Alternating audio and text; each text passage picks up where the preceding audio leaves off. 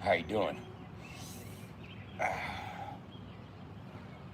It's how I do it, being the sexiest man on the tube this morning.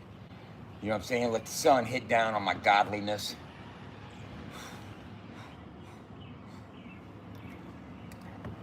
Absorb the rays hitting my body. You hear that? That's the trash truck.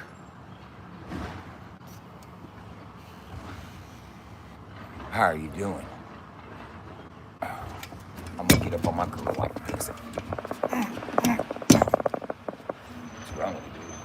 I'm gonna put it on her long stroke style. You might not know nothing about the long stroke. Looking ass. Boy, I got that long stroke one day. Whoa, bams! One of those.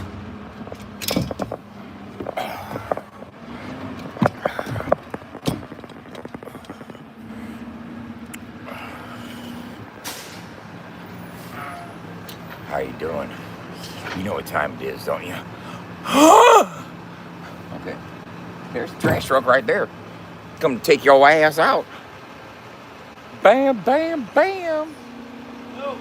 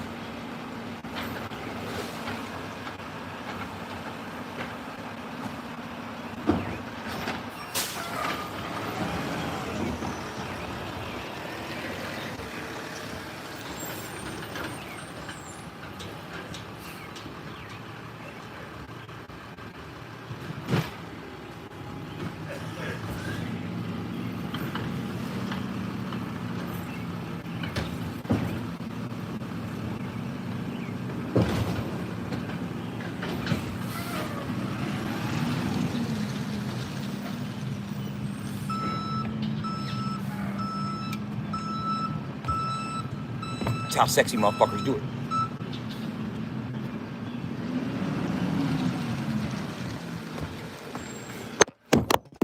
Drop my phone.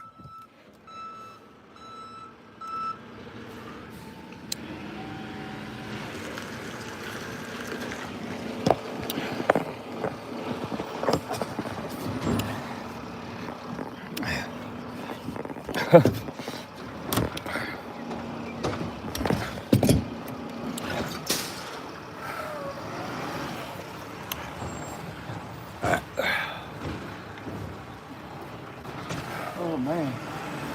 Oh. Kitty, kitty. Kitty, kitty. Kitty, kitty, kitty, kitty. Kitty, kitty, kitty.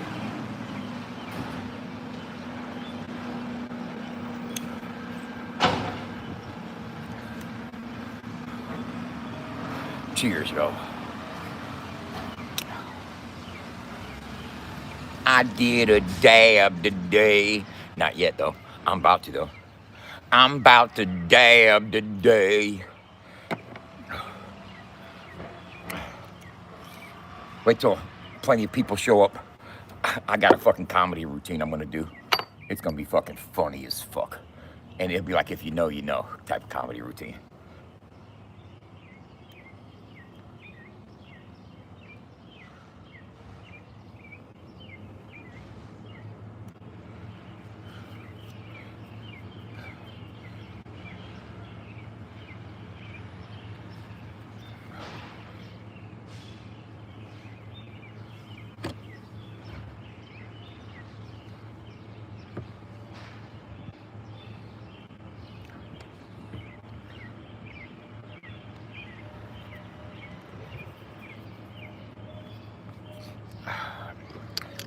How are y'all doing?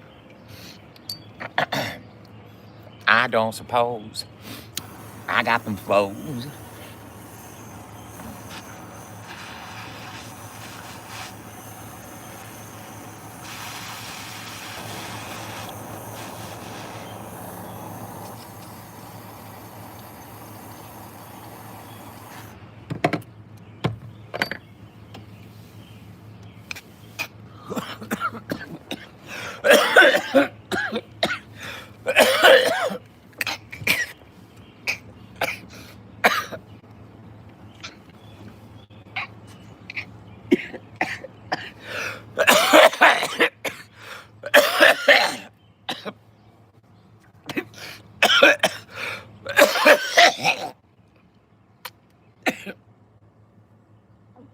Damn.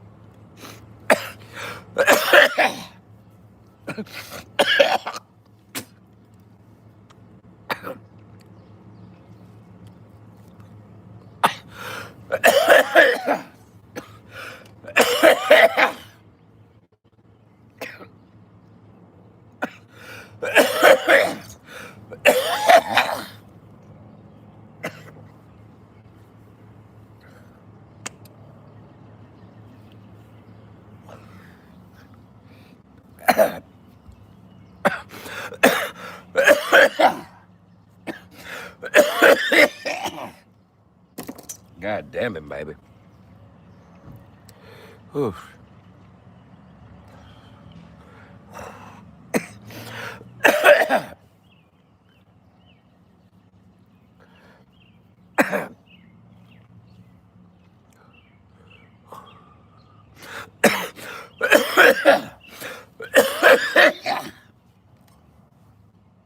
Oh, god damn, baby. God damn, baby. Who, baby? Oh, baby. Come here, kitty, kitty, kitty, kitty, kitty.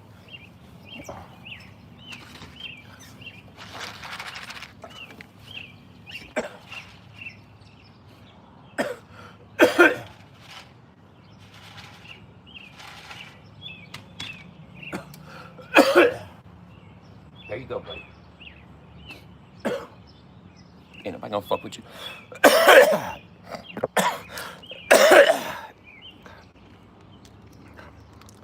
I got orange, boy.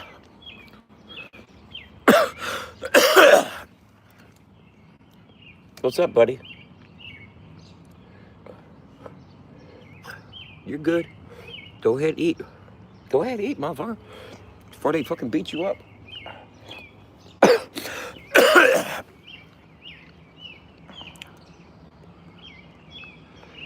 He's skinny. He's either got bad ear mites or I gotta get him. I gotta get something for his face. He's like beat up too.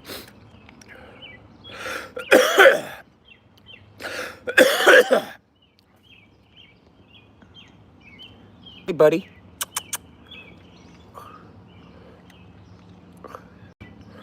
He got a little mark on his face. Kitty, kitty, kitty, kitty. See him? Kitty, kitty, kitty.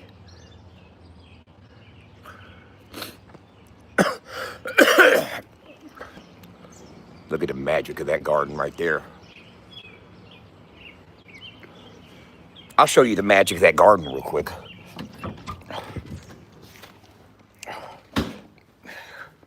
This is the magic of this garden.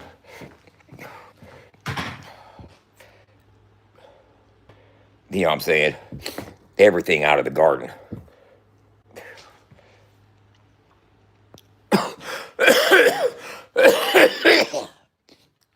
You know what I mean?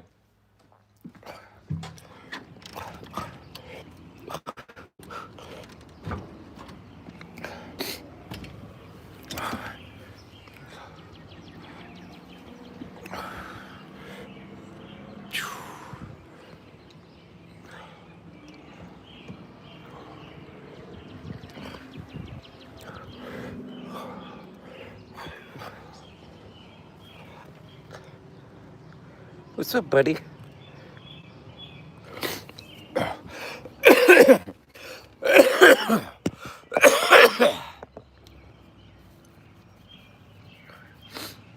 How you guys doing today, babe?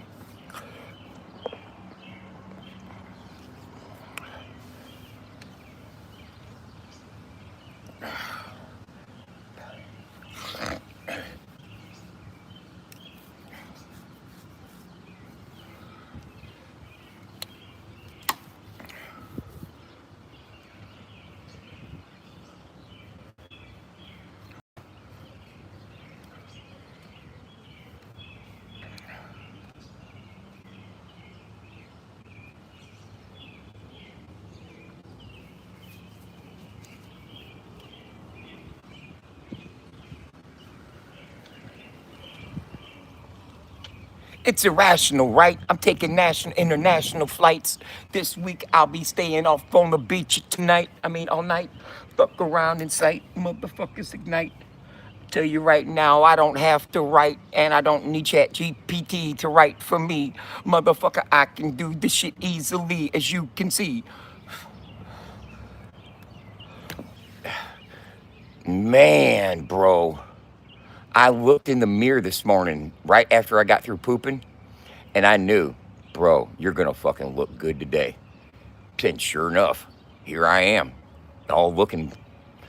I don't know if it's good or not, but I'm looking. You know what I'm saying? I'm looking. Yeah, motherfucker.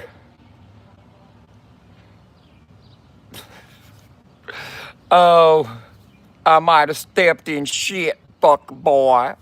Oh my goodness, that sounds like Nuggy. Motherfucker, get all the 411 on me, buddy. Get the fucking 411, the 911, the 211, and all of that, motherfucker. Motherfucker, I've been home for fucking damn near 11 fucking years. You might have stepped in shit, fuck boy. Shut the fuck up. You sound stupid. You hear me? Huh? You heard me? You sound stupid, boy. You sound stupid. Get all the 411, motherfucker. You don't think these motherfucking bitch ass motherfuckers been trying to dig up the 411 on me for the last 10 years? Huh? Go dig. You sound fucking inbred. You sound inbreaded. Red Connect. Oh my God, where they get these motherfuckers from? Where you from, man? Huh? Jersey Shore or some shit? Where the fuck you from? Huh? Oh, a Heidi Fleiss reject looking ass boy? Huh? You gonna raise hell, praise Dale looking ass boy? What the fuck you talking about? Bum.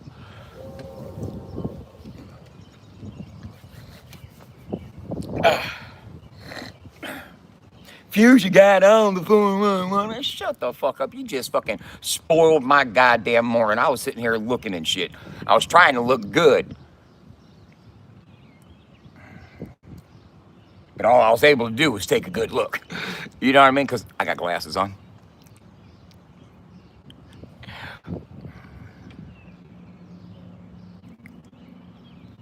And when I say I look good, motherfucker, I mean I be looking like this. I be looking good as a motherfucker, you heard me? Me, I'm ugly as a son of a bitch, but I look good. Tell you that goddamn much. I look better than anybody around. I used to be a crackhead. We can find shit. You know what I'm saying? Dark humor. Might not work with this crowd. They think they're better than everybody else. Sorry about it.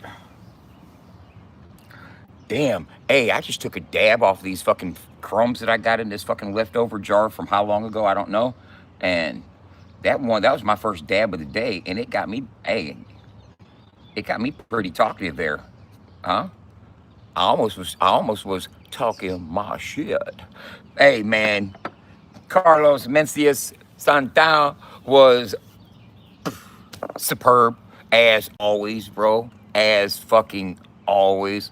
That's my third time seeing him. And bro, man, let me say, he's 78 years old. So yeah, he sat down a lot, you know, at the edge of the stage, at the stage riser, at the stage, at the drum riser, where his wife was playing. He'd sit right there and kind of play. And I can imagine that they probably do that in practice and rehearsal at their rehearsal spot all the time. And it's just like natural for him to be sitting at the drum riser while his wife plays drums. You know what I'm saying? I know that that's probably their familiar, you know, togetherness that hey, bro, it's just he's an icon, you know? I mean, he tricked balls at Woodstock. What's up, Joe? He is a fucking a legend, you know? And I've met him before. I met him when I was a kid. I met him when I was 12 years old at the uh it used to be called the Checker Dome, and then they turned it into a place called the Arena. Hey, hey, hey.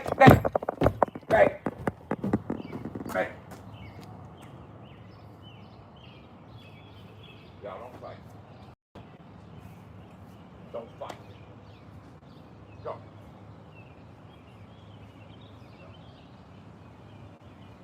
Don't fight. I'm out here breaking up cat fights and shit, y'all.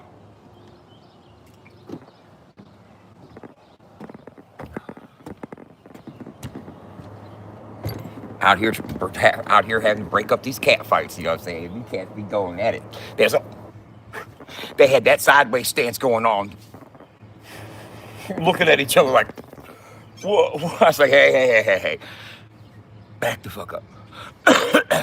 Yeah, I met him when I was 12, and I'll tell you how it happened. Me and a guitar player from my dad by the name of Ron Tusignant got tickets.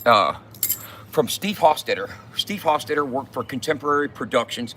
He was a stagehand for Contemporary Productions. And his dad was Ollie Hofstetter, who was the camera guy for Wrestling at the Chase back in the 70s, right? And Steve Hofstetter was a stagehand for Contemporary. He got backstage tickets, gave a pair of tickets to Ron. My dad had another gig or something. For some reason, my dad couldn't go. I think he had another band job. But Ron took me, and we were standing backstage, and Carlos Santana came in from outside. I guess he was on a tour bus or whatever, and like walked right up to me and was like, "Hey, excuse me, you happen to know where the dressing rooms are?" And I took him on a walk, man. And there's this, and back behind at the old arena, it was just like a stadium. So there's like back around there, the big ass area going around the stadium and shit. So I walked with him for a couple minutes down this corridor and shit and took him out because I had explored all over backstage. You know what I'm saying? I was all back to the dressing rooms, back behind the stage, up and everything, bro. That was a good experience. But I've always been, bro, you gotta realize, you know who opened up for my dad's band at the KC 95 kite flying contest in 1974? Huh? At the KC 95 kite flying contest, my dad played in one of the biggest bands in St. Louis called Sunrise.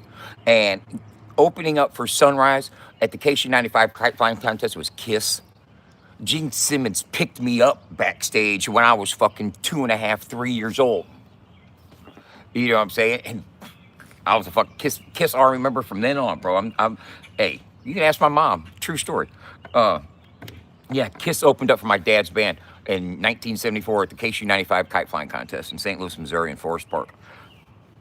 I've always been around music my whole life. My dad used to go out to fucking Chuck Berry's farm, you know, a few times a year. In the summer times, they used to have festivals out at Chuck Berry's farm out in fucking Winsville, Missouri, you know. And a lot of the local musicians back in the 70s used to get invited out there to have jam sessions and stuff.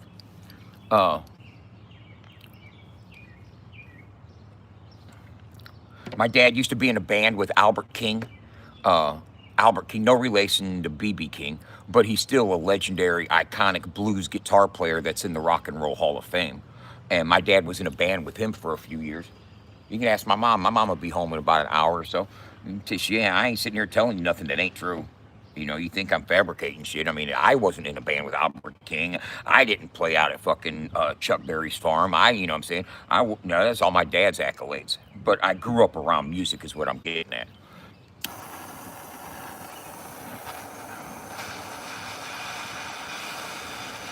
Our accomplishments.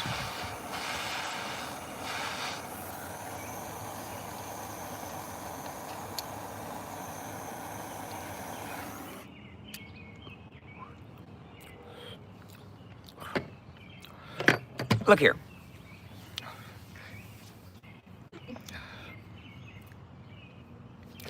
I feel as if I've proven myself as far as rapping better than some motherfucking inbred looking ass boy. Um, but do I have to break the bars down for the people in the back that can't seem to comprehend or understand what the fuck I said? Because Stone Dad, weak jaw looking ass, single ply tissue paper using motherfucker, uh, you don't seem to understand words.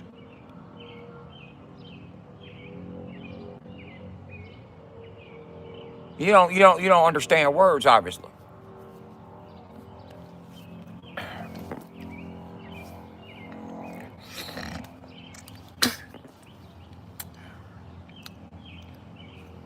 Don't understand words, boy. You know what? I'm not even into that. Not even into it.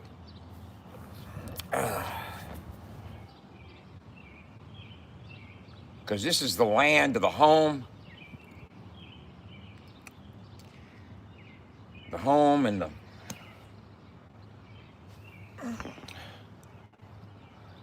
it's the land of the home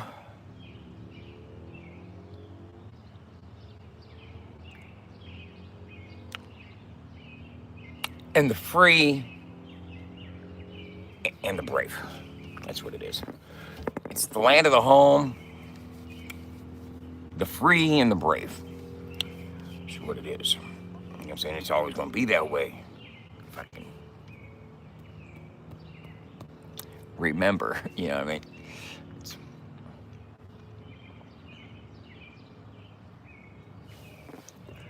oh, look at that fucking head of cabbage down there.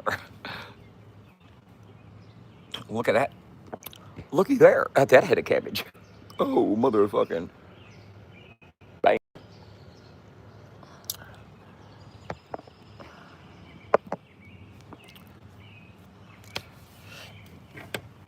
I seen Kiss 4 times.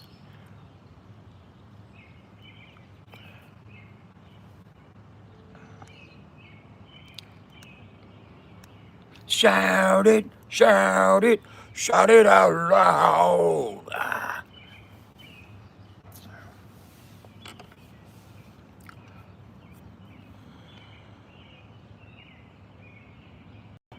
Well, you know you're a cute little heartbreaker. What's up? And you know you're a sweet little rosin smoker. Hey, you know what I'd never do, and you guys can go back and watch my stuff, watch my.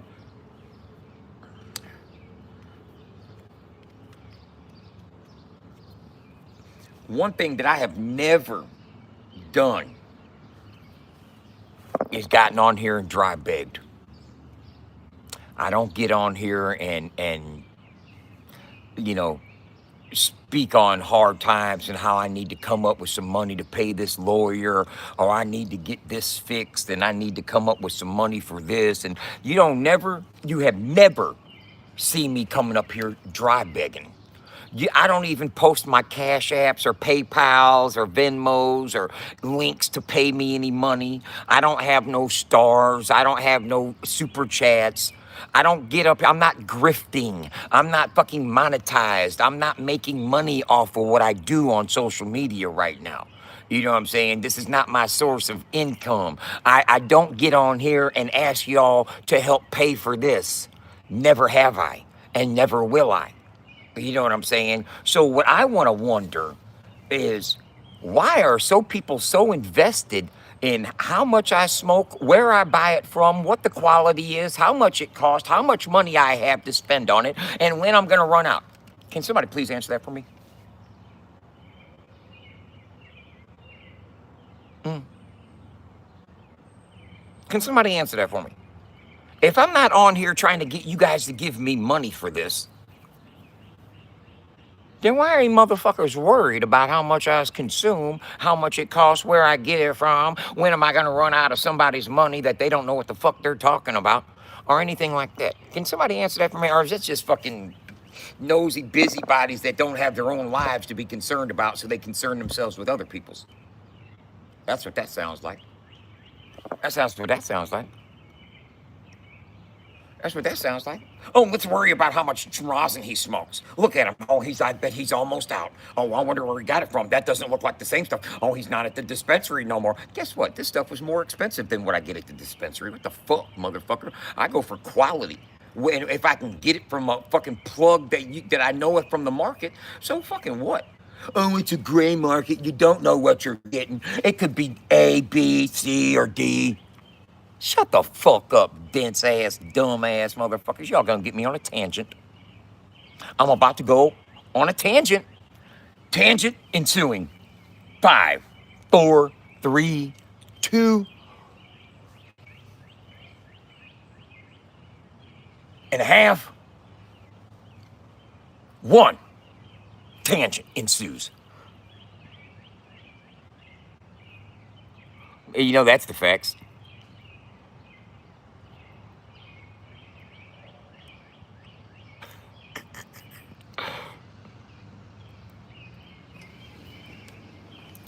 You know, any time in the morning, if I just want to get amped a little quick, real quick, I'll just stop by Nuggies and see him talking about me for a couple seconds and be like, okay, I got enough ammo. Motherfucking booty boy, soft jaw looking ass stone dad got butt hurt because he used single ply toilet paper last night and had to talk about it. Yeah, I talked about your ass. You feel so good. Don't you feel included now? Huh? Yeah, it's all inclusive, boy. I go in on all you dumbass motherfuckers over there. Okay, Stone Dad, motherfucking dank dang looking ass boy. Is Benny your dad? That's what I'm gonna find out. Let me find out that you're getting diddled by Benny. Ooh, Benny. Benny, let me find out. And Benny, you ain't never gonna catch up to me. Because I control the points. I'll cheat. I'll fucking give myself more points. You ain't never gonna pass me, bud. No matter how many posts you make, no matter how many times you find the artist of the day, no matter how many times you check in, you ain't passing me. Okay, so you will always stay in your place, below me, beneath me. Ain't happening, bud. You ain't coming in here and taking over the motherfucking leaderboard. Not gonna happen. I'll deduct points for fucking saying, if you say fucking dank gang ever again, minus 500 points for every time I see hashtag dank gang coming out of your motherfucking mouth on my platform. Violation of community standards there, bud. Showing that you side with simp ass motherfuckers. I'm just playing with you, Benny. Go ahead and get your points up. Let everybody know about it, though. You gotta start sharing that shit out, bro. Get some competition over there for you. You know what I'm saying? Invite some of your people into the mix. You know what I'm saying? While you're over there fucking licking Nuggy and Mud Daddy's balls. Be sure to check in every day, though. See, that's what I need you for. I just need you to check in and get some points, and keep some engagement going on my platform, so I get those analytics that I can show to my motherfucking media sales rep later on. There's always a plan for why I do things, ladies and gentlemen. And the engagement that I want over there on my website is just so I can show those analytics to somebody to where it matters. It may not matter to you guys. I'm just flexing on you. But to a media sales rep, all those analytics matter.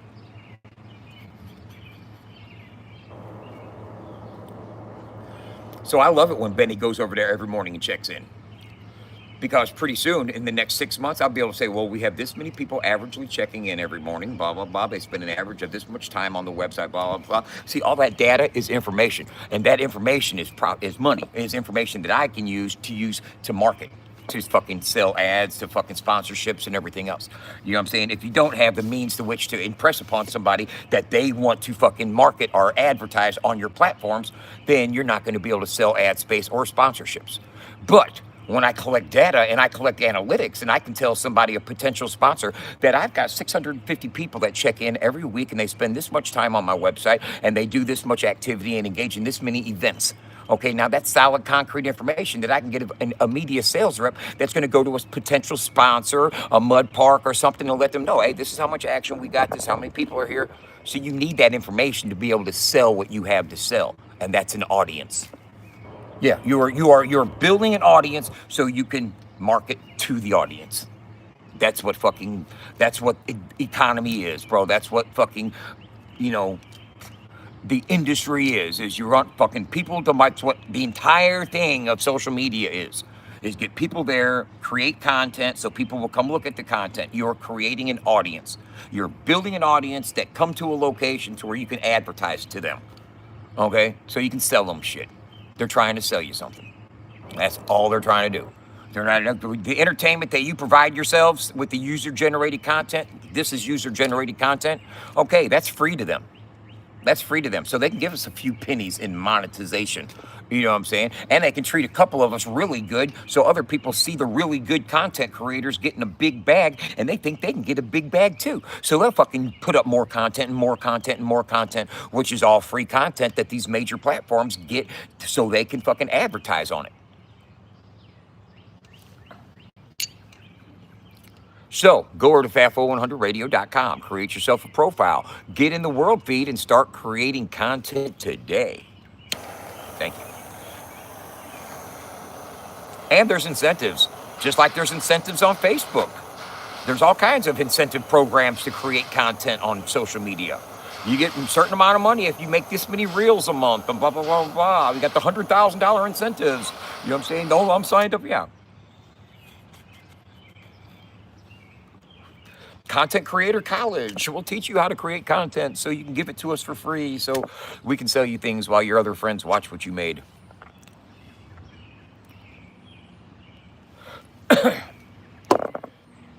And that's the fucking science of it, man. And you guys think, oh, I'm scamming people or scamming. I'm not scamming nobody about nothing at all.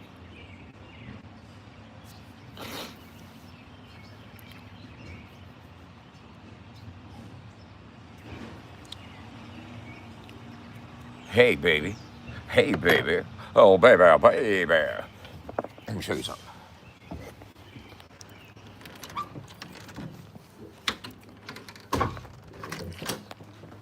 Are you going to work today?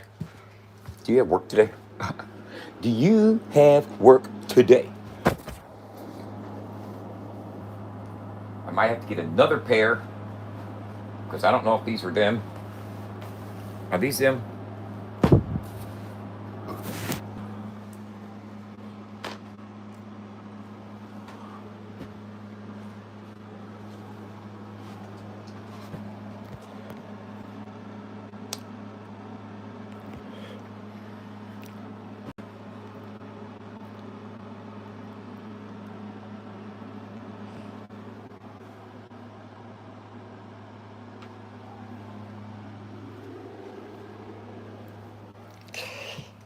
Proud girlfriend moment. Let me go in here, flex a little bit here. Yeah,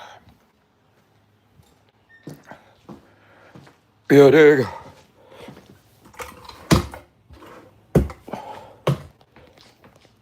You dig?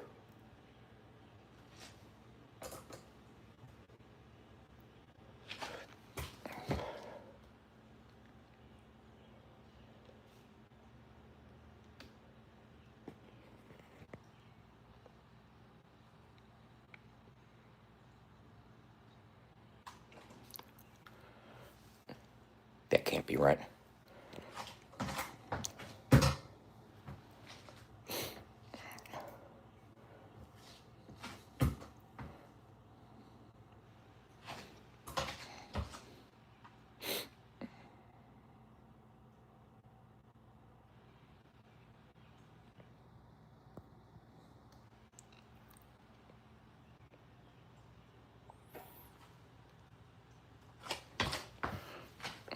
My fucking scale must be. Does this take a battery or something?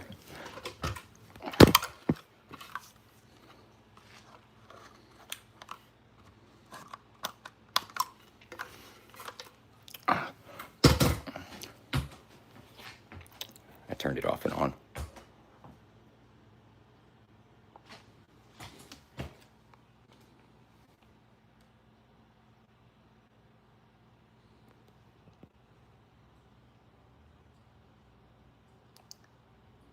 $196.6.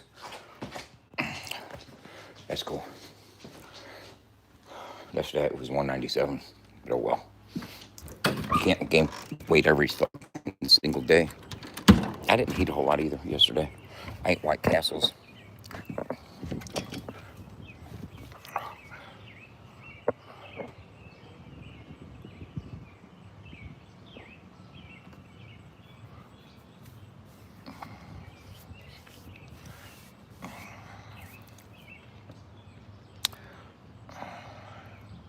Solar powered. No, it was battery powered. It had a fucking battery, uh, round battery door. I just turned it off and turned it back on, reset it. It was just like going bouncing around from numbers. It was the number bouncing. I don't know.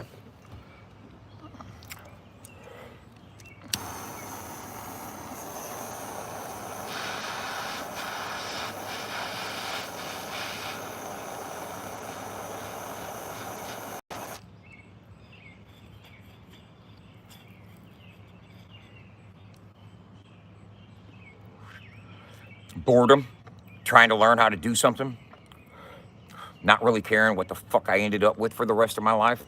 They have hip hop, Bob Marley, fucking faces, eyeballs, fucking that type of shit. Yeah, no.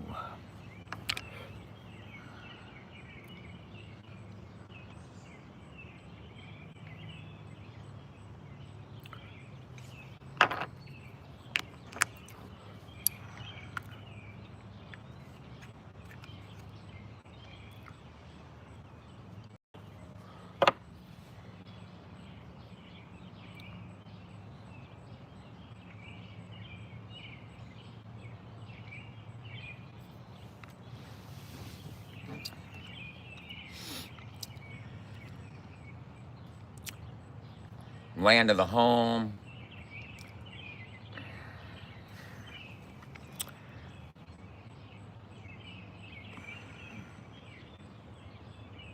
The free and the brave.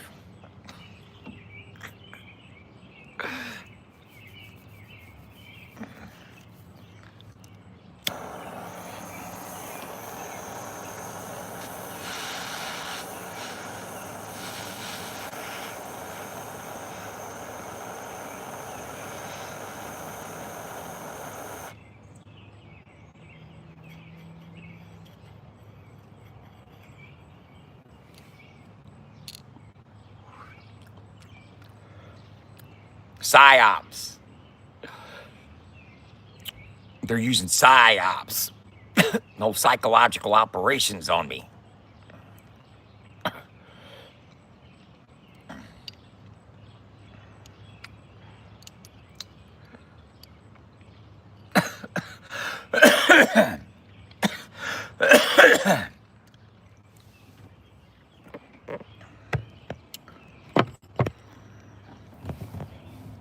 They're using weaponized audience tactics.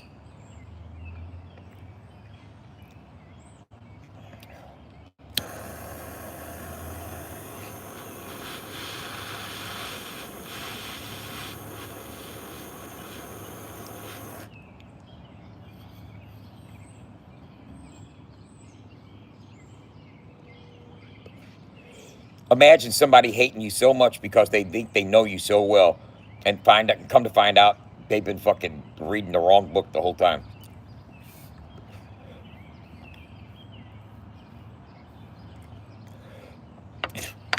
Stone Dad was complaining because I said he liked single ply toilet paper. And he told fucking Rat Daddy that, right? And Rat Daddy used his projectile vomiting methods to fucking, oh yeah, that's him. That's it. That's his MO. That's the type of stuff he does.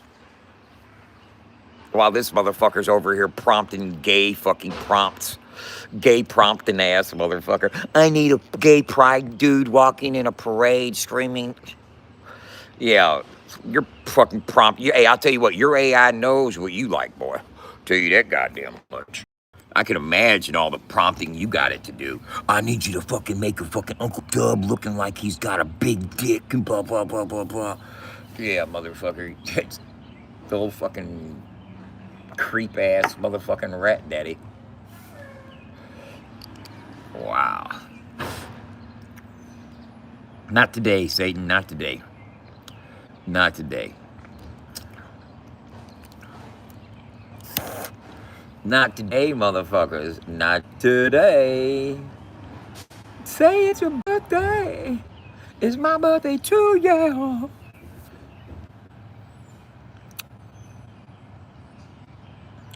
Man, I'm telling you, babe. It's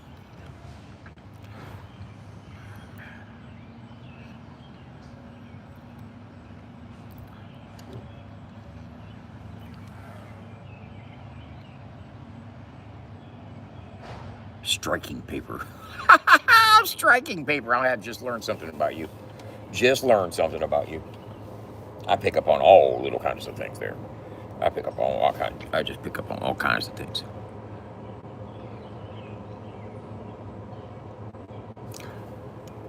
I'm gonna tell you, bro. You'll be confused, man. You'll be confused. Hey, sometimes I'll be confused, bro.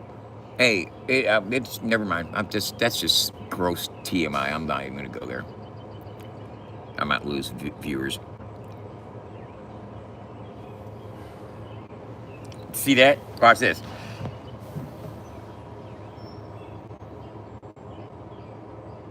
Flex. Do that pulsating. Did you see that? I'll do it again. Can't tell me shit. I'm convinced, bro. Hold up.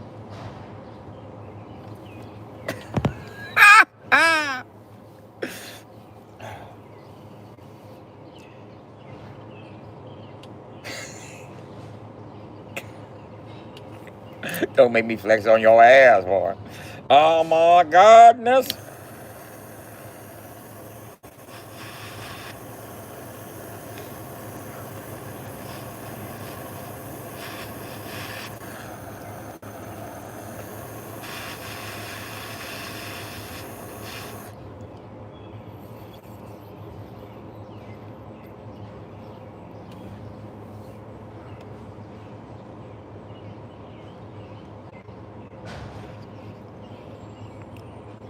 In a haze of smoke.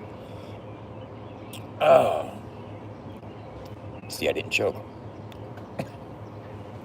In a blaze of glory. In a surround sound. I've been down now. Too many times, motherfucker knows that I don't fuck around, but I'll.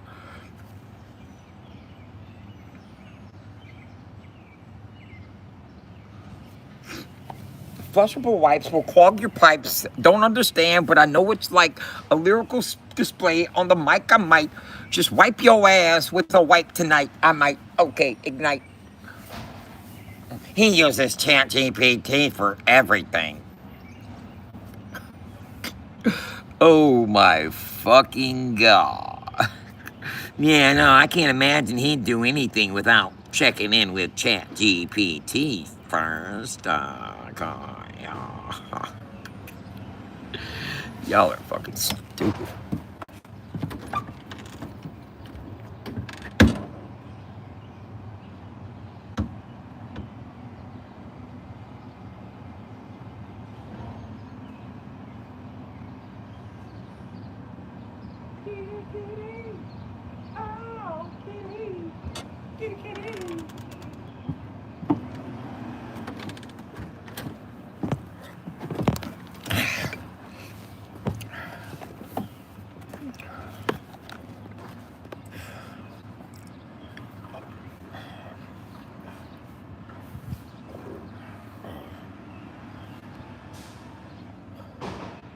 Ba-da-ba-ba-ba.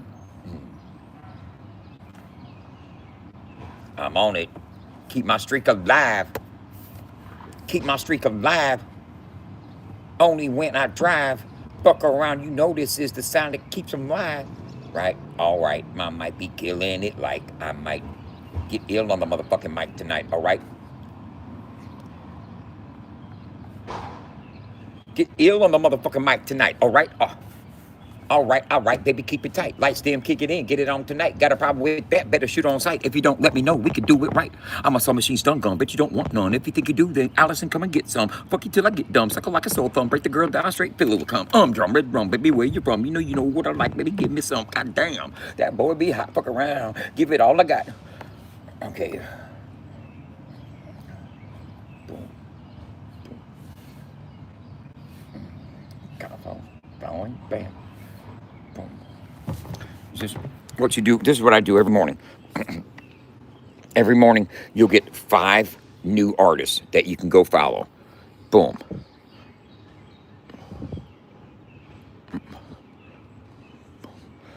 Larry Dale Reed. Look at that. I already follow him. You know what I'm saying? Buck Forrest. Buck Forrest. Me and Buck Forrest are friends, so I already follow him. Come back here. Boom. Claim that. And then restructure it. And just look at my points.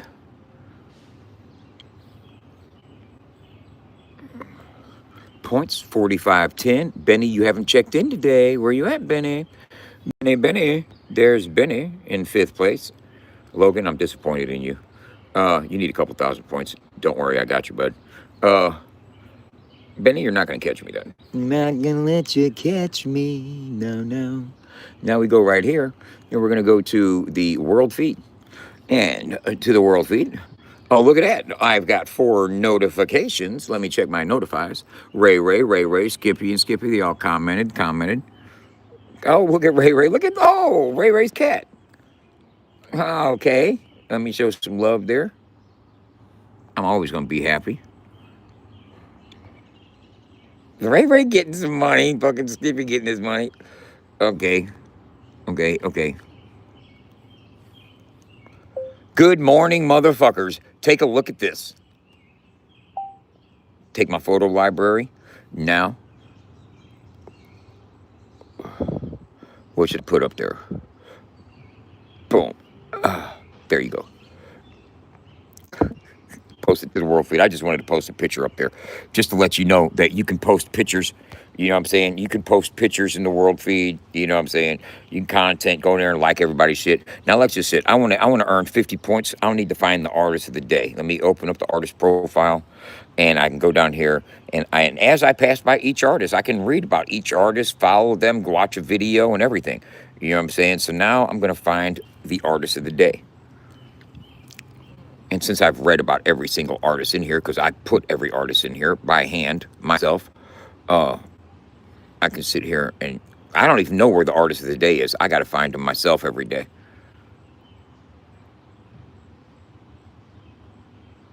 I got to find it myself every day.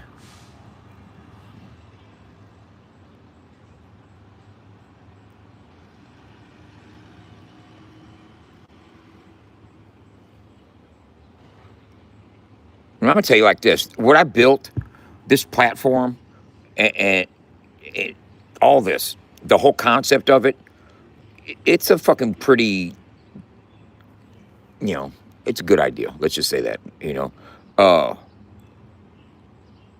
And one day, somebody in a bigger position is going to see what I've developed and see the concept. And they may say, you know what, we can use this for this type of music or this audience or this type of fucking crowd. And the concept is going to take off. There's the artist of the day, Richie Valor. Claim 50 points, boom, checking, boom, success. You know what I'm saying? One day, the concept of the gamified fan activation fandom with leaderboard, reward system. That concept is going to be utilized. And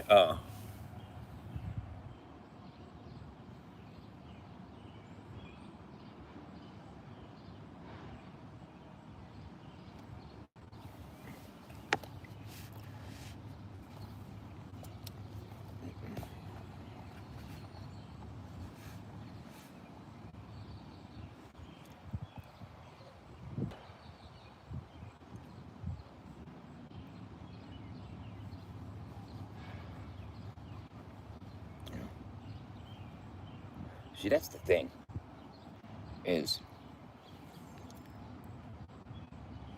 even though I had 100 people on my website yesterday, they stayed for an average of fucking 21 minutes and 26 seconds. That's the equivalent of having fucking 10,000 people stay for 2 minutes.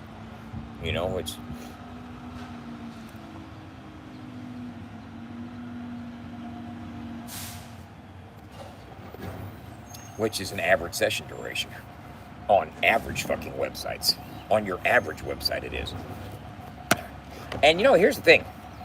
I heard Jackrabbit Slim saying that you're trying to make shit look good and all this. Look here. Understand one thing. To those of you that don't understand the analytics and what I'm going for, I'm not trying to paint something to look good for you. Analytics is boring nerd stuff. It's not something you make look good.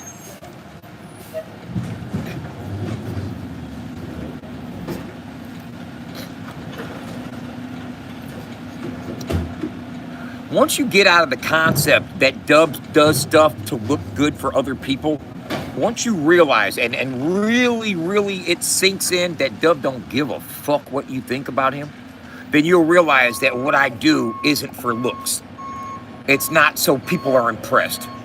I don't put lipstick on a pig to try to make something look good to impress you. I don't care if you're impressed. I'm impressed.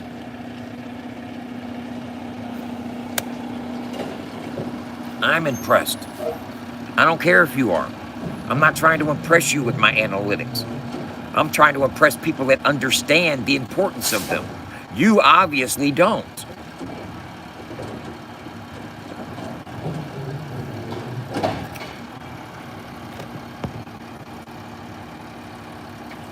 You obviously don't understand the concept of what I've built.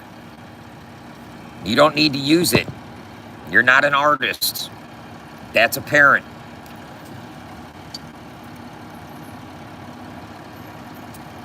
I'll cut you to the bone. No, you're not. You're fucking inbred to the bone.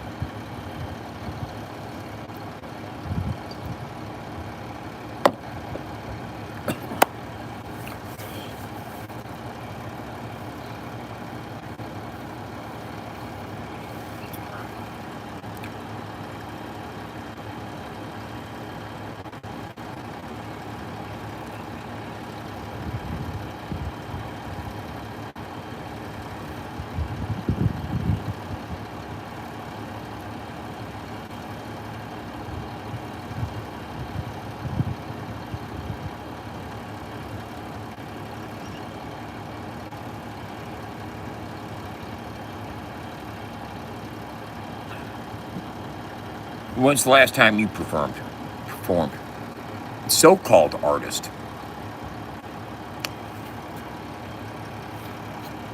So-called artist. I don't know what my last performance was, to be honest with you. Somebody fill me in. Does anybody here know when I performed last? Huh?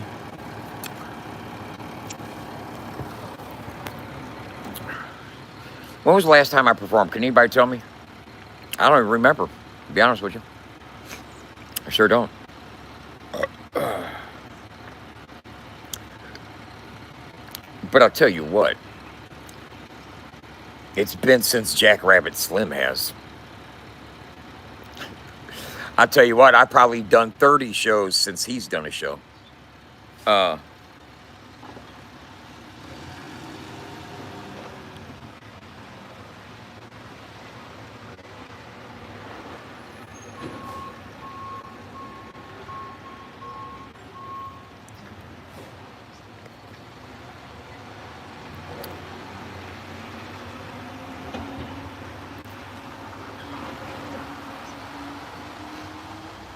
Timothy?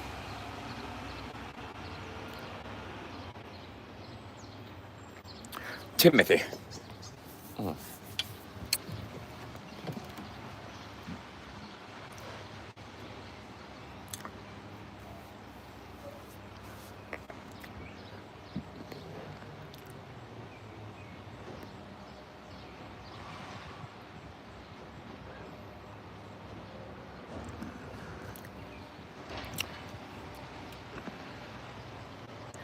Was it? No, I thought I did something after Demon.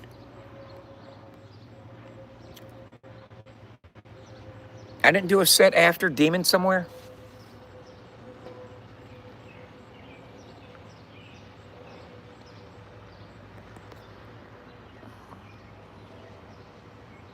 Hey, Allison, did I perform somewhere after the Demon Jones concert?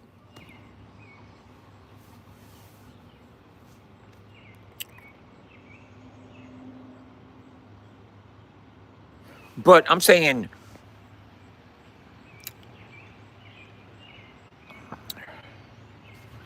well, I perform on the 4th of July. How about that? I got a 4th of July gig.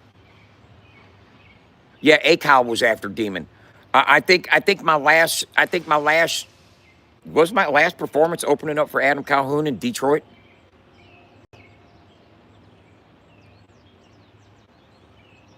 Yeah, Demon. Adam was after Demon because he said something funny about the Demon Jones shirt I had on, and at that time I didn't know that him and Demon weren't really cool anymore.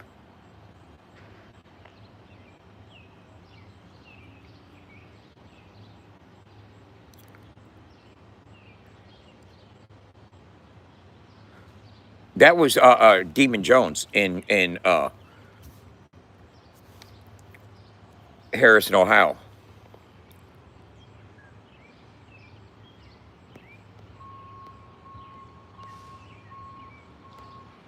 But was the Adam Calhoun show my last show? I thought I did something like a maybe not a full set, like maybe a few songs or something. I don't know. I don't know, bro. I've been working on this website for the last fucking 9 months, man. I don't think I've done anything since last summer. Uh,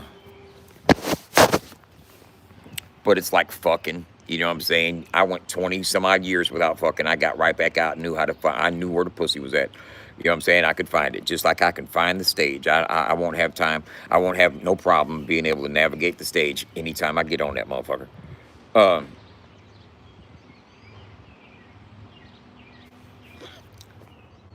Oh, you don't want none of my motherfucking germ infestated fucking cat hair ridden fucking cookies, bro. You know, hell no.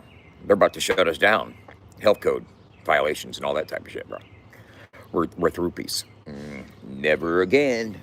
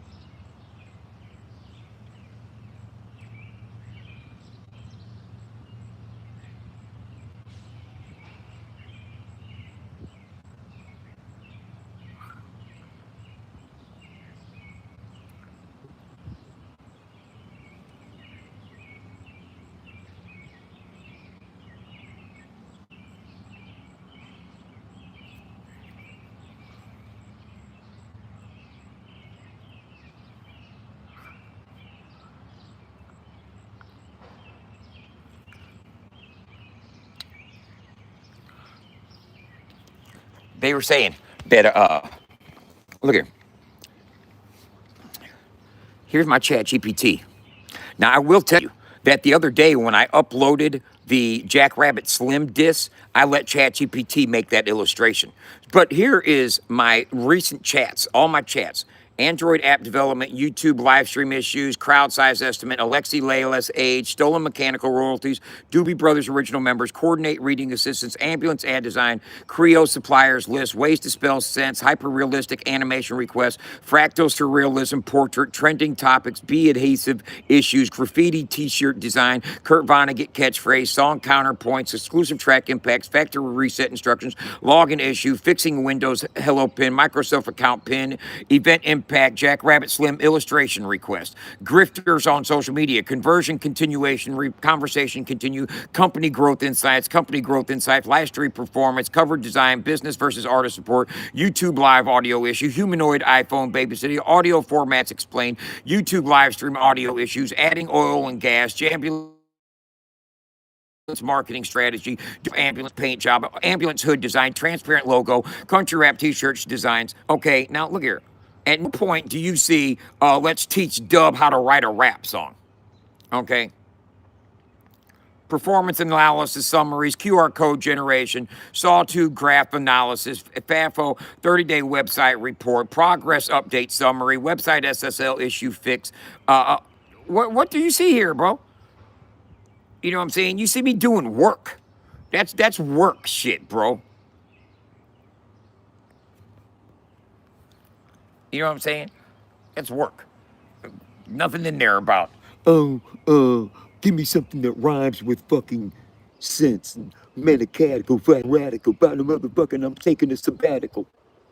I'm a mathematical radical. In the radical. Looking ass, motherfucker. I'm never late, I'm always just in time. Oh, fuck. I used ChatGPT to write that line, too.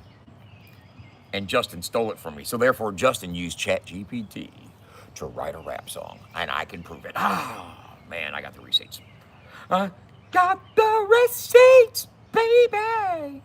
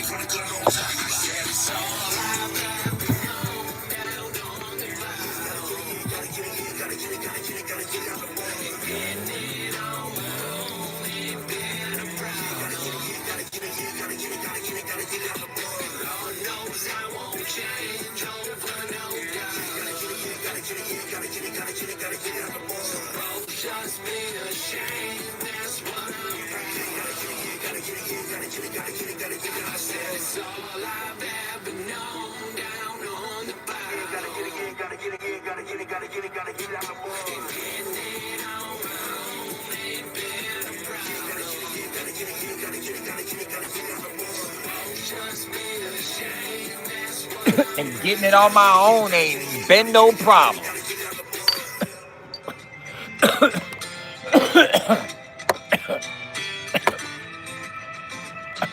I'm gonna tell you like this, man.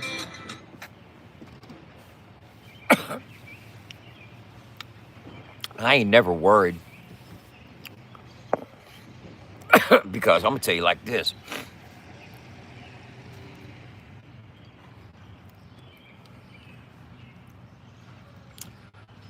I'm a good person. I've got a good heart.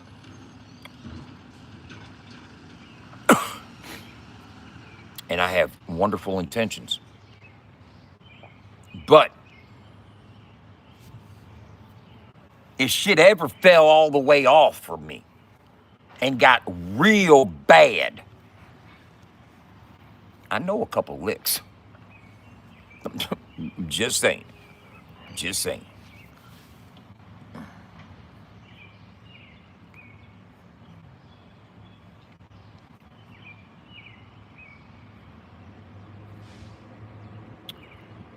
If it ever got that bad, I know a couple licks. You know what I'm saying? I know a couple licks. Some good licks. A couple come ups. You know what I'm saying? But I don't work like that. I don't move like that. God's got a better plan for me. You heard me.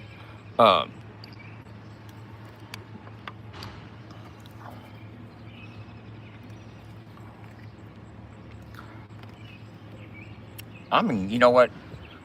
You're going to think this is funny because I'm not religious. And I'll tell you, I'm not religious. I don't subscribe to the Bible. It's cool to read when you're in the hole and you ain't got nothing else to read. But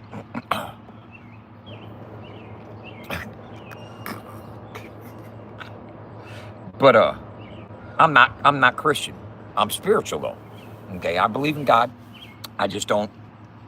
I don't adhere to theology. Okay, man's fucking doctrine and the Bible and all that. Cut me off there. Do I have a connection with my higher power? Yes. Uh, and I hope you do too. You know what I'm saying? And I'll never question you about your God, so you don't have to worry about it. But I will say this: that uh, I believe in energy, positive, negative. I believe in good and bad, equal and opposite. Action, reaction, all that type of stuff. Balance, harmonic convergence, and everything. Wow, look at that little young bird here. Hold up. Is that a motherfucking canary?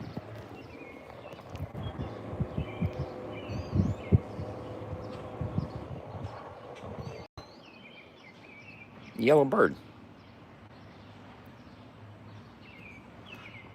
Is it a, what kind of, before I go, is a canary? What kind of bird was that?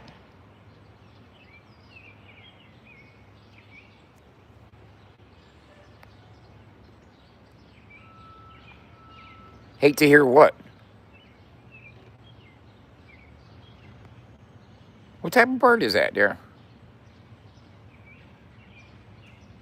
A finch? A yellow finch?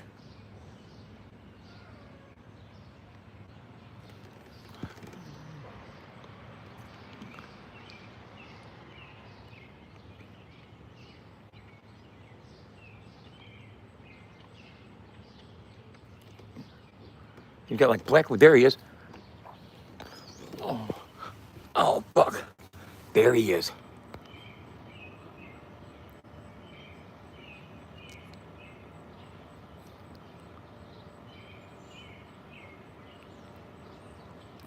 He's got black wings.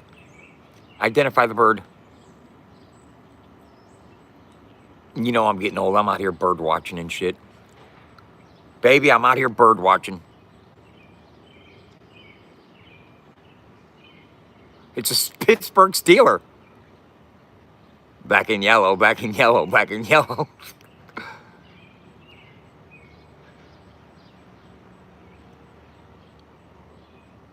It's a Wiz Khalifa bird.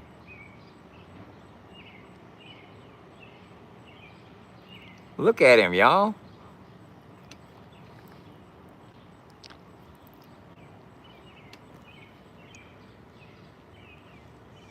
He's just perched right up on top of that leaf.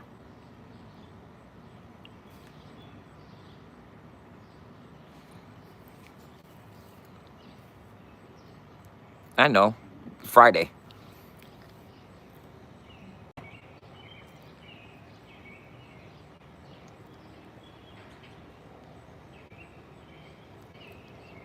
What kind of bird is that, yo?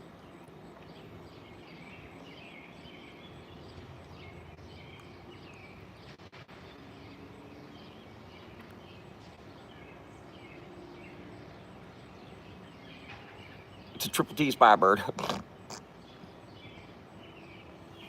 I don't know.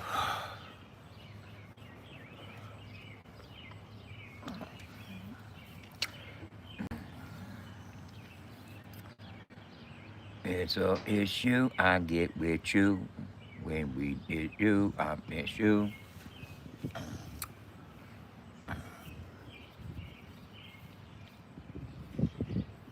I want to put the bird. Google says it's an American goldfinch. I said a finch. Did you hear me say finch? Rewind the tape and you will hear it. I said finch. I didn't get all into American goldfinch or anything like that. You know what I'm saying? I didn't break out the thesaurus. Land of the home.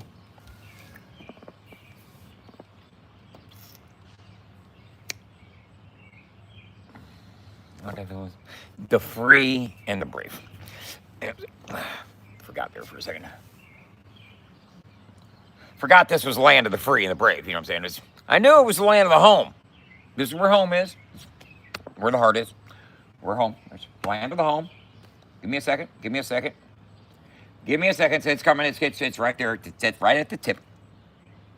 Free. Free and the brave.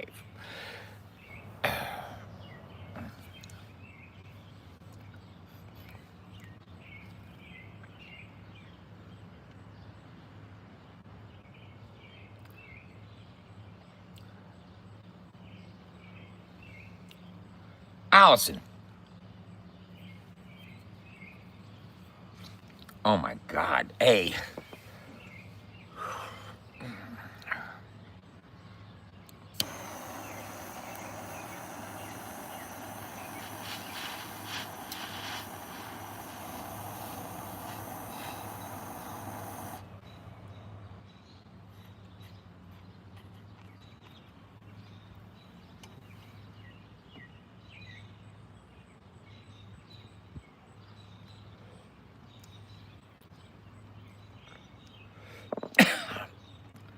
Mother just killed a man. Put a gun against his head. Pulled my trigger, now he's dead. Mother.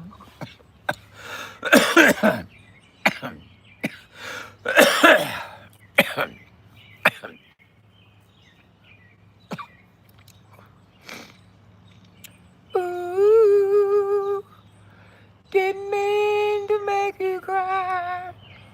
If I'm not back again this time tomorrow, carry on, 'cause it doesn't really matter. Too late, my time has come. Send shivers down her spine, body's aching all the time.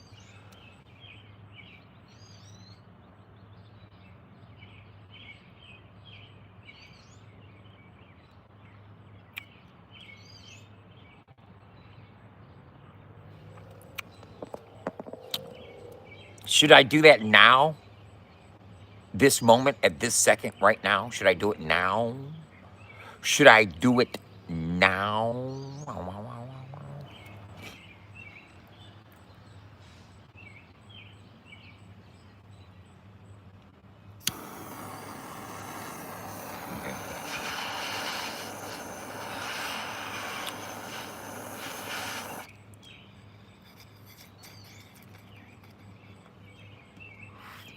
Well, I'll do what I do oh so well. I'll wait till I see you and I'll be like, here's my phone, go ahead, do it. And then you'll do it. And it'll get done right.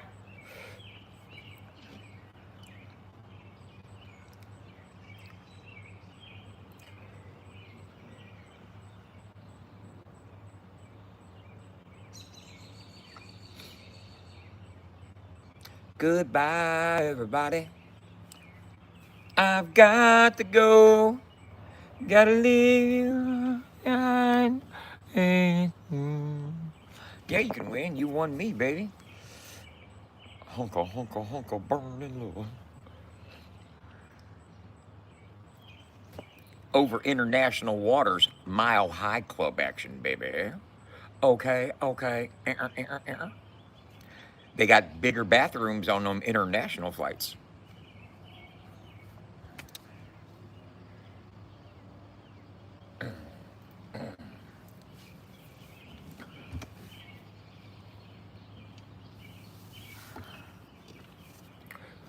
Okay.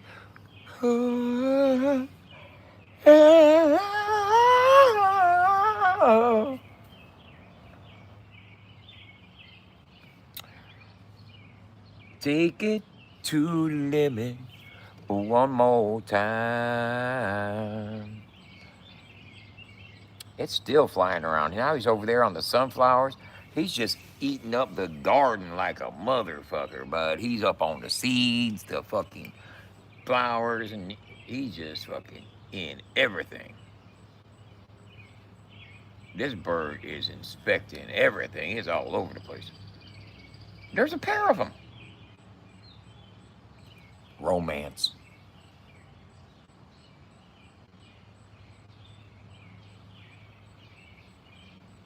Oh, there's a fucking bunch of them. One there, one there, and one down. Where's he at?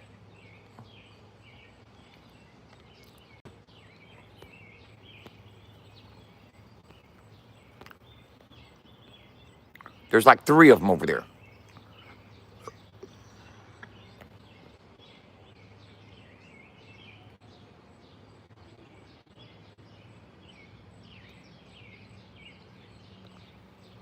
There's two up there, and there's one down in the middle.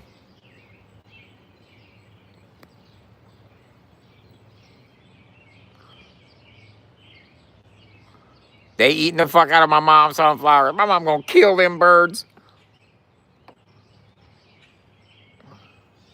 What up?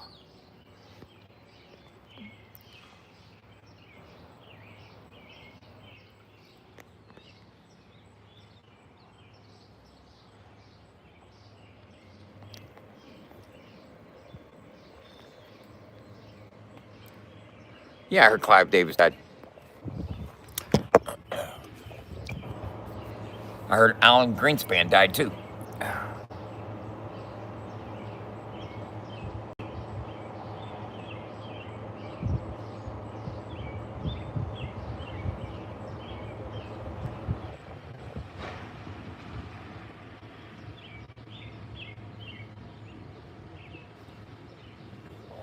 You know, the finality, the finality, and how it's a perfect.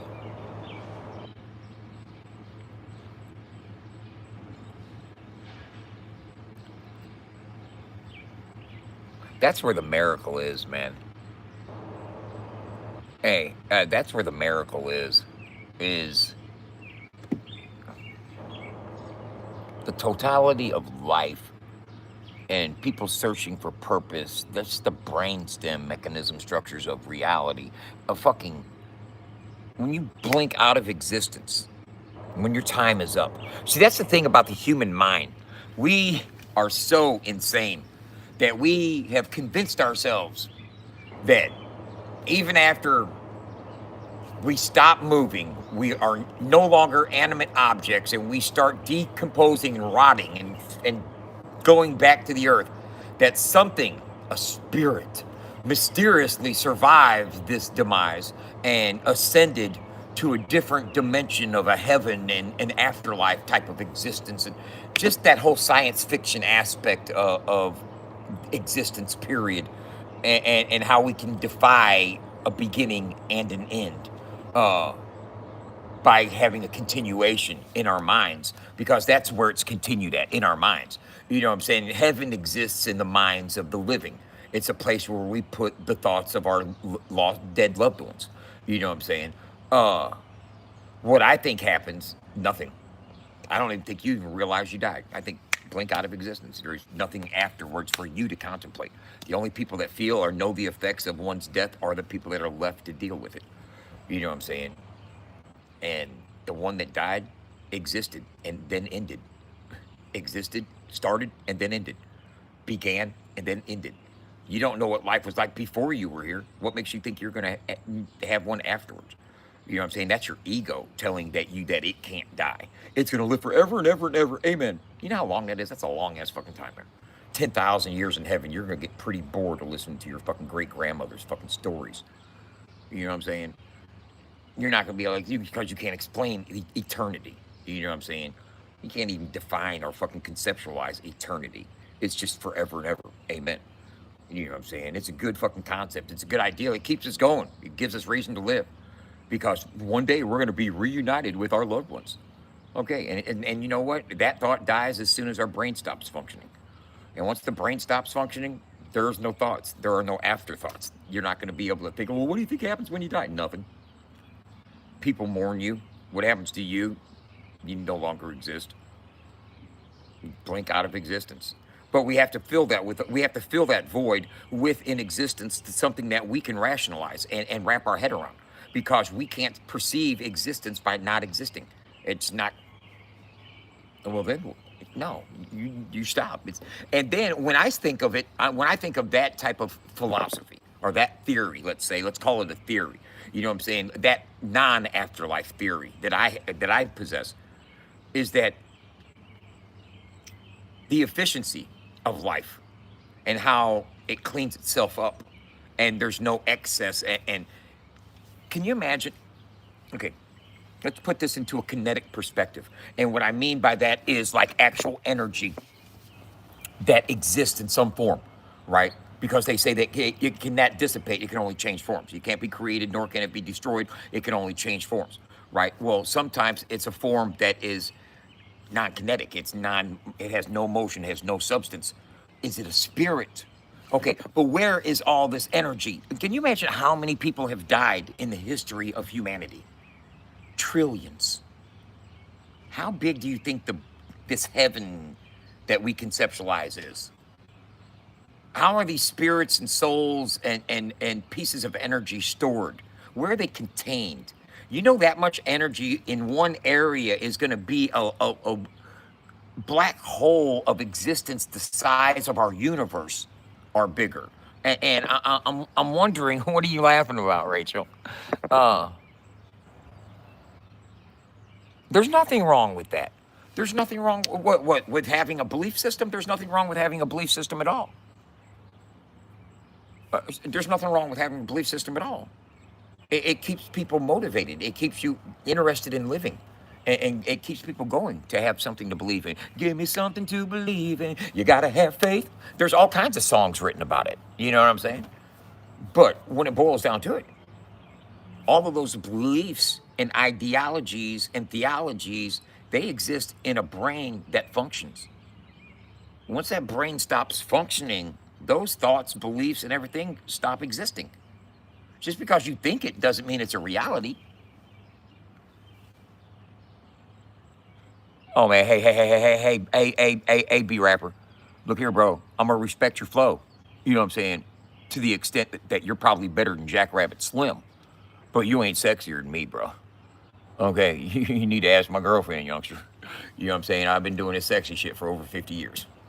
You know what I'm saying? Just let know your place there, kid. Know your place. We're talking about some deep spiritual shit right now. You know what I'm saying? Pull up a seat. You know what I'm saying? Uh, when you die, people think that a spirit, a soul, escapes that natural death and ascends to the heavens to be reunited with other souls that have previously left. Right? But we have no idea where they're convening, where they're meeting up. We've mapped the stars. We know where Alpha Centauri is. We know where the Milky Ways and different galaxies are at. But we haven't, like, okay, right there between the Big Dipper and the Little Dipper by Orion's belt. You see that right there? Yeah, that's heaven. Well, we haven't identified the location. You know what I'm saying? We haven't identified the location of heaven because it's up here, up in heaven. Heaven is in the mind of the living. That's where heaven is. And each one's heaven is different. Some call it Valhalla. Some call it fucking paradise. You know,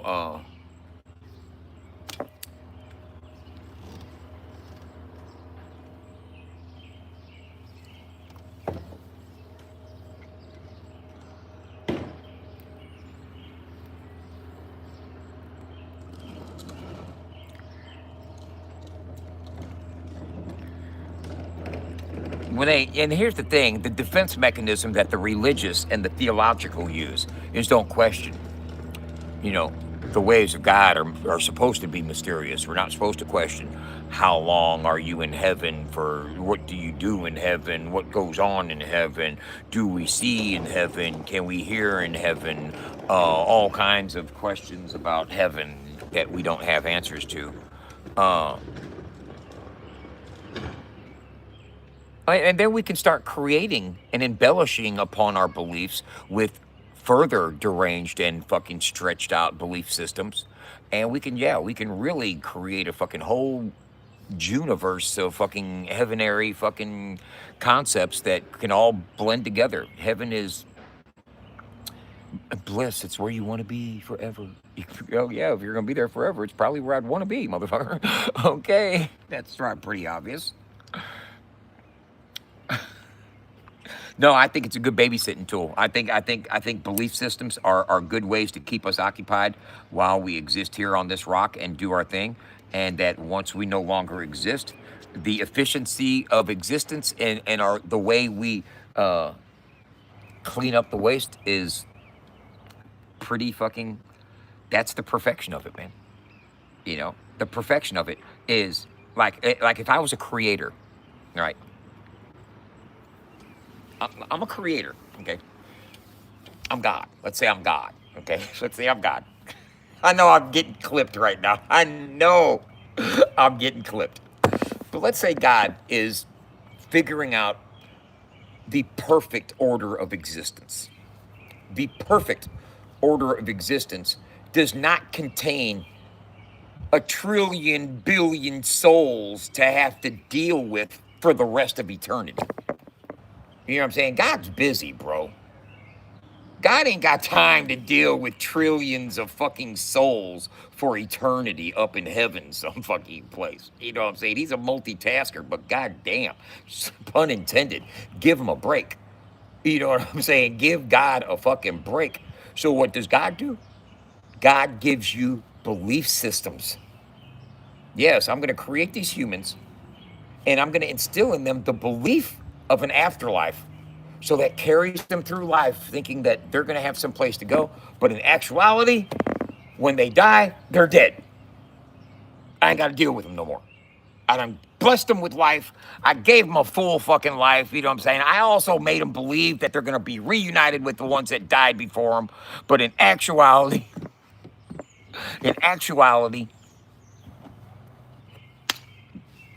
now that right there is a smart God. You know what I'm saying? That's a smart God. I'm going to, hey, if I can create humans, I can create belief systems. You know what I'm saying? And put them in humans. So they have that internal dialogue. This guy is Satan. Oh my God. Hey, so they have belief systems, man. I'm going to create people to believe it with desire to have beliefs. You know what I'm saying? Yeah. That's a lot easier creative fucking process than fucking having to set up the afterlife. You know what I'm saying? That's a lot of fucking work right there. And it was man that promised man that bullshit in the first place. Not today, Satan. Stand behind me.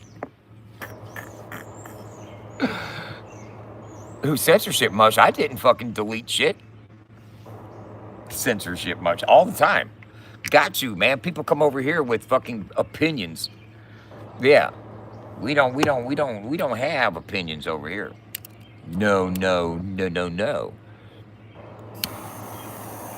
Especially when people call me Satan. That's not an opinion. That's an insult.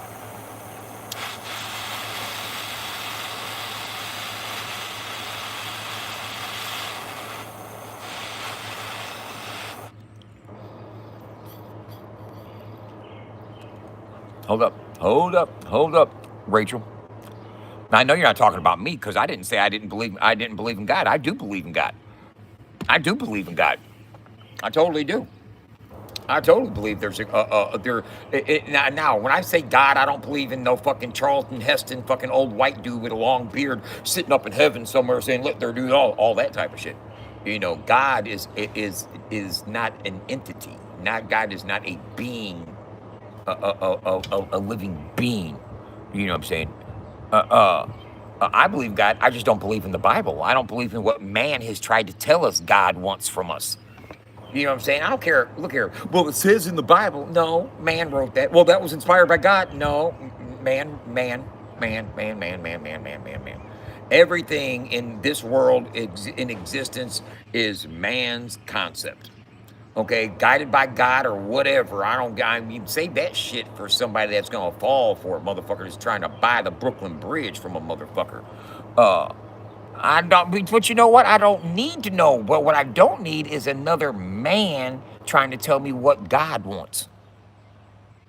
How the fuck's he know a motherfucking thing? He just another man, just like I am, has a lifespan just like I do. He ain't got a closer connection. All that fucking, man, that's grifting to the extent. That's grifting in the nth. Motherfuckers are fucking padding their pockets off of religious beliefs and getting other gullible people to go along with their fucking beliefs. Oh yeah, grandma's up in heaven. Okay, yeah, cool. Give your fucking preacher $20 for the week. You know what I'm saying? You get enough of you old ladies to fucking give him $20, then guess what? He's driving a Cadillac. Because God wants him to, right? No, I believe in God. I just don't believe in religion. I don't believe in the Bible. I'm not going to prescribe to, because I know what organized religion has done to society for the last 2,000 years. You know what I'm saying? All the enslaved people, all the fucking, yeah, man, crusades, all the fucking conquests and fucking everything, all the conquering, everything, fucking Indian, everything, bro, in the name of fucking religion. Fuck that.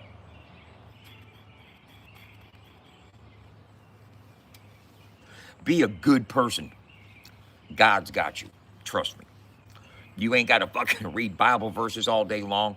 You don't have to go to no church. You don't have to fucking get inside no Bible. If you are a man or a child or woman of God and you're doing good deeds and you're a good human being, you don't have to pick a Bible up ever in your fucking life or step into a church. God's got you.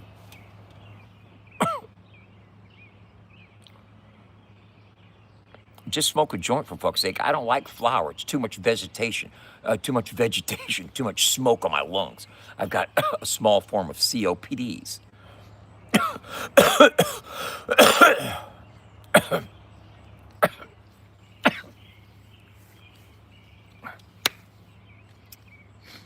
Yeah, you can believe in heaven. And believing in heaven, there's nothing wrong with believing in heaven. There's nothing wrong with that at all. You can believe in heaven. I don't. But it's okay for other people too. And just because somebody does believe in heaven and in afterlife, wishful thinking, doesn't mean that just because I don't believe in heaven doesn't mean that you're not going to go to heaven. You're there already. You just got to enjoy it. You're in heaven. This is paradise. This is the present. This is the gift of life. Enjoy it. Don't dwell too much on the afterlife. Don't dwell too much on going to heaven, thinking about heaven and conceiving heaven. You know what I'm saying? Okay, yeah, there's a heaven. You'll go there one day. Beautiful. Don't want to take that belief from you whatsoever. My rational mind doesn't allow me to fucking conceive it because then I get to thinking too much. Okay, then what happens in year 5,670 of being in heaven? You know what I'm saying? Does time exist in the way that it does on Earth? I've got so many fucking questions if there's a heaven. Too many that you guys can't answer. And when I have more questions that can't be answered than questions that can be answered, then my belief goes downhill. You can't give me answers, then yeah, I ain't buying it.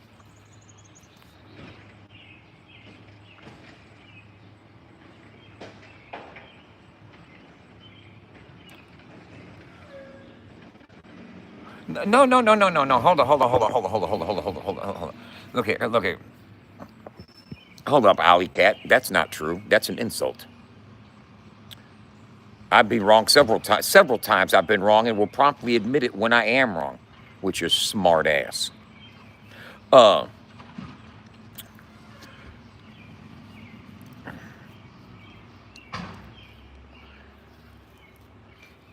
no, that's the thing about being smart is that when I'm wrong, I can actually fucking correct myself and learn something. That's the good thing about being smart and knowing that people are prone to mistakes. Uh,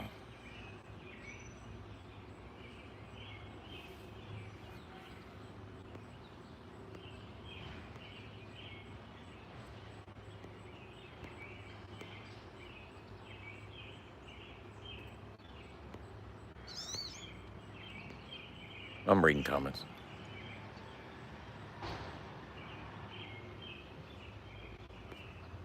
Oh, hold on. Now, let me go back to what you said. It's silly to think you know for sure. We all can admit we might be wrong. You need to admit the same.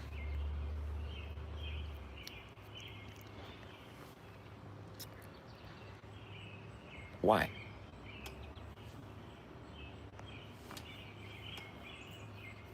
When I don't believe my theory is wrong, even though none of us can prove it. Okay, yeah, I could be wrong. Does that make you feel better?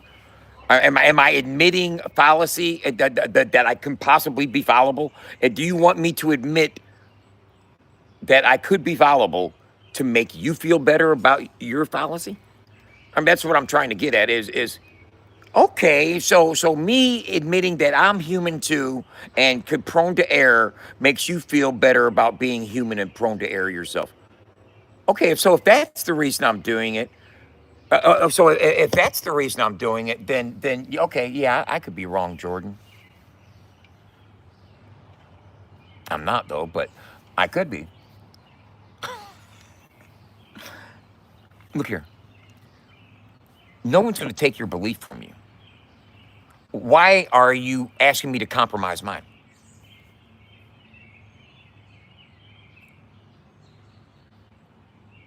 But you're asking me to compromise my belief. If you're a Christian, you're not going to deny Jesus Christ as your personal Lord and Savior. You're not going to compromise either. But you want me to compromise mine to make you feel better about yours. That's pretty selfish, Jordan. I think you need to take a look at that.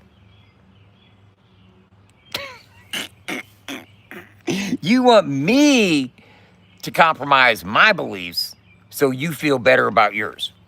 I'm not telling you you're wrong. I told you you can believe in heaven. I don't try to take anybody's belief from them. Believe in heaven. I'm not telling you not to. I am not telling you not to believe in heaven.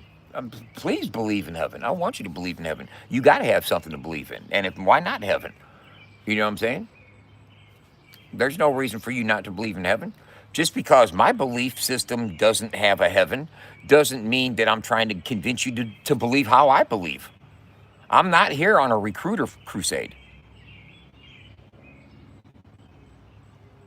because that's my belief. My belief for me can't be wrong. Your belief for you can't be wrong. Beliefs are unique to the individual that has them. They're not wrong or right. In my belief, I can't be wrong in my beliefs. It's what I believe.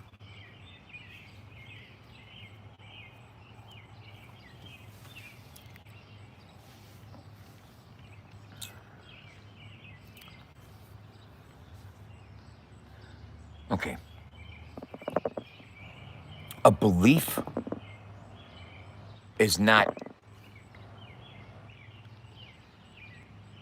an arguable right or wrong answer. It's faith. Exactly. It's not science, it's faith. Okay. It's not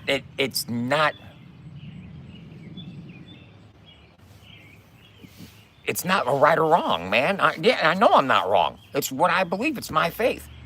Your faith is not right or wrong. You can't be right or wrong about your faith. Your faith is unprovable. It's like it's what you believe in. It's what you carry with you to the grave. It's right. It's your right. It's your wrong. You know what I'm saying? My faith or what I believe that happens to me is when I die, everything that I thought died with it, and I stop existing. My body starts decomposing right there, and there's no more of me. The only thing left of me is the memory that other people that are living carry on.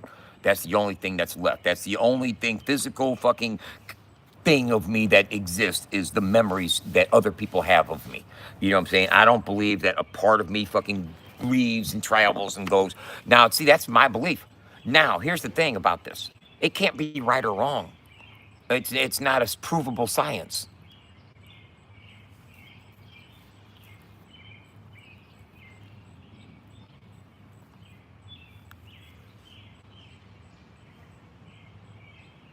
I do respect people for what they believe in. But admitting that I could be wrong is not how you get the respect. You get the respect by me not trying to prove you're wrong. I'm not on here trying to prove that you're wrong. That's the respect. I'm not trying to prove you wrong. Believe in the afterlife. Please, have faith. I want you to be happy in that faith. I want you to be happy in believing, uh, uh, uh, I want you to be happy in believing that you're going to be reunited with somebody you lost. If that makes you happy and that gives you, reason for existence. I want that for you. I'm not trying to take nobody's faith from anybody. I'd sooner fucking snatch a security blanket from a kid as to take a man's faith. What's going on?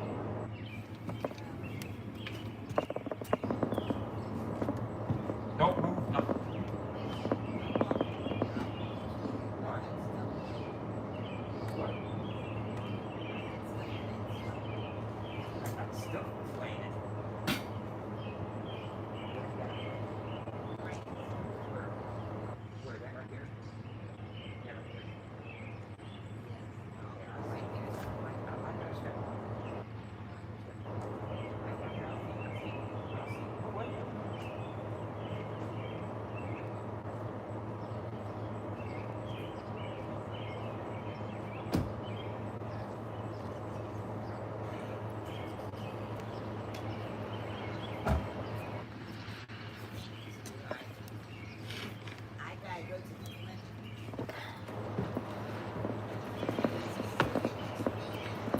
I can tell.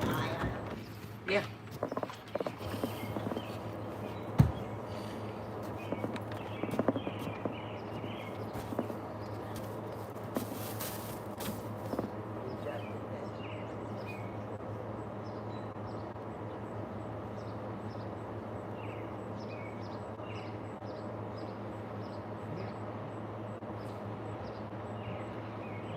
Yeah. Oh, that's what you don't ever hear me.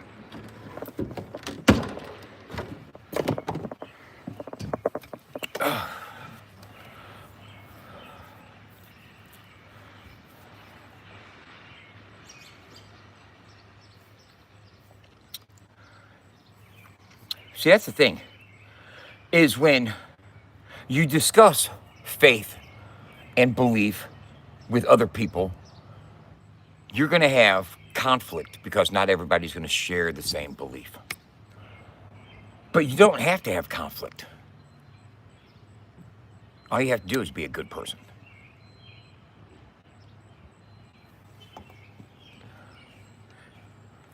Just because I tell you what I believe, I'm not telling you that this is the actual facts of life. Okay?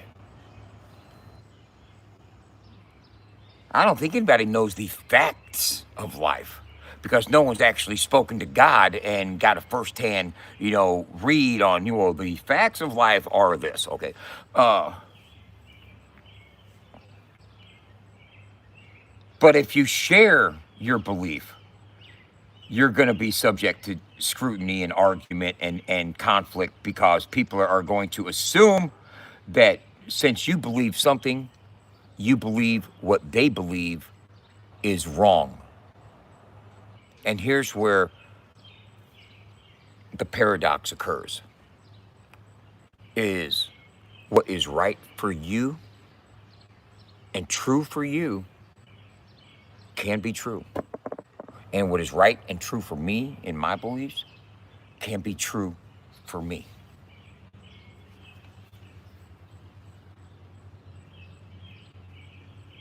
You might actually fucking die, and then at your moment of death, open your eyes in a spirit form and rise, ascend to a heaven, and go through the pearly gates and get processed in and have to go through all this paperwork with St. Peter, looking in books and everything, waiting your turn. Then your fucking family member is going to come pick you up in a fucking golf cart, and you guys are going to go live in heaven forever. Okay? That could be what happens for you. Cool. Me, I don't exist no more. Either way, I'm cool. I'm cool with all that. I'm cool with all that. But Dub, don't you want to have eternal life? No, not really. It seems kind of boring. 10,000 years in, I'm not going to sit there listening to the same ass bullshit. I want to change the scenery. Is there another level? Are there like more levels? Is there something after heaven? Because I said, that's a place for eternity and shit seems a little bit too pearly white for me. I like some getting down. I like some fucking, little excitement every now and then. There's golf. I mean, fuck, there's got to be golf carts in heaven. How are you going to get around? There's fucking 10 trillion people in heaven. You know what I'm saying? Oh, no. According to the Bible, there's like only 144,000, right? Huh? Uncle Scrub the Junkie Chomo. Ha ha ha ha ha ha ha. That's funny as fuck. Uh,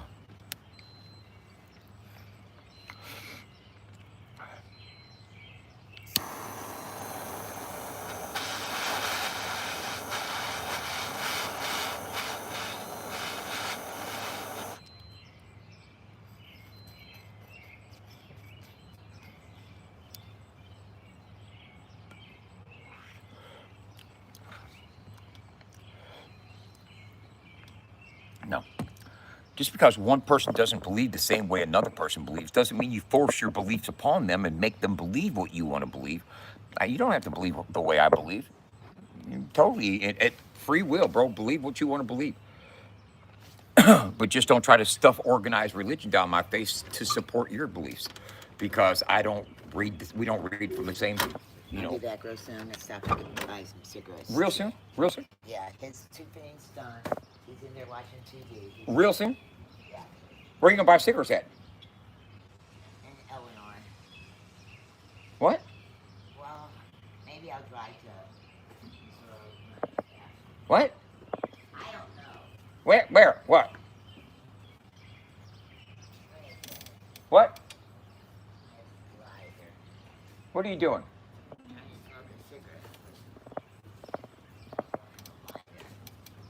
You need a light? Yeah, I also need my lighter. No, I'll get my lighter.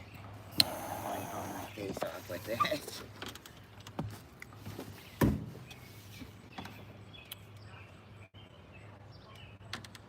I've heard that before. Total recall on now. So now if the stuff he watches, I will be right back. I mean,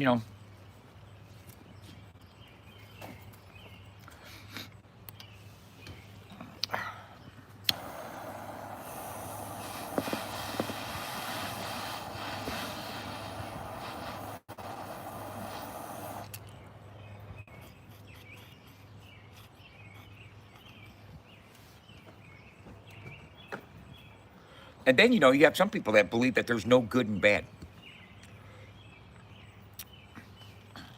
The concept of good and evil and good deeds and bad deeds. And I don't believe that, though. I believe a person can be innately evil people that are malicious, malignant. I believe in benevolent people that are beneficial, good.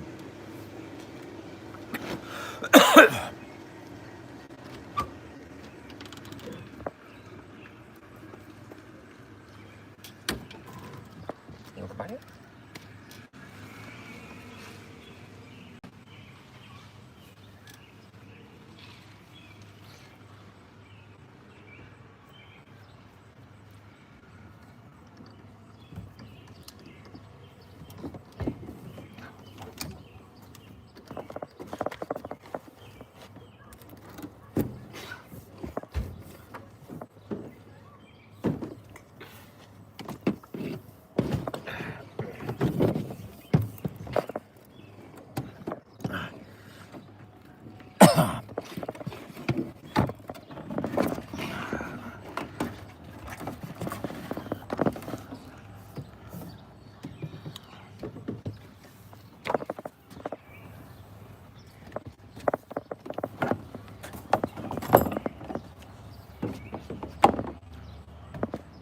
You come out.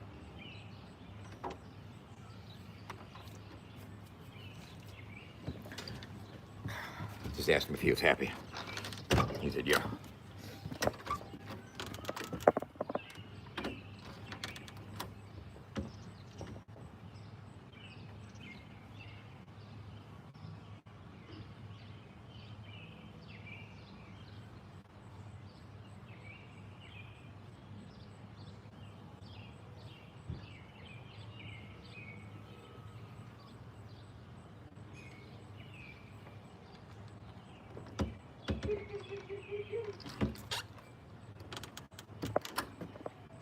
Kitty, kitty, kitty, kitty. What's up, buddy? Huh? Huh? Huh? Huh? Oh, boy. Oh.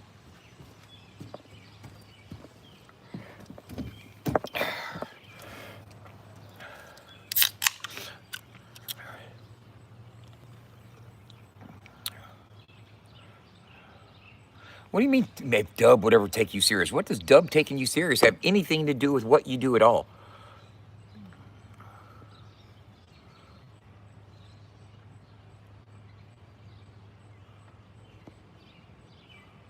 What does me taking you serious have anything to do with that? I mean,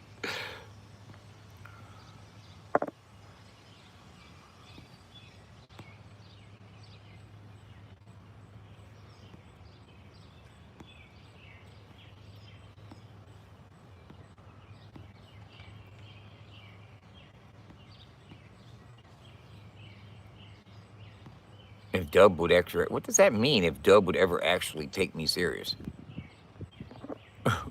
Did- what does me taking you serious have anything to do with any of that? It- okay, I'm taking you serious there, bud. We're serious now.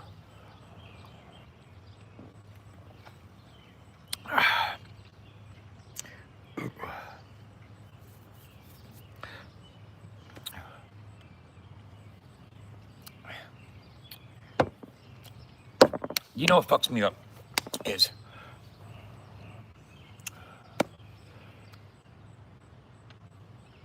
and you know each person has it when they have a presence on social media, a following of sorts, or people that support what they're doing, so to speak.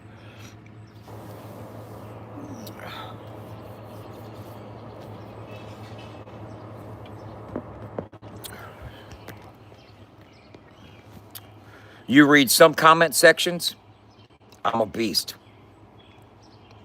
fire, talented, smart, good, whatever. You read other comment sections, I'm a piece of shit, scammer, no talent, can't rap, can't draw. You know what I'm saying? Uh, and they could be polar opposites, polar opposites, polar opposite opinions about the same person.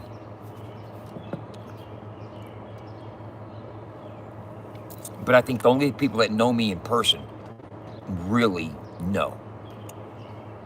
You know what I'm saying? And there's several of y'all that are watching right now that you know me in person. You've been around me in person. Uh,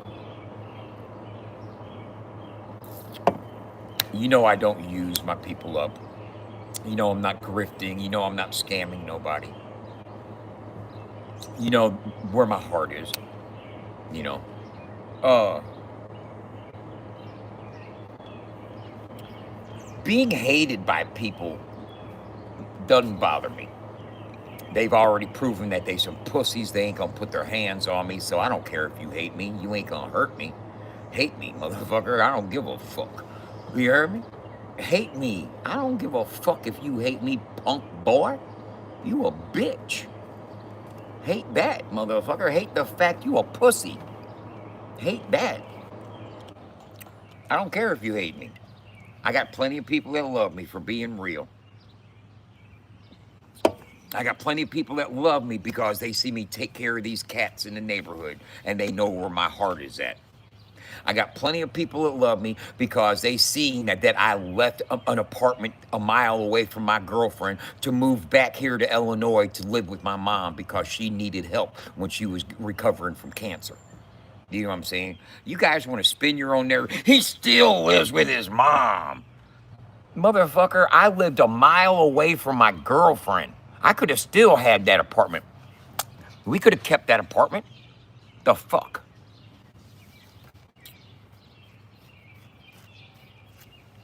I gave up that apartment to move back in with my mom. Not because I needed to, but because she wanted me to. She needed me to. You guys want to talk all kinds of, well, he's 50, he's in his 50s and lives with his mom. I guarantee a bunch of you motherfuckers wish you could still live with your mother. I'm blessed. I'm blessed.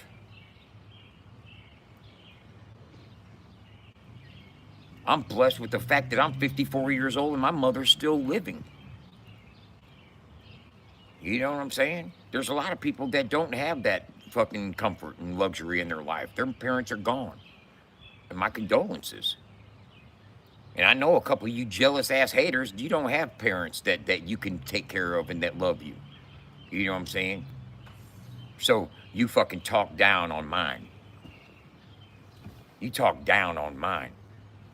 My mom's a straight warrior. And I see Lori's world over there disrespecting, talking shit about my mom because of how I was raised. Y'all think you're such a high horse. You got high moral ground. You don't break the law. You're above everything. Y'all are fucking pitiful pieces of fucking vomit, in my opinion. And it's what matters to me. And I don't have to sit on here all day trying to convince people of something else. I don't do no 3-hour exposés with on the panel talking about all these people all the time. No, I could sit back and discuss philosophy and fucking theology and fucking quantum physics for a fucking hour. I can expound on the literacy of Lent if I want to. You know what I'm saying? Y'all kick off every morning talking about the greatness of dub.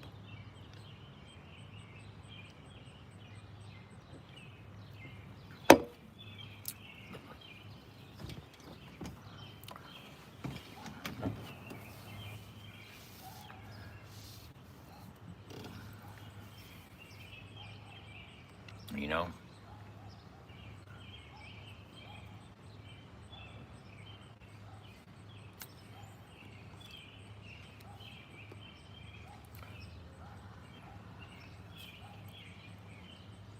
Hey, check this out. If you're in the chat right now and you have ever gotten a drawing, a t-shirt, any merch, if you've ever done any business with me ever at all on any level, and I have kept it 100 with you, put 100 up in the chat. Let me see 100. If you can chat, if you can comment right now, let me see 100. If I've treated you 100, if I've kept it 100 with you since you've been fucking with me, put 100 up in the chat, in the comment section. If I've always kept it 100 with you.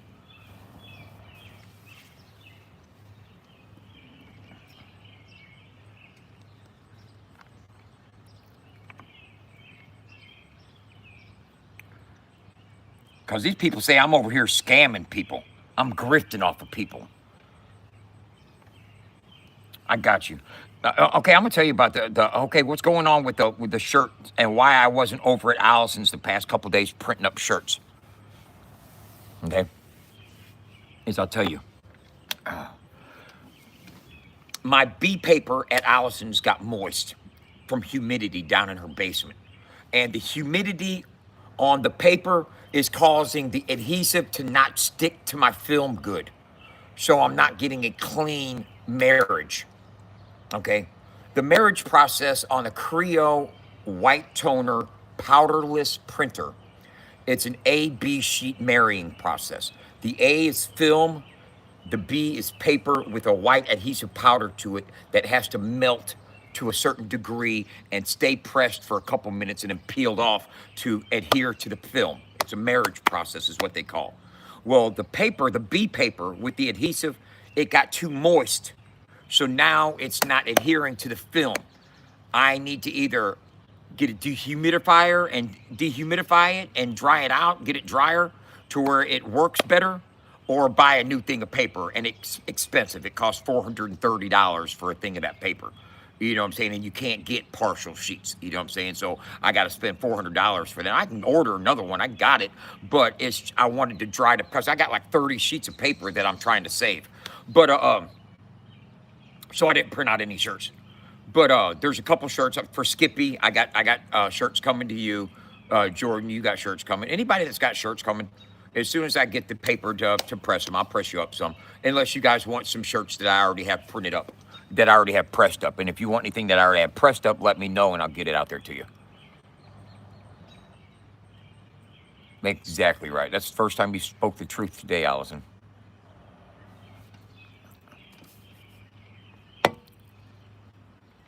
I know it is, Steph. You're absolutely right.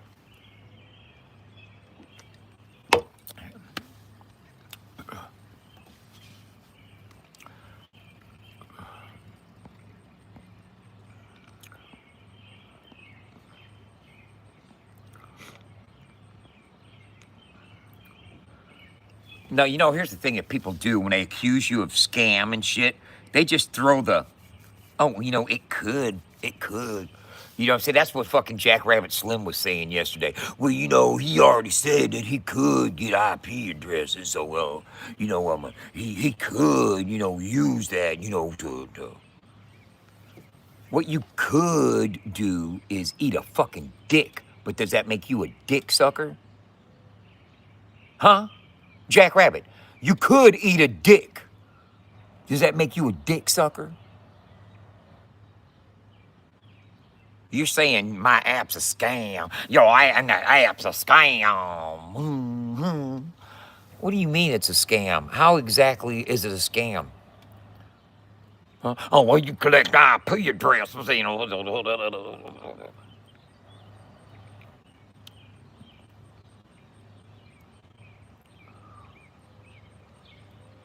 You fucking dumbass boy.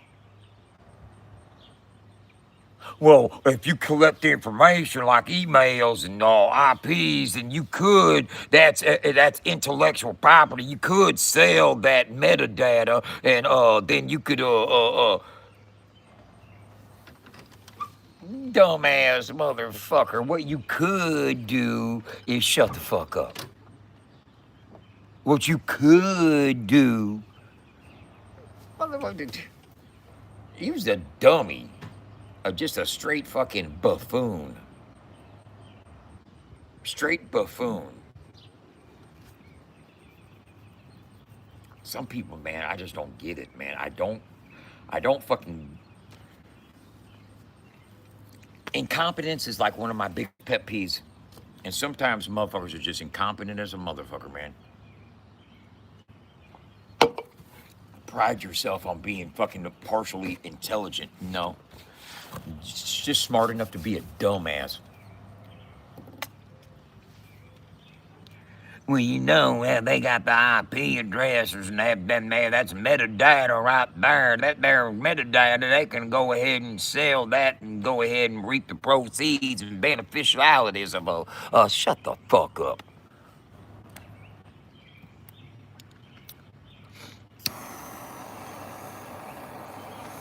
You know what the common denominator of the people that don't like me are? Huh? They ain't got shit going on. Nothing in life going on for themselves. To occupy themselves. To give themselves something to build towards. Because motherfuckers with goals and dreams and motherfuckers that are fucking taking care of business, they ain't got time to hate on somebody.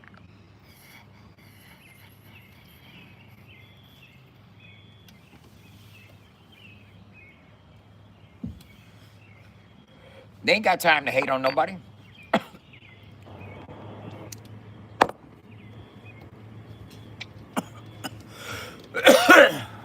And I heard C. Goody the other day saying, well, Dub just a coattail rider. If he didn't know so-and-so, wouldn't nobody know who he was.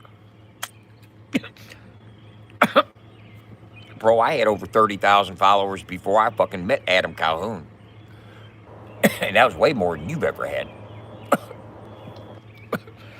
How do you think Adam Calhoun met me? Because Justin Stower says, Adam, listen to this dude rap. He's a beast. How did I get Adam's phone number? Because I rapped for him. And he sat down and listened to my music. You guys forget that it's talent that got me attention in the first place. You guys over here on YouTube with a couple hundred people in the chat, you guys act like that's some fucking motion and traction and shit, bro. Fucking 8 years ago, I used to sit over on fucking Facebook and have 400 people in my chat every night. I know what fucking motion on fucking live streams is like. This shit ain't nothing. And I am not lying at all. As there's people here watching right now that'll tell you, my motherfucking live feeds over on fucking before COVID. Before COVID, I'm talking about like 2017, 2018, 2019. Bro, my motherfucking Facebook used to be off the chain. That was before Allison. That was before the Joker. You know what I'm saying? 2018, I'd go live, bro. There'd be fucking 300 people in there telling me to put a shoe on my head. I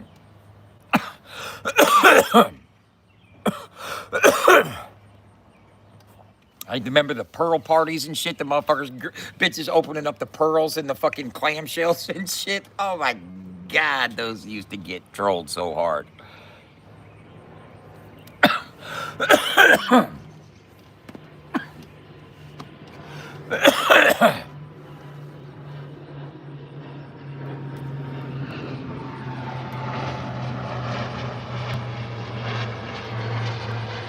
Hey, baby.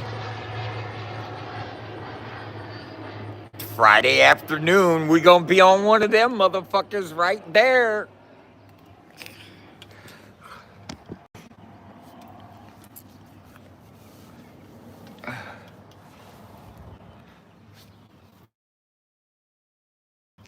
But I'll be on a Delta.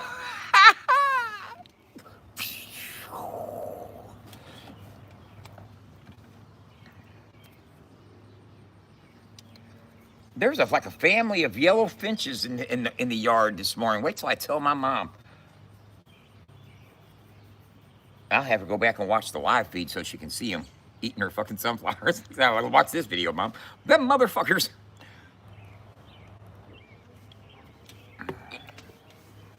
This is how my mom is, and it's just how old people are. If I was to take my iPad right now, right? If my mom comes home and I say, "Mom, watch this video," and I show her a video of the yellow finches actually eating her sunflowers, right? She'll want to come out here and chase them away. She'll come outside and look. Where they at? Like, Mom, it's an old video. It's fucking about a couple hours ago. But that'll be her knee-jerk reaction, is to, I guarantee it. I'll show her the video, she'll want to come out here and look, see where they're at. Where they at? I guess that would be a natural fucking reaction. It's partnered with age. I don't know.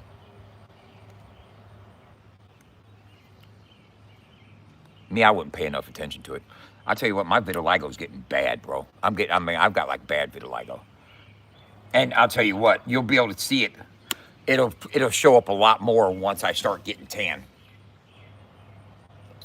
Once I start getting tan, it'll start popping out big time. See all that?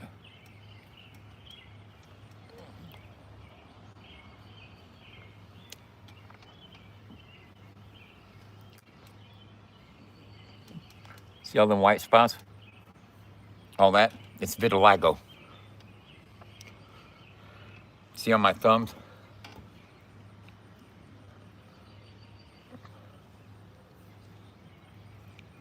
See on the thumb right here?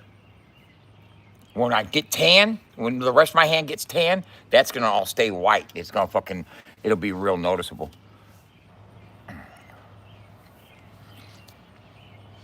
I'm so sick, I got vitiligo on my motherfucking. Oh, no, no, no, no, no, no.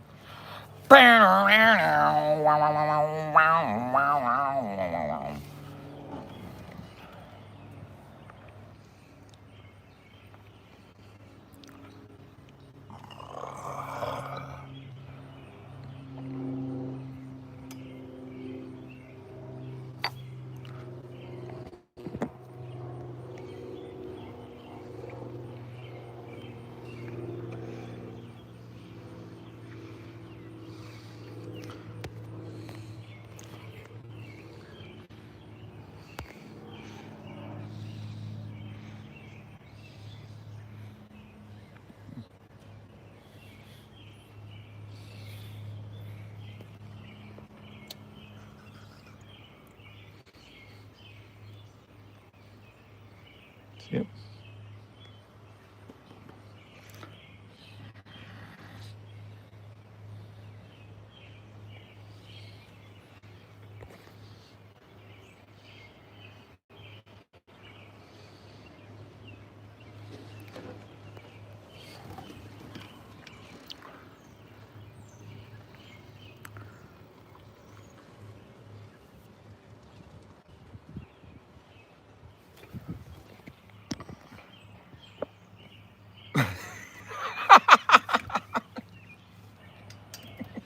You found an ice cream. Yeah, if you can get down to strawberry, you a bad motherfucker. I'm telling you that.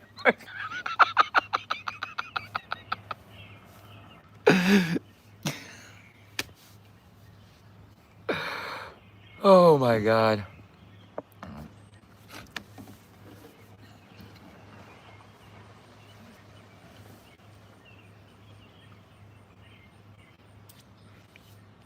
Peen.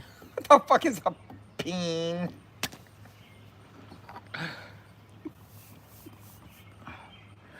Bow, now, now, wow, wow, wow, wow, wow, wow. Bow, bow, bow, bow. It does not look like a soft serve. His penis does not look like. That was good. I like that play on words, babe. Soft. I get it. I get it.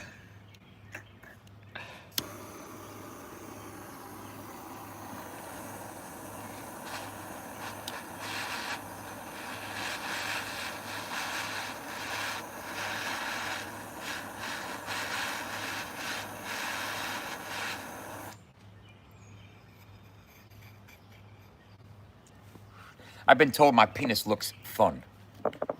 That's what Allison said. It looks fun. How's it look? Intimidating? Scare you? So it looks fun. Fun. Well, hey. It's better than look small. You know what I'm saying? I'll take fun. Okay. How's it look? Well, it looks fun. Okay. Used. Oh, used. I used a shot. You just gave me a headache.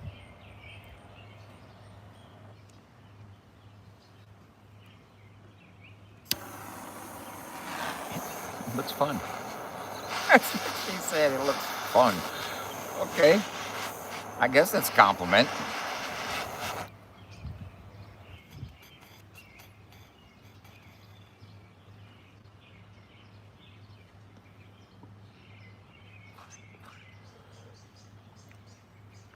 Damn, look at you color fucking coordinated ass bitches out here fucking deciding where to fucking.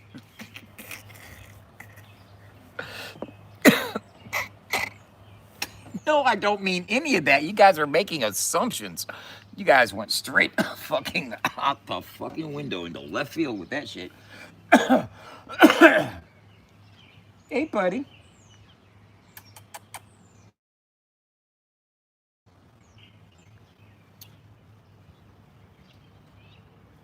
He's lapping up that water.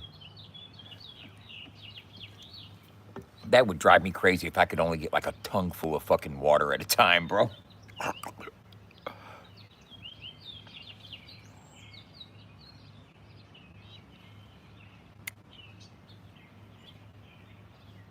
Oh. I was just talking shit. Sometimes I was just like, I'm fluent. You know what I'm saying? It's just fluent. Then sometimes I don't even realize I'm talking shit.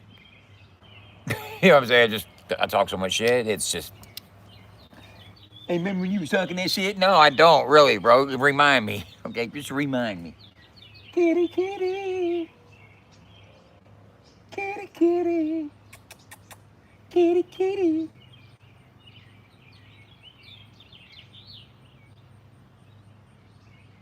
kitty, kitty, kitty, kitty.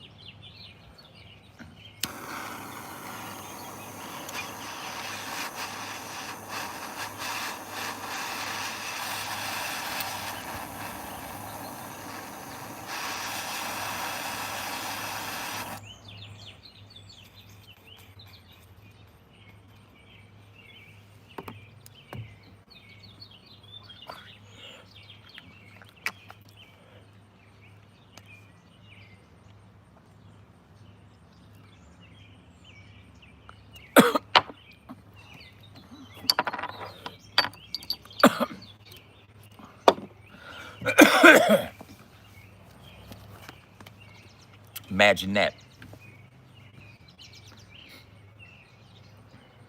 And I flow in meditation like a lava lamp. So cold with rap, I should get my own stamp. Ex-con the tramp, vampire staying bloody. Dirty out the third, the boots be staying muddy. Shit kick the bricks, calculating my licks. Breastfeed till I'm 90 if the bitch got tits. Woo.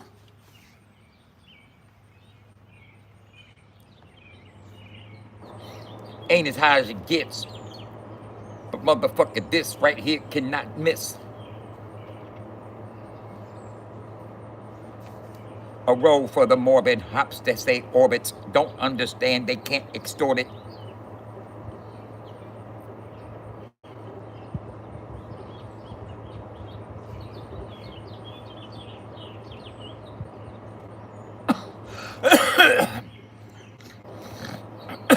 Okay.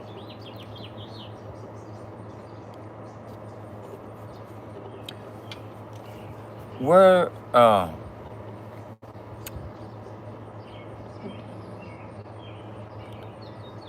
okay, yeah.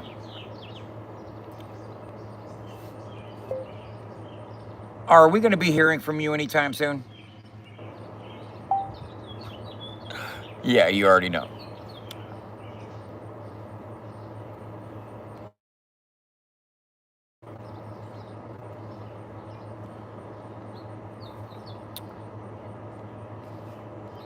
How is everybody doing?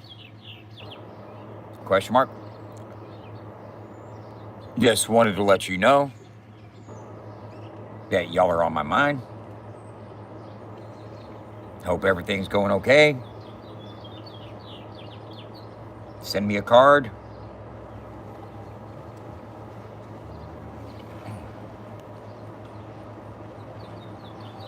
Updates are appreciated.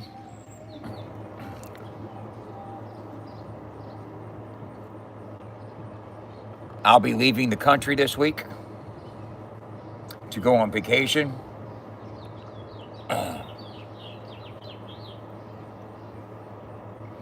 Need y'all to hold the fort down.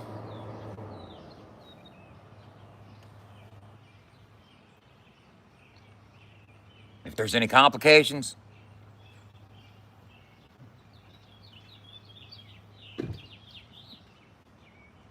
I'll be back Monday.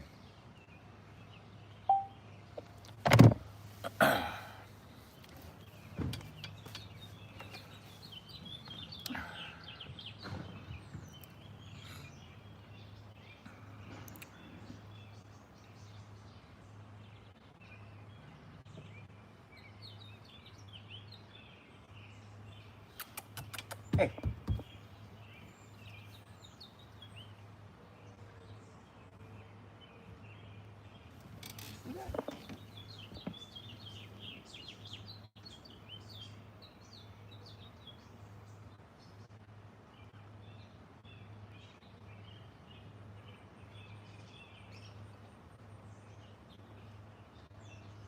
Yeah.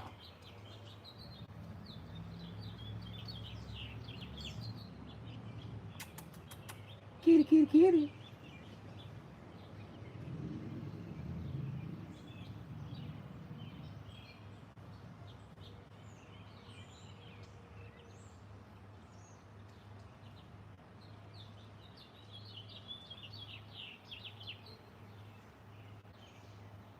Meow.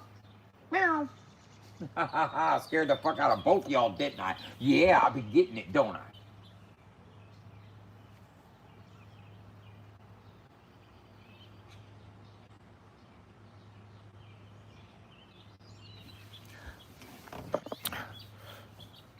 See this one right here behind me? My mom realized he's an intimidator. He intimidates fucking Fatty Freeloader. Fatty down here, he my mom's realized that he's big, but he's a pussy. All the other cats fucking punk his ass. But I don't see that, bro, because he be handling his business. Come here, buddy.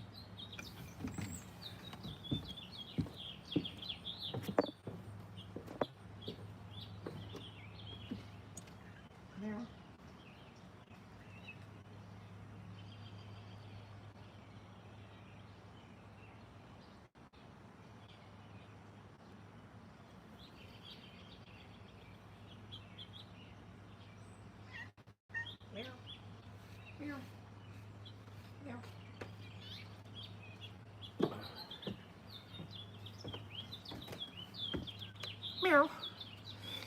Meow. Meow. Meow. Wow, wow, wow, wow, wow. Wow.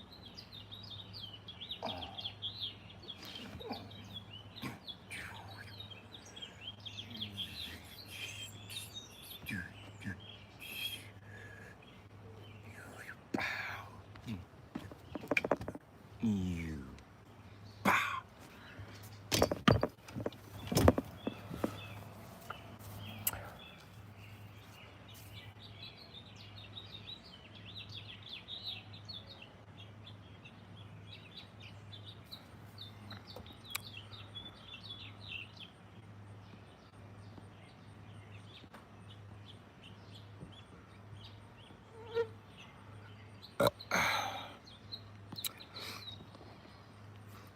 Yeah. No, no, no, no. Wow, wow, wow, wow, wow. I know who Lizzie is. Lizzie acting dizzy. Wonder what is he? Really fucking doing, motherfucker. I stay busy. All the time walking, don't fuck with a Lizzie. Motherfucker, I don't understand. Who the fuck is he, Lizzie? Goddamn, bitch, don't be too dizzy. All that bullshit talking, you can fuck around and miss me. I'll get like Bill Bixby. And you wouldn't like me when I'm angry. What was that reference to? Ah, Hulk smashing it.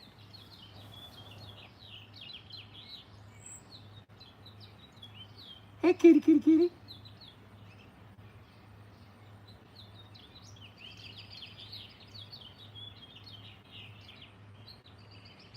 Yeah.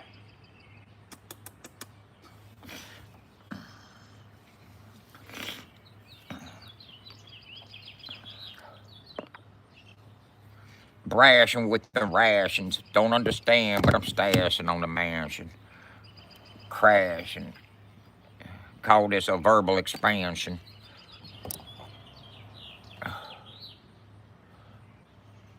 Hey, Alley Cat.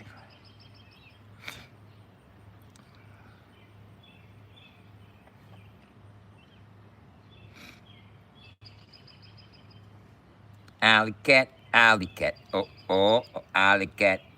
Alley Cat.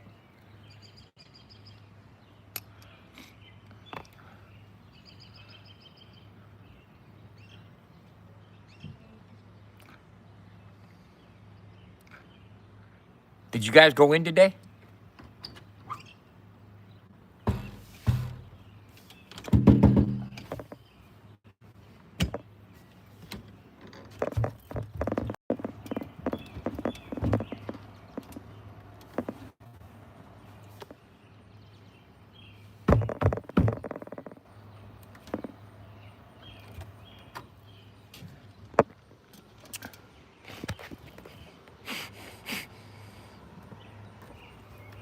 That's Andrew.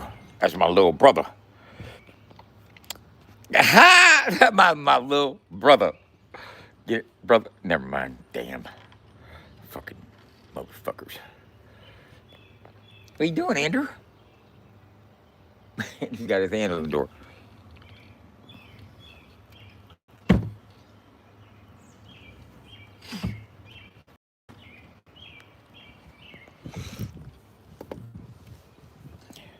You got a problem with him, you got a problem with me. You got a problem with me. You got problems. Yeah, you heard that, didn't you? Did you see how I just exhibited problematic structures at your ass there? Oh, yeah, it can be really problematic.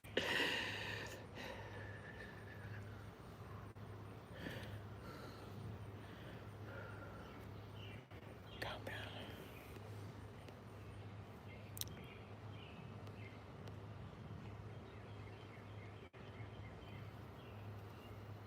Oh my God, you guys are fucking stupid.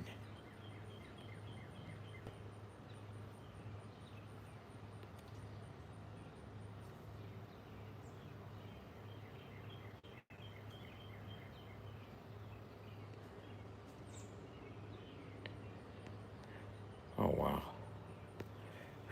y'all are weird.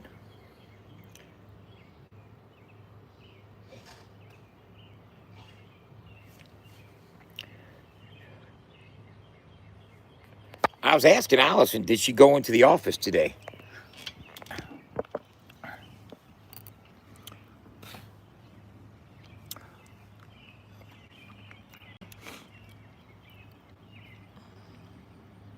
Oh.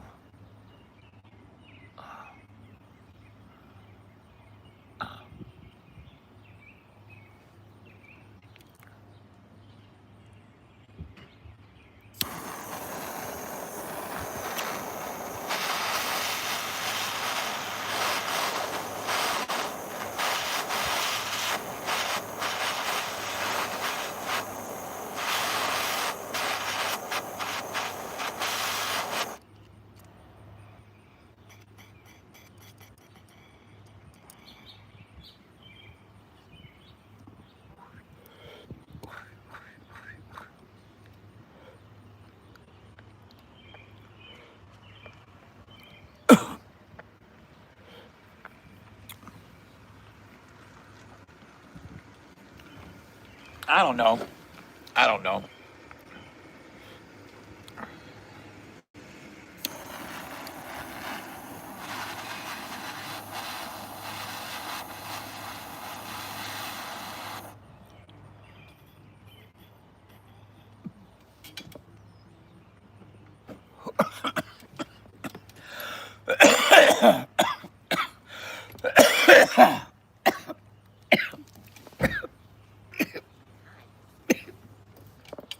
What are you talking to, the cat? Yeah, that's what I'm talking to, the cats. Huh? Hi, Betty. Oh, my baby. There's my baby. Hi, Betty. Face Yes, like, let me get then away he from you. gets up and runs away from me. Yeah, he's like, let me get away from this bitch. Right, exactly. He's such a... See, he's, look at he's, Look, no, it's his brother. I know he's about to get intimidated. He don't want to walk past him, he'll get jumped on. Our cat is a pussy. You think he's a pussy, huh, Mom? Yeah, pussy cat. Big fatties, big pussy.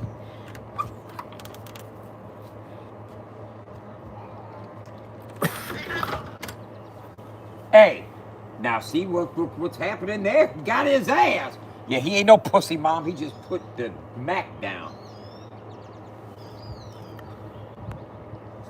Did you see that shit go down just then? Huh? Fatty freeloader ain't no punk.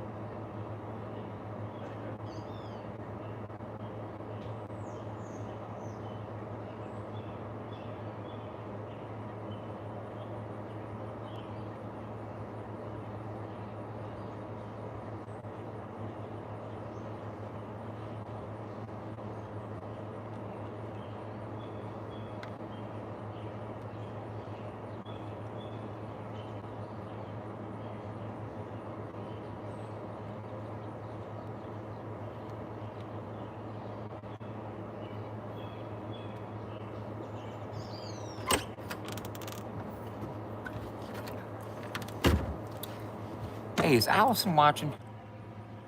Allison, if you're watching, should I bring this? Should I pack this? Let me know. Let me know if I should bring this. No? You got something? Hey, how come you didn't answer me when I asked you if you was at work today?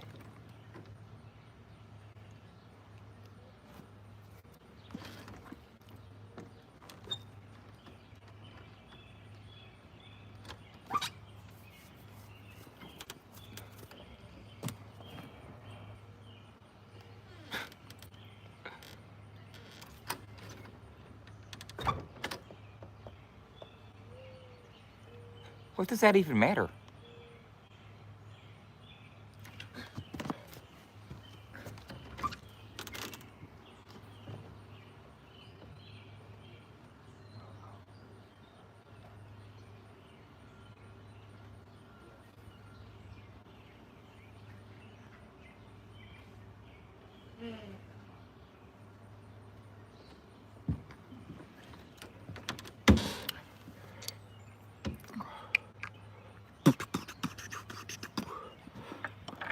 Booty, booty, booty, booty, rocket everywhere. Hold up. Okay, okay, I found action. Oh my God, I found action. It's not a lot of action, but there's some action there, bud. Trust me and believe. Believe sounds like Belize. Belize, believe.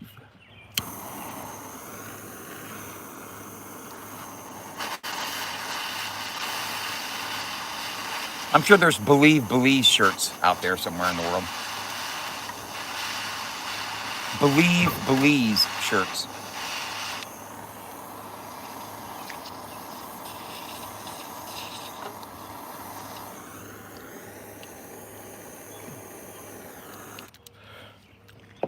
That was the last of that Hermit's Delight.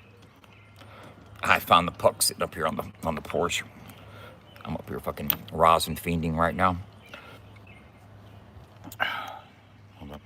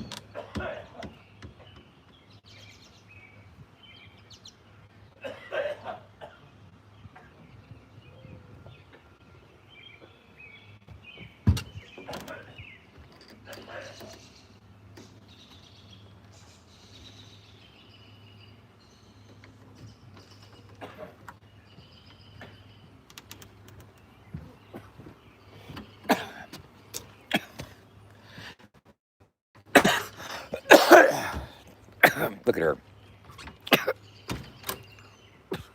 What are you doing, Glenda? What? Watering? Watering?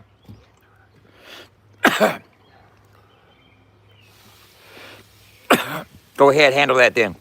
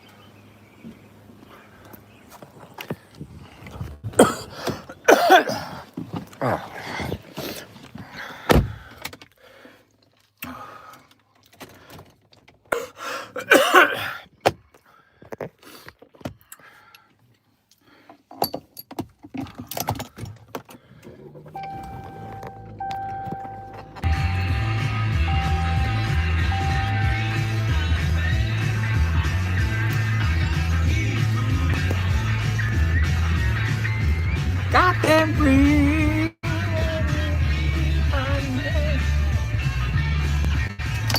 Moving on. Yeah. I don't know. I'm gonna freeze up, but stick around because it'll unfreeze. I'm gonna go through a couple areas while I'm driving that I don't have good reception, but it'll only freeze for like 10 seconds, 5-10 seconds. Don't worry, I'll be back. Hopefully it'll freeze at a point where I look really good, like right now.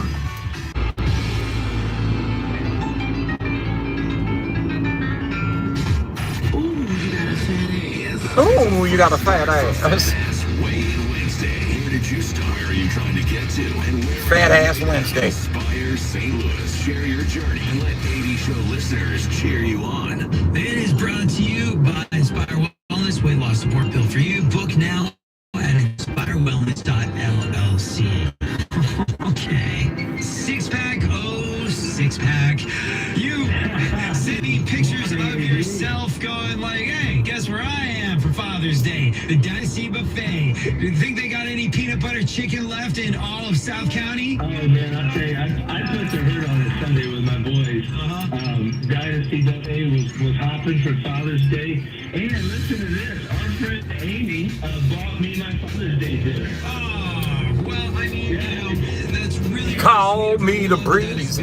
I'm here rolling down the line. Please hold, be right with you. Please hold, be right with you. Sorry, whenever we talk Fresh Start for Fast, the phones go crazy, and I always want people to have their story heard because it's some accountability, it's some inspiration. Besides, when Six Pack calls in to say, I ate all the peanut butter chicken that I got at the Dynasty Buffet, it is some motivation. Yeah, well, I'm home strong at 262. 262. I really want to get down to that 250. I want to call in next week and tell you I finally broke the 250 barrier. Yeah, man. Well, just keep it tight, man. Keep it tight until next Wednesday, because you're at 262. If you get into the 250s, you can do it by next weekend. You can, Six Pack. You just have to have a little. Anything you want, you got it. Anything you need, you got it. Anything at all, you got it, baby.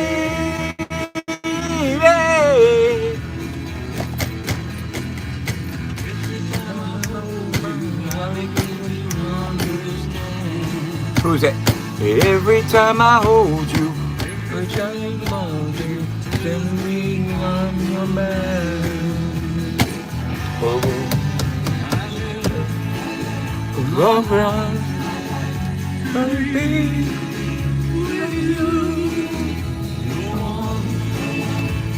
you want, you got it.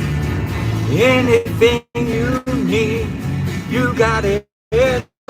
Wilburys, right? Whoa. And Roy Orbison, both of them. So traveling Wilburys, get it. I get it. Anything you. I'm sitting there thinking, man, it sounds like George Harrison and Roy Orbison. That's what I was thinking. I'm not even bullshitting, bro. I'm sitting there thinking George Harrison or Roy Orbison or something, right? It was both of them.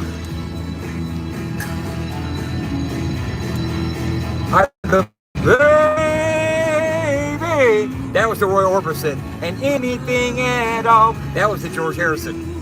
To you, that's George Harrison.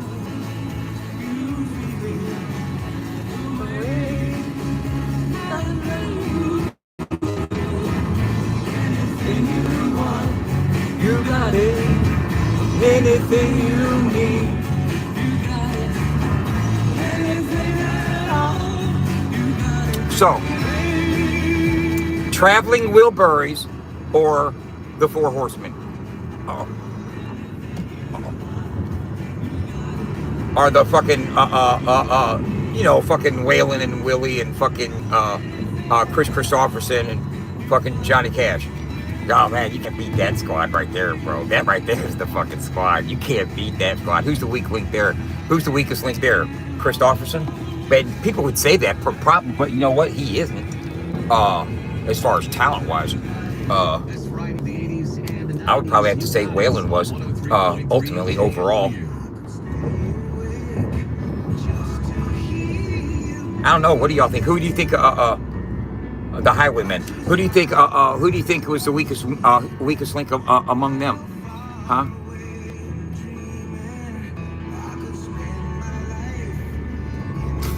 Sweet surrender.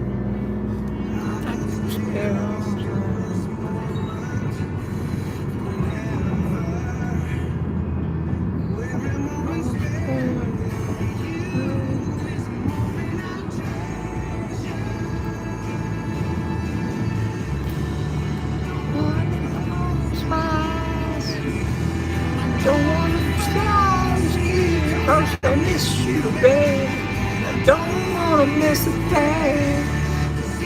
Hey, here's what you do. Is sometimes when I'm live and I'm just enjoying my morning and just doing me and not spreading and doing the hate stuff, just singing Roy Orbison and George Harrison songs, talking to you guys.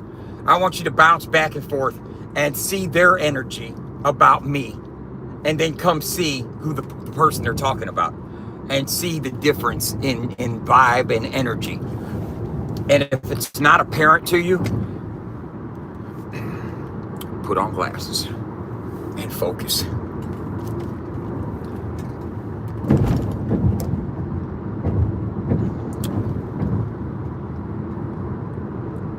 Put on glasses and focus.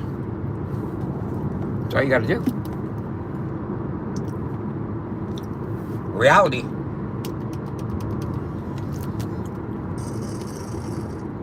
is sometimes a lot more present and energetic than disdain behind panels with cameras most likely turned off. I don't know, I'm not watching. But I can only imagine. What is it, anything new, or is it just the same old diatribe and fucking anti-dub rhetoric that gets spouted daily anyway?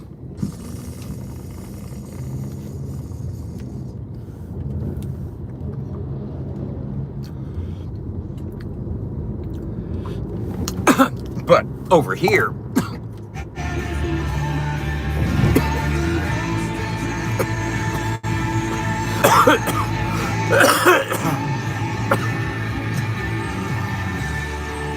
Rock and roll knowledge on KC95. College Rock and Roll Knowledge is brought to you by St. Charles Community College, where innovation meets opportunity. Enroll today at chaz.edu. Back Road Brian. Good morning, brother. How are you? Doing great, man. How are you? So far, so good. You ready to take on Craig? Brain the size of a planet.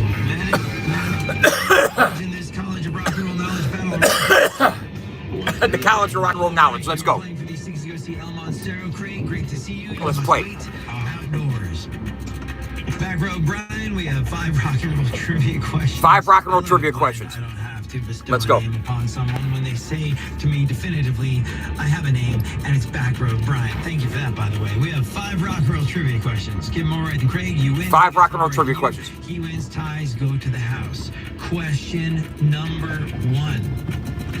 Which spot on the map? Which spot on the map? Is not a KC band. It's not a KC band. Kansas, Boston, or Oshkosh? Oshkosh. Oshkosh. Question number 2. Question number 2. What nationality are the guys in Rush? Canadian. What nationality are the guys in Rush? Canadian. Question number 3. Fill in the deep purple blank. Fill in the deep purple blank. Okay. Trucking. Question number 4 is, of course, a dramatic reading of rock lyrics. Tiny Top, yeah, I'm working hard, you're walking too. We do it every day. For every minute I have to work, I need a minute of play. Are the lyrics to which KC song? I don't know it. Oh, my God. I don't know it. I don't know if you can hear what they're saying. Oh, my God.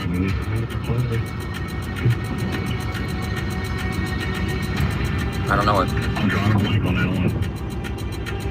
And finally, question number 5, the masterclass question. You get this one right, we're all going to be very, very impressed.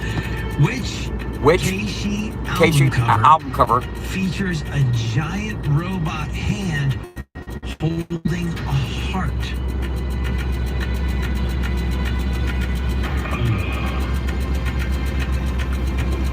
Queen. A giant robot hand. Giant robot hand holding a heart. Queen. Yeah, I don't know that one either, man. Queen. All right. Craig, come on back in, y'all. Our boy done good. He got 3 out of a potential 5 right. Let's see how you do. Yes. Question number 1. Which spot on the map is not a KC band? Kansas, Boston, or Oshkosh? Oh my gosh, I believe it's Oshkosh. You are both right. Scores a tie at 1-1. Question number 2. Robotic hand holding a heart. Nationality are Rush? They are Canucks. They are Queen. Canadian indeed. Scores a tie at 2-2. Question number I don't know. 3. Fill in this deep purple Don't tell me. blank. I'm not going to read the comments.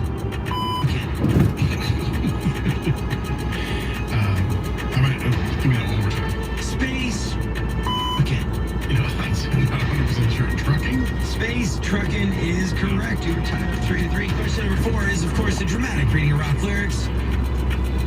Turn it up.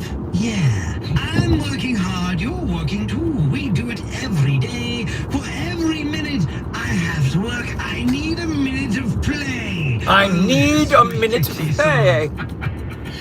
I think that's autograph. Turn up the radio. You are correct. It is autographs. Turn up the radio, and just like that, you pull ahead. I think the crazies remember we used to have a custom. Wow, autograph. Turn up the radio. Give me some more, but I don't know where. I think it's been lost to the age. Oh man, we got to take that one. You're the archivist, the digital archivist. I will put you on the case. I'll look for it. And finally, the master class question for a clean sweep for Craig. Which Casey album cover features a giant robot hand holding a heart? Oh, gosh. I don't know, it feels Judas Priesty, but I have no idea. I was looking for Queen's News of the World. Queen! I told you it was Queen! Motherfucker, I'm a beast! Score of 4-3. Back road, Brian. I told you it was Queen. Motherfucker, I told you it was Queen. I just didn't know the name of the album. I knew it was Queen album because when you open it up, it's the full robot. We love you anyway. Hold the line. I knew it! That's right, motherfuckers. I knew it. I'm so fucking happy right now. That made my day. We can get us some rosin right now and call it quits. You know what I'm saying? Things go better with rock. Indeed.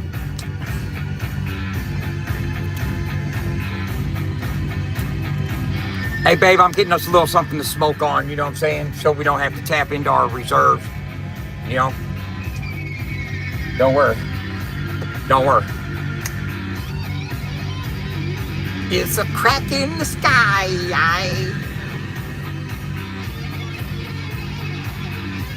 The light in the middle, the crack in the eye.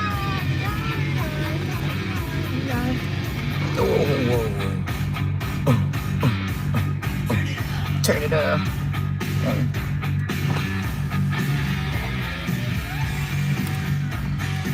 How you doing today? Man, you know I'm doing all right, man. I was at Bim Juice. It was okay, but I'm trying to see something else. You know, what do you got? What do you got in right now? Let me check real quick. All right. They know what I like. They know what I like here. They know what I like. They talk about, oh, he stopped going to the dispensary. He's got to go to the market now. He must be running out of fucking money. I'm blah blah blah blah blah blah blah blah blah blah blah blah. Motherfucker, it's convenience is what it was, bro. It's an opportunity. I wanted to fucking get enough. See, here's the thing. We wanted to get quantity so we could have some when we are vacationing. It has nothing to do with your daily consumption. The daily consumption, that day-to-day stuff, we still gonna come get the fucking 75 and up percentile, you know. Nah. While you watch my pockets and monitor my consumption. Oh, but he's doing this and he's doing that. And then his rap song didn't talk about this at all. And he was talking about me. He said bitch, didn't he? Oh, wow, see, that's me. Have you had? Well, I didn't hear you. Have you had Mississippi Hippie? It's been a while since I have Mississippi Hippie. What else you got? Let's see. Trying to get us something we ain't had before you.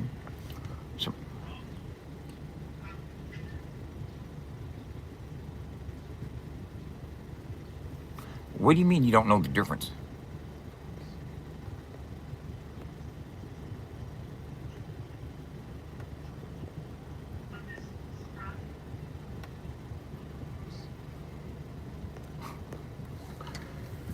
Oh, fuck.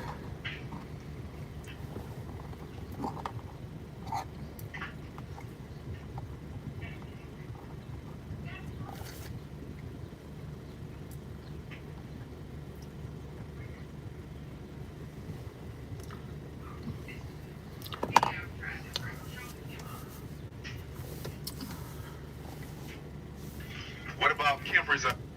I got some Chem Reserve yesterday. Are those the only kinds you got? If so, I'll take the Mississippi Hippie. All right. Let me see. I think we might have one more. Let me check. All right.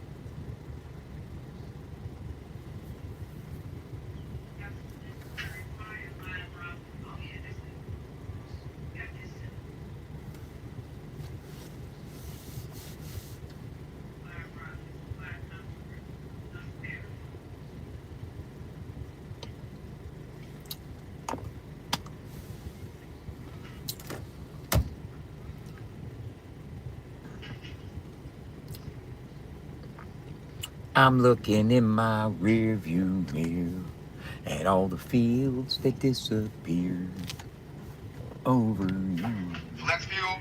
Yeah, let me get that. I haven't had that yet. Anything that says fuel, I'm about that fuel. That's gas. You heard me.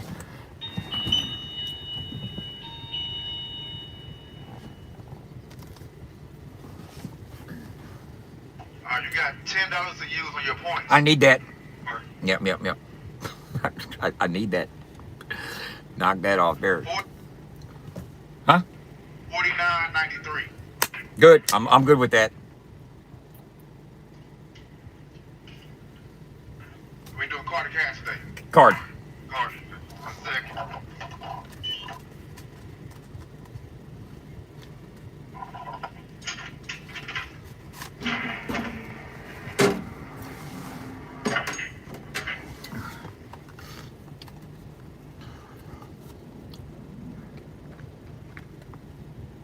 You want a bag? Huh? No.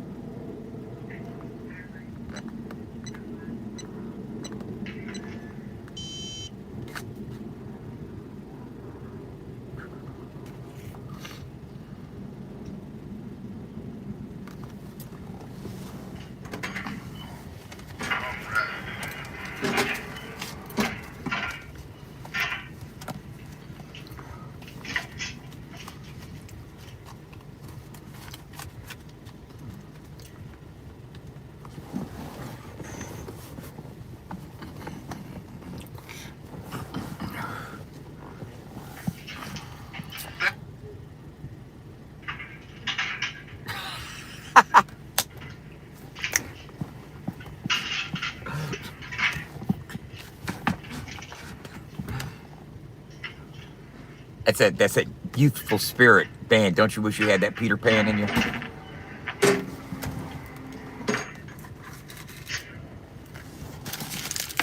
appreciate you. Thank you, man. See you next time. Yep.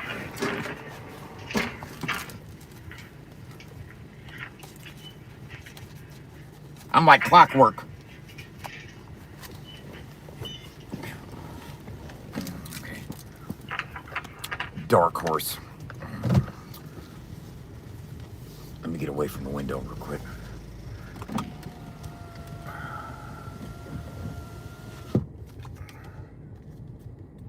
I've never seen this kind of packaging before.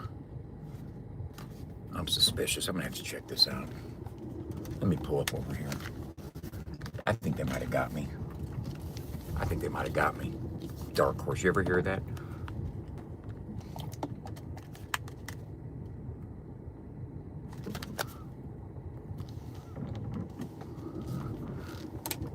Let me pull up over here in the church parking lot.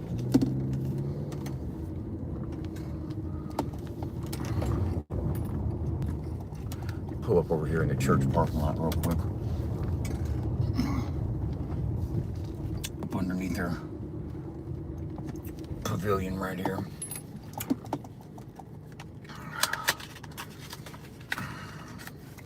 I'm suspicious, y'all.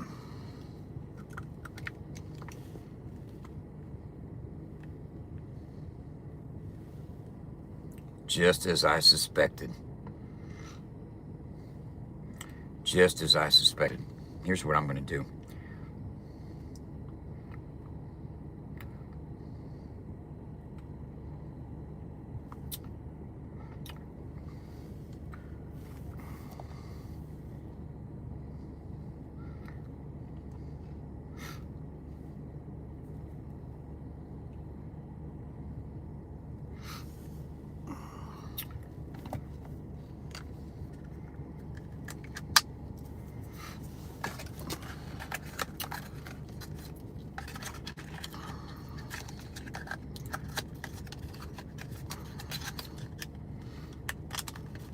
In case I have to take it back.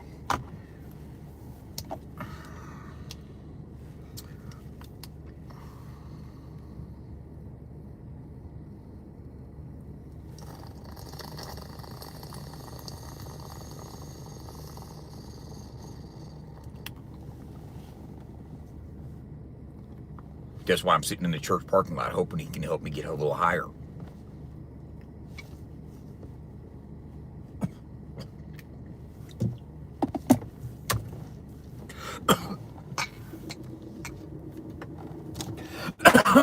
And we drive away from the church. That was fucking sketchy as fuck.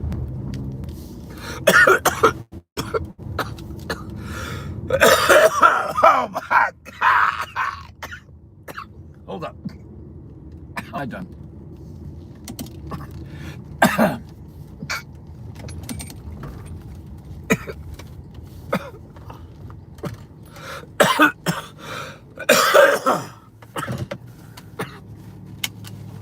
I did. I did. I tithed as well.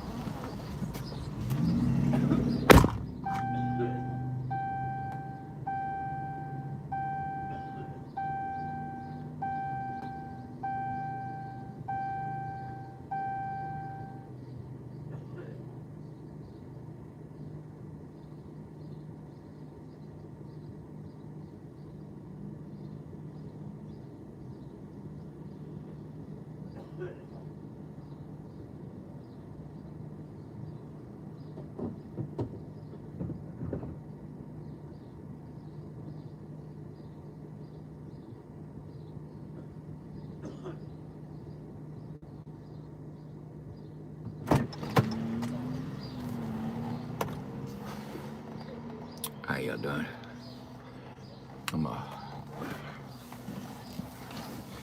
Figured while I was here getting gas, I'd get some gas.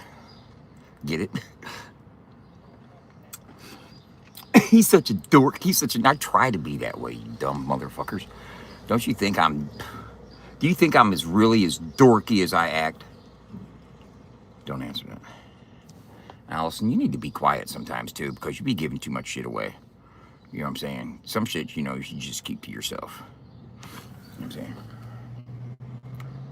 Like, anytime you're trying to be funny on me, anytime you try to crack on me, you need to think like a couple of different things about that. You know what I'm saying? Think about, okay, how's he going to respond? How are they going to respond? Okay, then, the repercussions of such actions could be like, a detrimental fallout. You know what I'm saying? Like hair loss. You know what I'm saying? It could be like alopecia just appearing on your ass. You know what I'm saying? You're bald-headed next week because I took a motherfucking pair of clippers to your head while you was sleeping for fucking talking shit.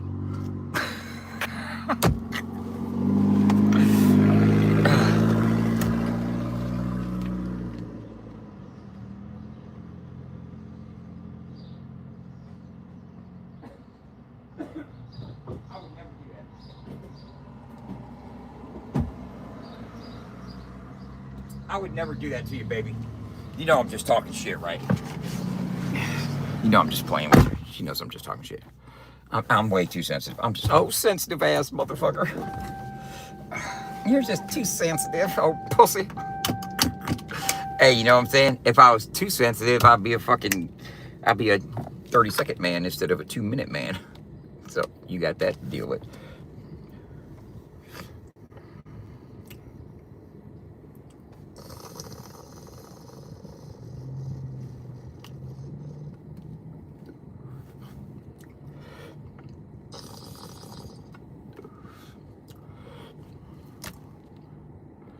I know you're responsible. Well, you must have a fucking ESPN or something, huh? I used to have ESPN. I used to be a sports fanatic. I used to watch sports all the fucking time, bro. All the thing. I'd even watch golf.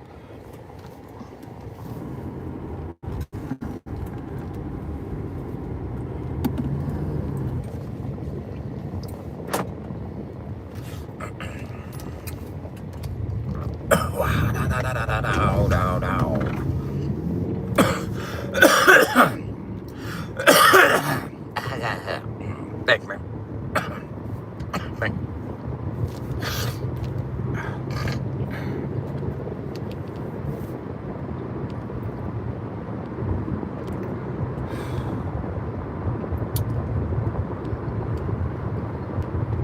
Let's sit back and listen to a bunch of negative talk about Dub. That'll fucking get my day going good. I'll be able to fucking feel so much better about myself and everything else I do in life. That's right. Do that there. You know what I'm getting ready to do? I'm getting ready to go get me something to eat at this motherfucking restaurant right across the river here that I'm driving on. I'm over in Missouri right now. I am in Missouri. I am in what they call West Alton. I am up on 367 by the Lewis and Clark Bridge, headed past the motherfucking dirt cheap tobacco and the last fucking gas station on the right, and up in the distance, right now I see the fucking what are those called? I need to know what those are called. The things that go up like that on a bridge, the beams on a bridge or whatever those fucking things are up on the bridge. That's suspensions or whatever the fucking things that are going up. You know, they're fucking structurally fucking required to fucking keep the bridge. But what is it? What are they called? What are those things called? You know what I'm talking about?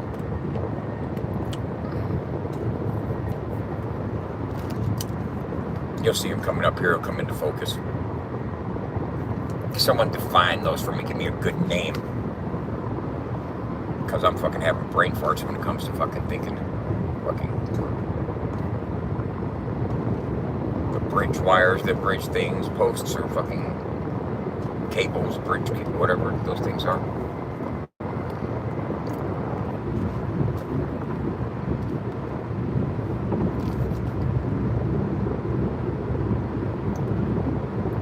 Mississippi River. What are those things called? We're driving under them right about now. What are these things? What are these right here? Can anybody define those? What are those? Bridge cables or something or others?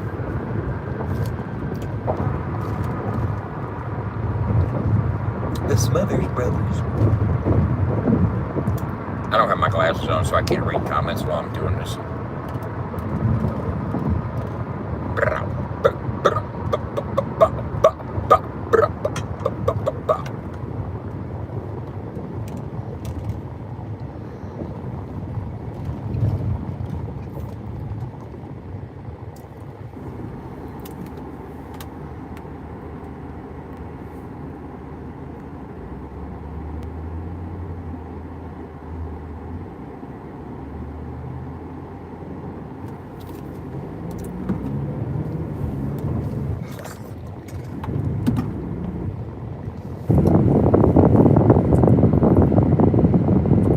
Oh, he's using this, and he's using that, and he's using a wiffle ball bat. So, I'm on the run, the cops got my gun. Right about now, it's time to have some fun.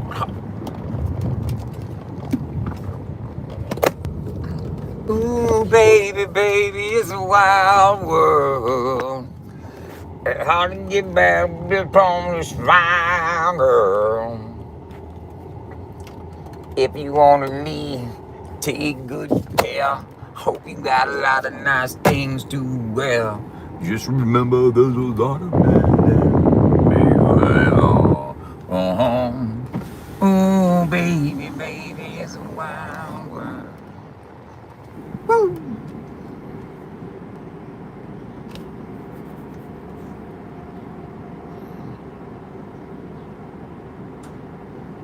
Did you use mobile stuff? What's that? No, I'm not. No, I'm not. I want to get that number 2 with a large sweet tea, and I'm gonna round up to that Ronald McDonald House. 736. Oh, 8 even. Thank you. Gotcha. Oh, oh, baby, baby, it's a wild world. It's hard to get back just from the smile. Yeah. I'll be singing the shit, hitting them notes. Thank you. You too. I'll be singing the shit, hitting them notes. Oh, she looked at me like, oh, shut the hell, it wasn't my breath, bitch. Shut the fuck.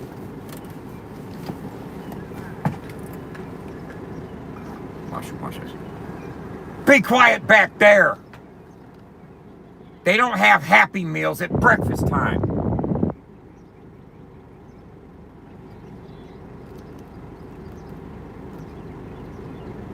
Wait till I tell your mother what you just did.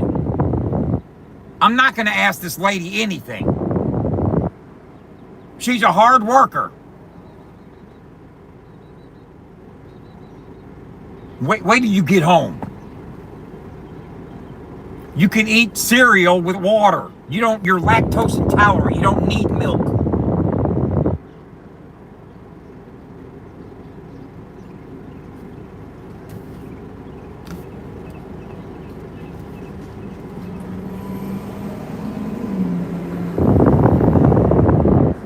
Hey, I'll ask. Hey, thank you. Excuse me, ma'am. These kids are ridiculous. Do you have any ketchup? How many ketchup? Like 4 or 5.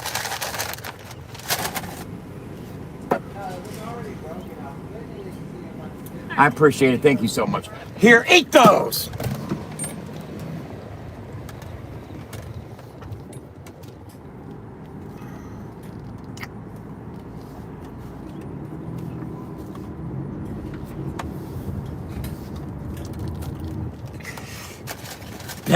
That lady at their fucking window's like, what the fuck just happened? That's fucking hilarious to me. I don't care what you say. That shit's fucking funny as fuck, bro. Whenever you fucking get through. He thinks that shit's funny. I think it's fucking hilarious as a motherfucker, bro. I think it's hilarious as a son of a bitch. Because the funny thing about it is what they're thinking. I'm in their head. You know what I'm saying? It's like, what the fuck did I just witness, motherfucker? God damn. Call CPS. There ain't no kids. There's no kids back there. I'm not neglecting any kids. There's nobody, no child was neglected during the performance of that skit right there. You know what I mean? Listen to how he talks about those kids. Talks to those kids. That's how he talked to his real kids if he had any. If he was ever there. That's how he would. That's how he does talk to them. Shut the fuck up. See how he treats those kids that aren't there. Oh my god.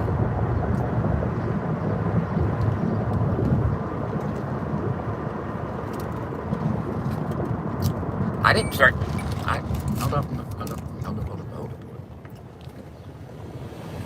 That's a nice ass truck.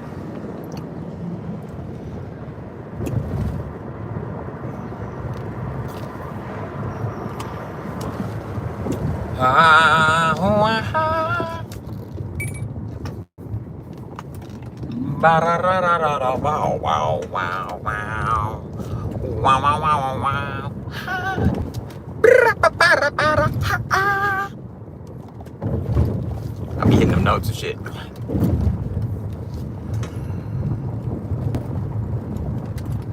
That's called oral audio stimuli.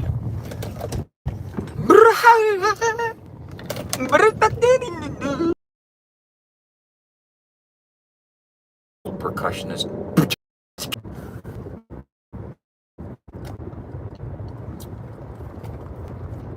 Oral percussion suffering repercussions. Motherfuckers don't know they're under my instructions.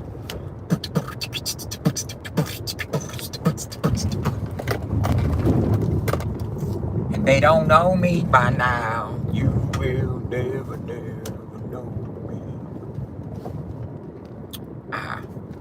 Rise above, gotta make the best out of a no-win situation. Motivational skills been lacking, slacking like I'm on vacation. Making moves better catch my groove before they leave me in the dust. But if I can't rise above this bullshit, best believe I'm gonna bust. And God I trust, ain't giving up, no. Not never y'all see that. I'm looking forward to the day I die. With your fingers, I'll be that. Alright, baby, keep it tight, like stay free and get it on tonight. Got a problem with that, but it shoot on sight. If you don't, let me know we can do it right. I'm a son, she don't come, bitch, you don't want none. Anything you do, then baby, come and get some. Till I get dumb, circle like a soul dumb. Put the girl down straight, till her. Hey. Oh, he's on beat. No, you motherfuckers don't know. Keep timing. Get him. I can prove. You guys just don't know how to catch cadence shifts. You're off time because you're staying with the same fucking bullshit ass. Man, a plan. I'ma make my stand, cause I'm king of the motherfucking quicksand. Basic ass cadence got you caught up. Ain't my fault you can't fucking sense a cadence shift and know how to. Whatever. I was always on Metro. You could fucking put a metronome to my motherfucking shit. Just, I wasn't off beat. You talking about somebody falling off?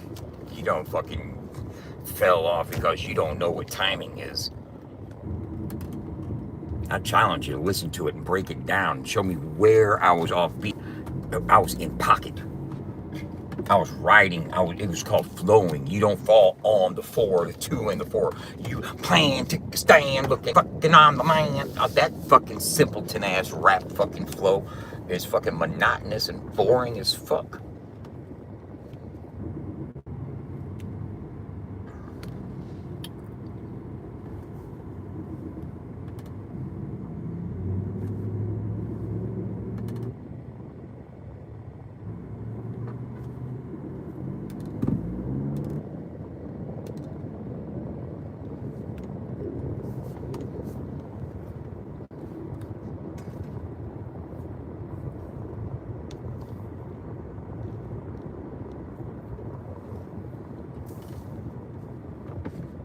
Hold me, hold me.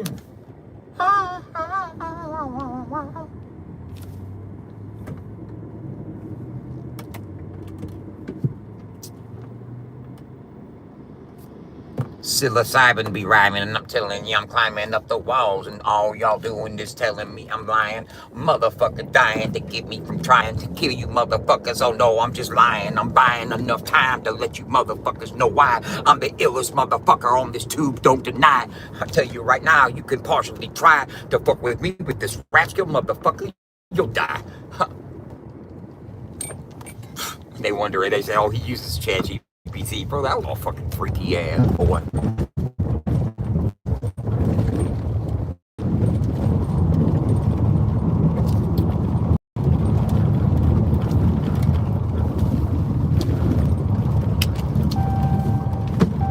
Gary, I'm coming to say hi to you and Kylie and eat my breakfast and look at the jambulance. Woo!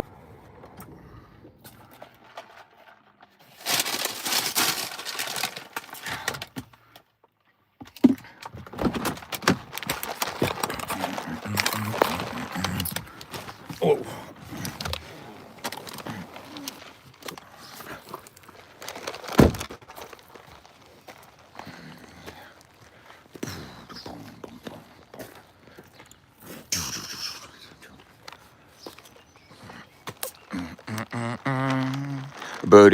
Boom.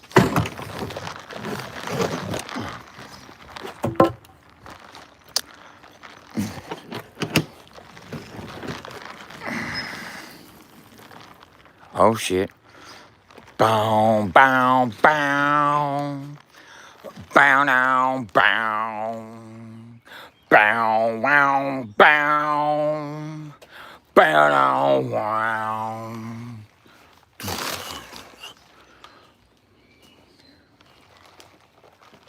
Hey. Check this out. Hey, look at this, y'all. So, Uncle Dub 2.0 wanted to put out a video showing that there have been other ambulances converted to jambulances to show that mine isn't an original idea. But what they also showed was that the jambulance has been done many times. Okay, many times. Many people have converted ambulances into mobile jambulances. No, it is not an original concept of mine. I'm sorry, I don't have first thought theory that I can claim. Do you? Where's your original concept? Where is your original first thought at? Huh? Have you conceptualized an idea that no one has ever possibly conceived that you are the first person to think it? If so, please let's see this amazing creation. Okay, this idea. No, the jambulance has been done many times by many different people have created jambulances. And what's your point there, buddy? that there's a lot of people that think, oh, wow, I can turn an ambulance into a fucking mobile jambulance. Oh, duh. It doesn't take fucking rocket science. Now,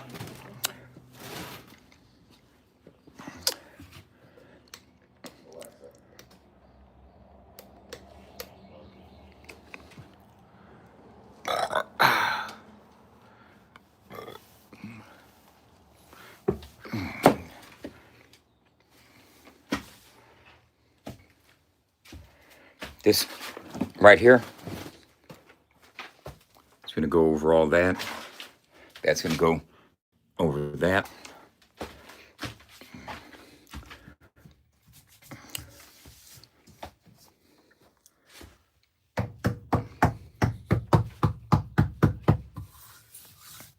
I made this. Hand built it myself. Put the snake skin on there.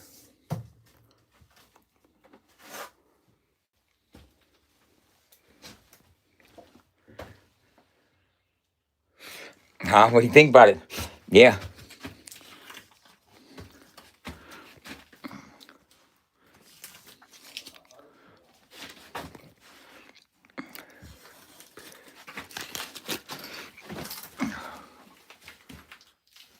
I'm getting it. We're getting it in there, ain't we?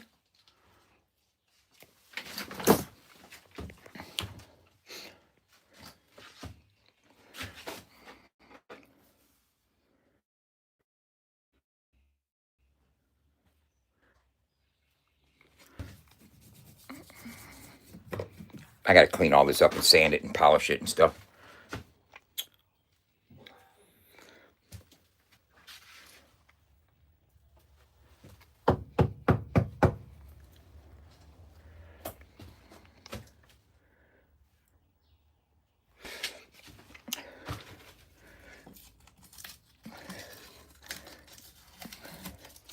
We're doing the damn thing, bro. This is a good conversion.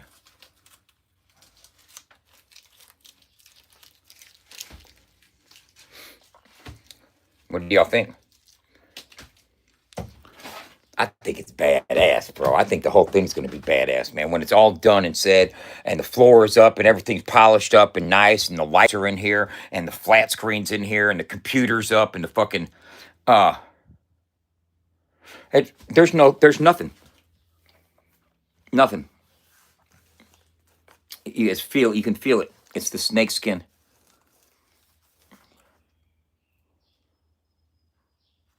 Rough, raw. And a fucking $2,000 epoxy table.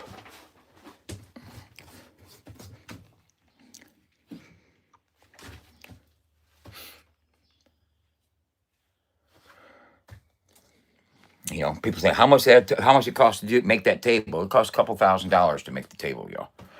I'm not even bullshitting at all. I got the fucking receipts for all the poly that was poured. You know what I'm saying? Imagine how much polyurethane it takes to fill this motherfucker and how expensive fucking the pour is.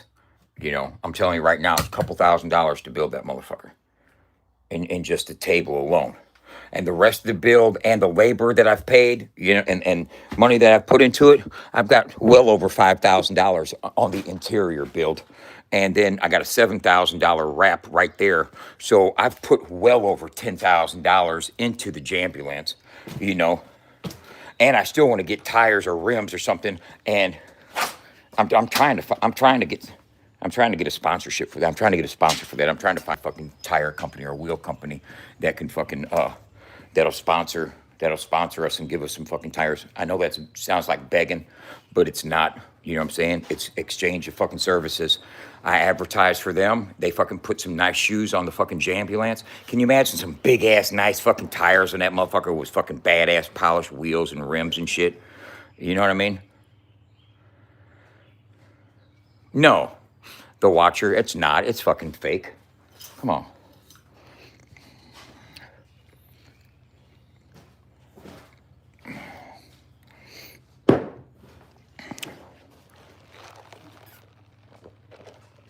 Where's Kylie?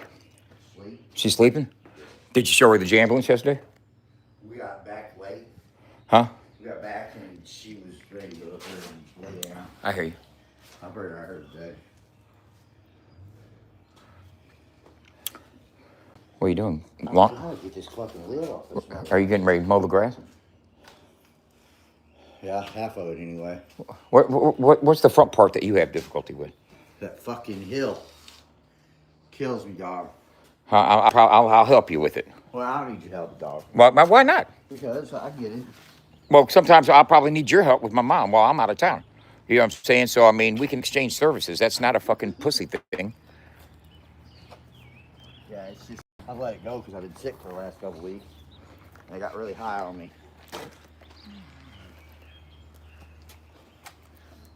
Kylie was like last night, she's like, ooh, he's snapping. Was I snapping on some Yeah, shit? she kept trying to talk to you. I didn't hear any comments. Yeah, well, it went through mine. Oh, The ling. I didn't. I didn't even. I wasn't even paying attention. I was on my fucking. I was in my zone. She's like, ooh, he's snapping. Yeah, he's snapping. That motherfucker's snapping. It's called primal release therapy, is what it is. You say something off the wall, and she like, ooh. So I tell you, this is not for children. This is for adults only. I am on. Okay, all this has got to be put in here right. My cousin's building all this, but this right here, what we're configuring here, is going to be a compartment down inside here. This is going to be able to open up, and this is going to be a little storage area down in here. We're going to have it lined inside, and it's going to be like a little cubby hole that you can store stuff, put stuff down in there, and shut it with like a cushion, an arm cushion that's going to come all the way here. You know what I'm saying? And all this is going to be, boom, lined up right. I was thinking, you see, let me show y'all something. Let me show you. This is just an aesthetic concept. You see how I got this right here? This is how I designed this. This is PVC pipe that's on top of this. I'll show you how I got it right here. You see this right here? This thing, this steel goes all the way down, and I got PVC pipe cut and put on it with a foam going over it with the snakeskin around it. So it's going to all be tucked in there like that, and this is just going to be a cushion right here in front of this seat cushion. You see how that is?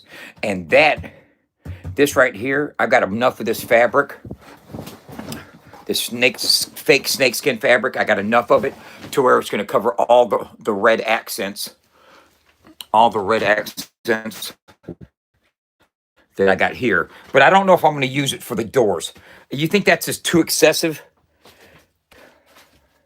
Do you think that's too excessive? I'll probably use it for the upper accents and the rail, but I don't think I should use it for the door.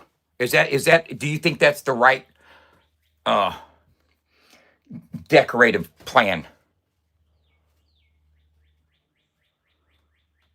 I think it'd be too gaudy if I did the whole door in snakeskin. And I just think I should put that up here, and here, and then leave the door, because when you close this door, you got that as well. You know what I'm saying? But I think I should leave that like that. Maybe paint it black. I could probably paint it, you know what I'm saying? And then put the snakeskin there and the snakeskin up there, and then leave the doors like that. I'm asking you guys' opinion.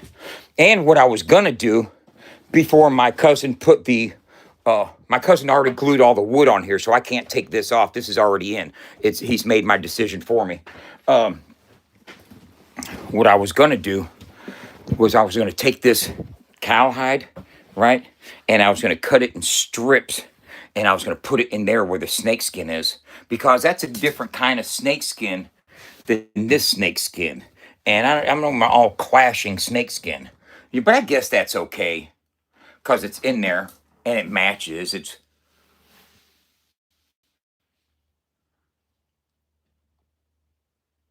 What do you think I should with it? And do you see how this would have looked if this was like strips of this were like in there?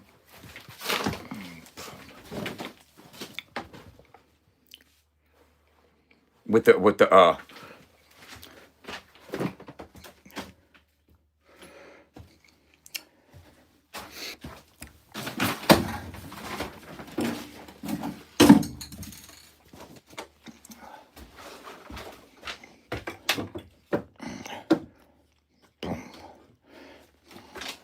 we got the floor done.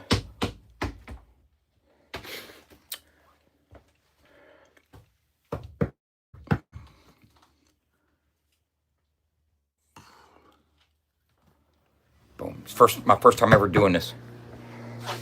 First time ever doing it. I'm tell you what, we're gonna turn this motherfucker into a fucking badass little fucking spot recording studio, bro.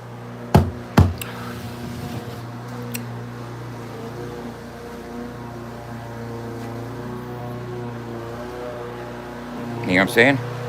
And then you get back here, boom. You get up in the booth. This is where the booth's gonna be. Microphone coming down right here. Be able to step right in here in the booth. Talk to the engineer right in here. Boom. Microphone's gonna be right here. Cup over. Bang, bang, motherfucker, kill it. You'll be able to spit. Be able to close. Hey, check this out here. You go. Boom. We're gonna be able to make it to where if you shut the door, it doesn't seal. You know, and you can open it from the inside. I started it yesterday and let it run for like 10 minutes.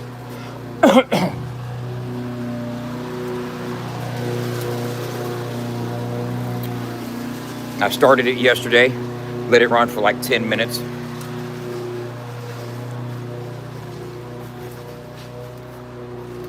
You see this right here? This logo right here? I got the same thing for the side doors. Thing from the side doors. Takes you to the website. Boom. Screenshot that.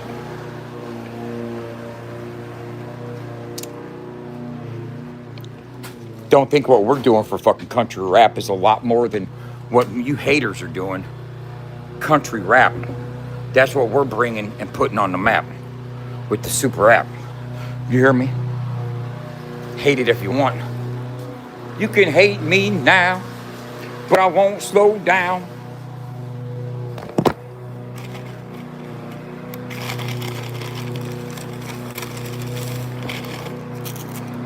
Because I'm telling you like this, check this out.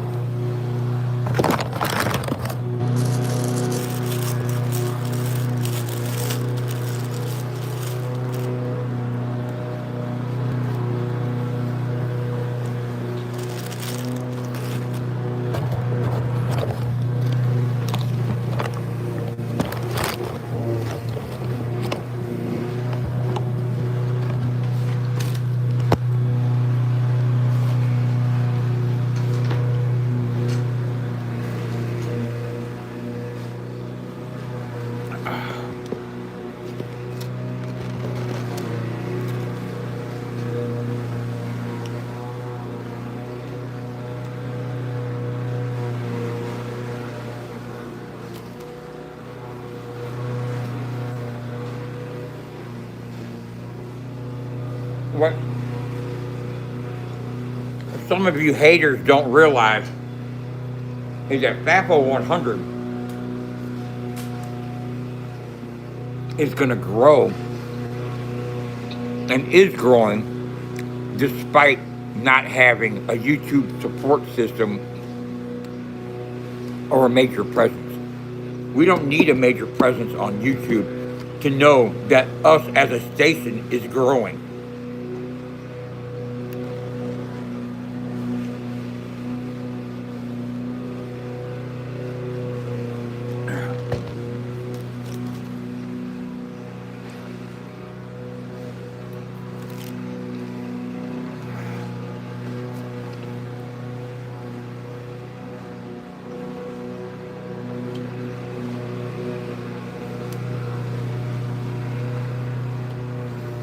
Every week we get more listeners on our radio station. Every week we get more people on our website. And every week they stay and listen and engage longer. It's all climbing.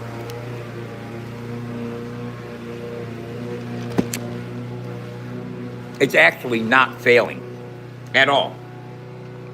No. We are increasing our listenership. We are increasing our listener duration.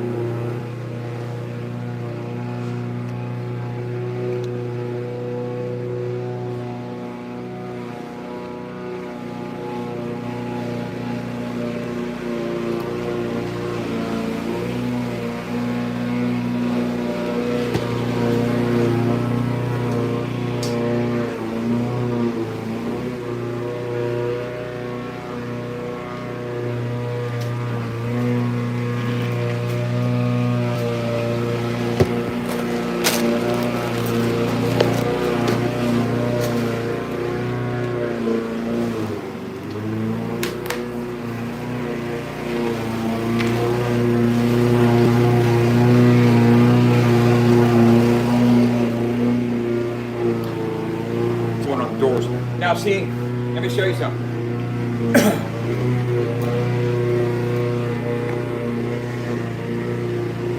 What the general public and what social media don't see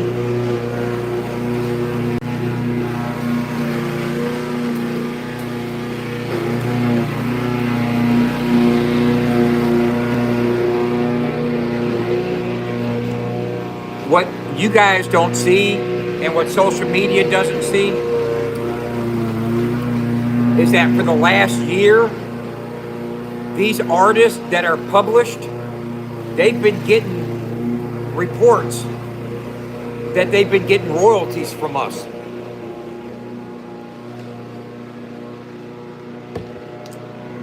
You hear me?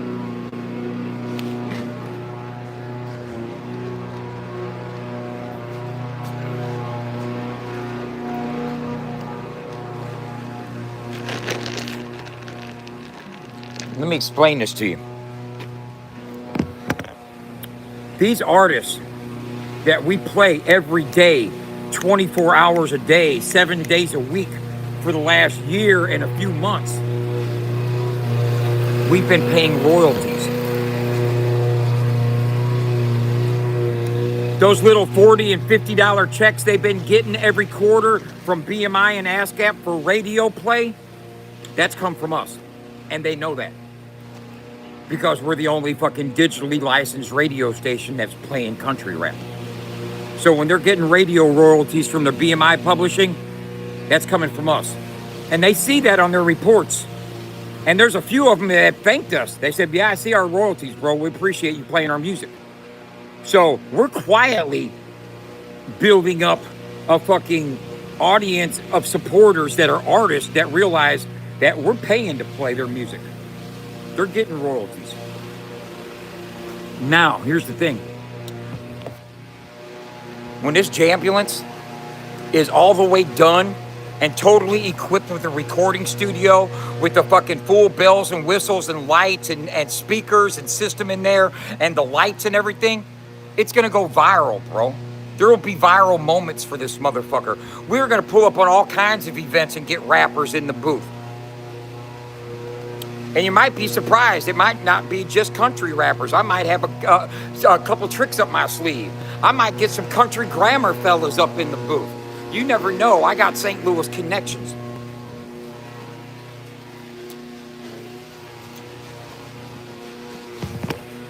I got St. Louis connections. I might get some fucking magic to happen in the booth on this Jambulance. But I'll tell you what it's gonna do is it's gonna get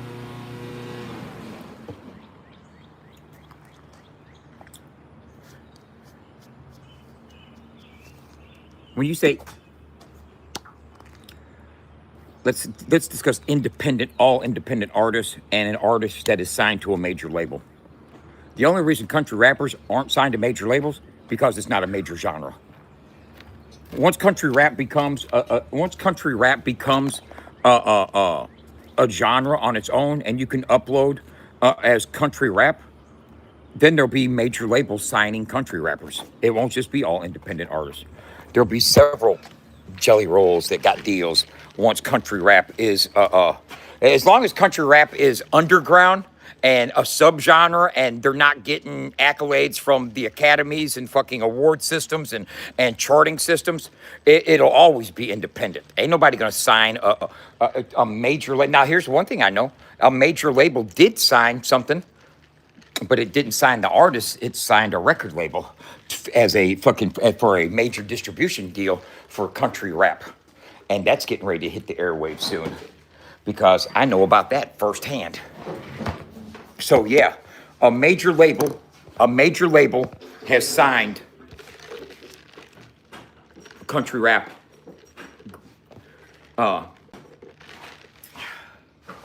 ensemble. I'm just like say country rap. I don't know, team. Let's say country rap team. There's a country rap team that has been signed by a major label, but not to as a country rap artist, but as a country rap label. If that makes any sense. Can anybody guess who it is and what it is? Any guesses?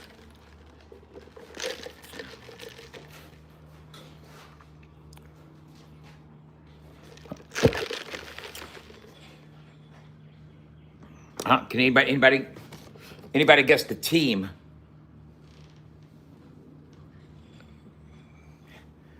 That would be a negative.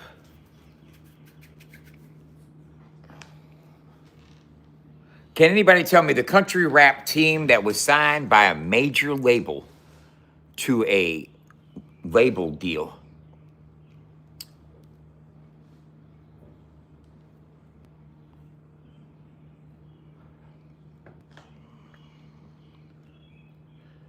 You pay too much attention.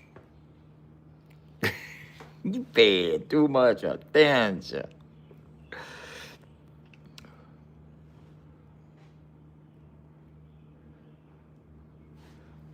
But it wasn't an artist deal. It's a label deal. Yeah, you guys wrong. You guys are gonna hear about it. It's coming. It'll be out. They're gonna be signing. They're gonna be doing signing, bro. They're signing people. They're gonna be top. But I know who they got on their list of talent that they're signing out the gate. So I mean, I know what you know. But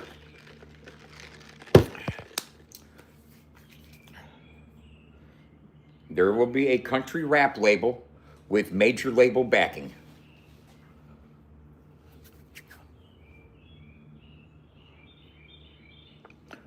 I'm just saying, there will be a country rap record label, just like Average Joe's. You remember Average Joe's or 13 Skulls, with Ron and them? There will be a country rap label with major label backing. Put into works. It's in the works right now.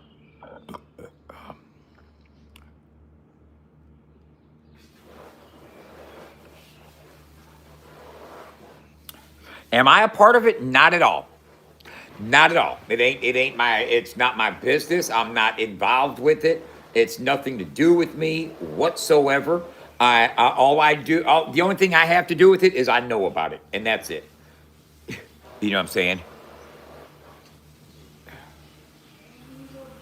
It has nothing to do with FAFO 100. Uh,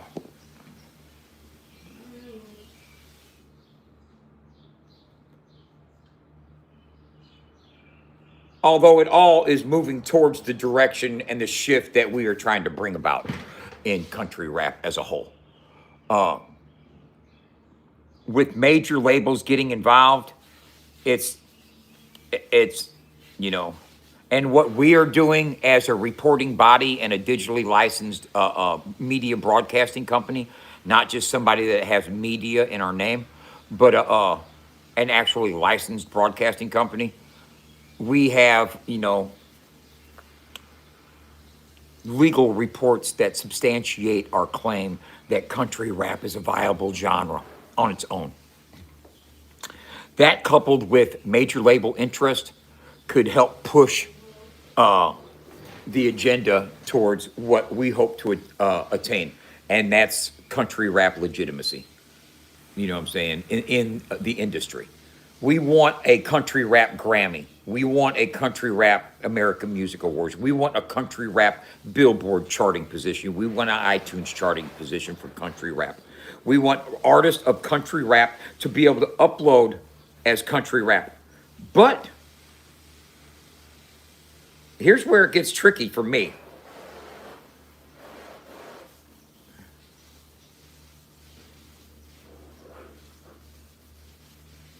Here's where it gets tricky for me.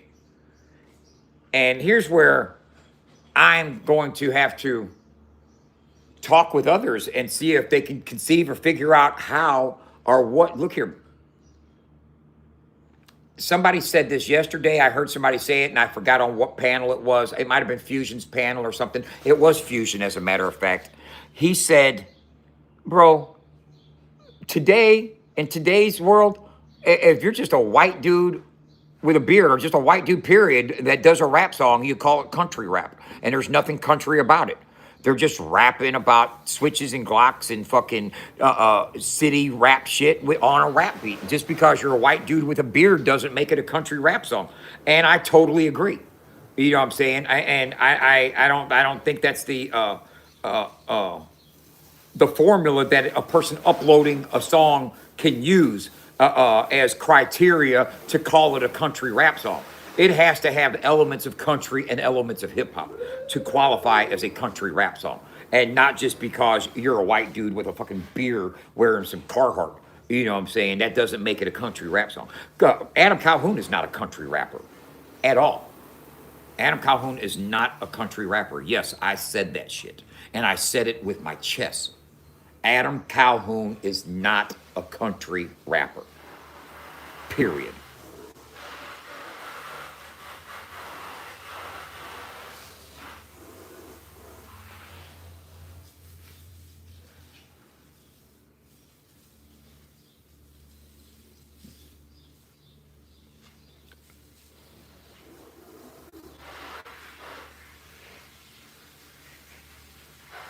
Thanks, man. Does good though. Oh yeah. What do you mean? Does good, but he's not a country rapper. Not a country rapper. You know what I'm saying? Just because a person's a white dude with a beard that wears some fucking flannel or Carhartt does not make you a country rapper. He's a fucking blue collar rapper, if anything. If you wanna say anything, No. I mean, if you're trying to say look, country rapper does not mean you got to be from the country. Look here. Is Keith Urban from the country? He's from Australia, bro. But he does country music. You don't have to be from the country to do country music. But you got to be from the country to do country rap. Make it make sense. I think if you use the instrumentation and the elements of country music with the elements of hip hop, it's a country rap song, whether you're from the city or the country. You ain't gotta be from the country to do country rap. That's what people get fucked up. You know what I'm saying? You ain't gotta be from the city to do some gangster rap. I know some boys, some white boys from the country, they ain't rapping about pickup trucks and fucking moonshine and everything else that's stereotypically rapped about for country rappers. They're rapping about some gangsta ass flipping packs and birds and fucking doing some meet me at the trap house type shit.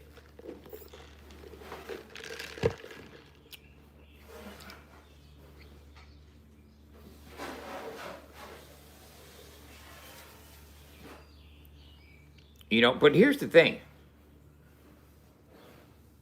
If you're rapping on a trap beat or a drill beat or a boom bap beat, these are beats that contain electronic instrumentation, keyboards, synthesizers, drum machines, samples, loops.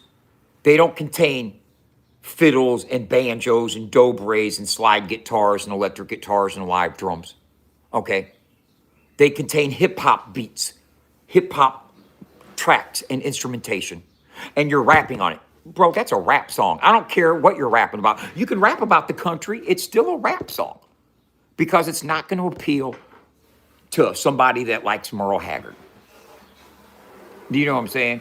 To me, an authentic country rap song should be appealing to somebody that wants to listen to George Jones and somebody that wants to listen to Tupac. And if you can find a happy medium to where you can get a fiddle in there and a banjo and you get a nice groove, a little honky tonk going, and you get a little twang in the voice and just be rapping, you don't have to rap about stuff that happens only in the country. You can rap about love. You can rap about getting locked up. You can rap about real life shit that happens all the time. Boom bap, did I make that up? No, I didn't make that up. Boom bap is a fucking style of hip hop. Come on, man, go on someplace, Third Eye.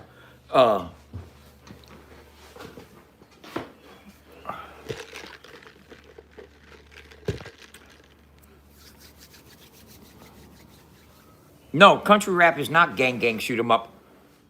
But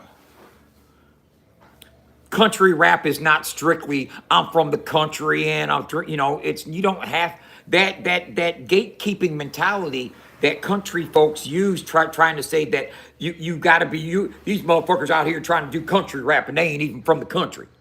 What is it? Were you trying to do rock and roll and you ain't even from where you got to be from to do rock and roll? You know what I'm saying? Where do you got to be from to do fucking the blues? Where do you got to be from to do jazz? You know what I'm saying? You got to be from a certain... No. If you got a country sound and you're appealing to country music enthusiasts and you're spitting bars...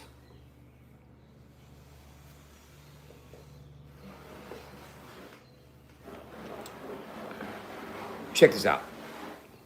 There are very good examples of country music instrumentation with I'm feeling good. Country music instrumentation with rap. You know what I'm saying? It can be blended cohesively to create an existing genre. That's how rock and roll was birthed. You know what I'm saying? And genres go through a troubling start phase to where they gain acceptance and rejection from certain enthusiasts. And look here, when reggaeton had to fight to be accepted, it was the Dominican and Puerto Rican rappers that were trying to use reggae beats to fucking toast on top of and spin their own fucking creation of fucking toasting and fucking dub music to fucking reggaeton. They had Latin hip hop lovers that didn't like the reggae. They had the reggae enthusiasts that didn't like the Latin hip hop. But they merged it together and somehow they created their own genre. And that's why Bad Bunny was at the fucking Super Bowl. 10 years ago, there wasn't no reggaeton. It was a subgenre that people of the existing genres were not liking. It had to struggle and fight for acceptance in the reggae world and the Latin hip hop world until it got its own fucking genre. That's what country rap has going through. There's a cycle. All the fucking YouTube drama and the hate and the beef and all that type of shit, that's just superficial. I'm talking about the music, what the music is and what the definition of music is. You know, despite the egos, the attitudes, the fucking personalities, the cliques, the sides, and all the shit that causes drama. When you get down to music theory,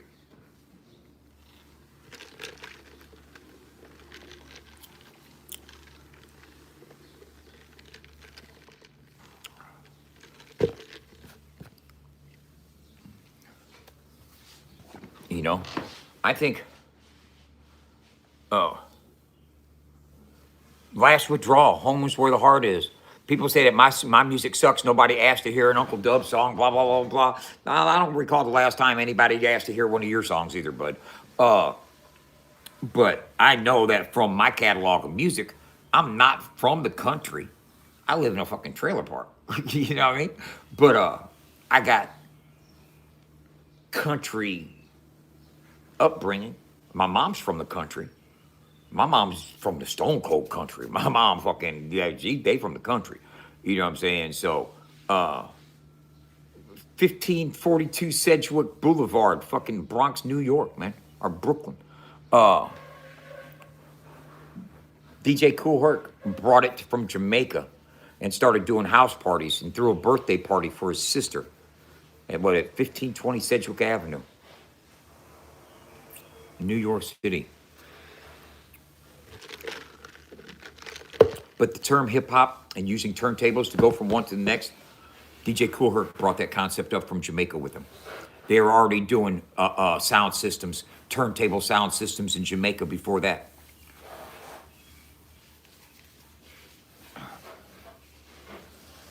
I know the origins, bro. They say I'm dumb, call me dumb, and all that other type of shit, bro. You know. Hey. What? 1, 2, 3, 4, 5, 6 fingers.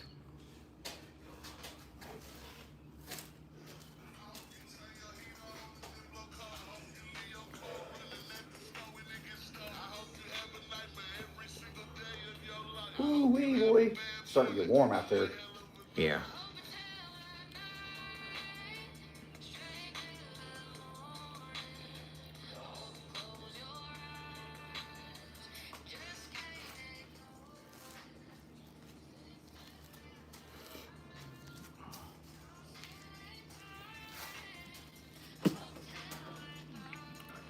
No, Blondie didn't actually start hip hop. No, she didn't. Do Blunt. they, I mean, interrupt you, go ahead. Not going. Down there where you got them decals, do they have the back window see-through decals? I'm sure they do. Price one of them to half the size of that I could put on my back window. Yeah, that same shield. They got see-through decals. They're rasterized. Yeah, we'll see how much they cost, and I'll get one of them to put on the back of the car. Another one. I'm assuming your third eye, because I see your O in 3. And I know you like to throw your little slick signs about your third, so I'm making the assumption that you're third eye. Am I correct? And that being the assumption, the correct assumption, I presume. And now I'm being presumptuous. My goodness. God, you're so funny, man. My goodness. I'm going in. I listen to Gary.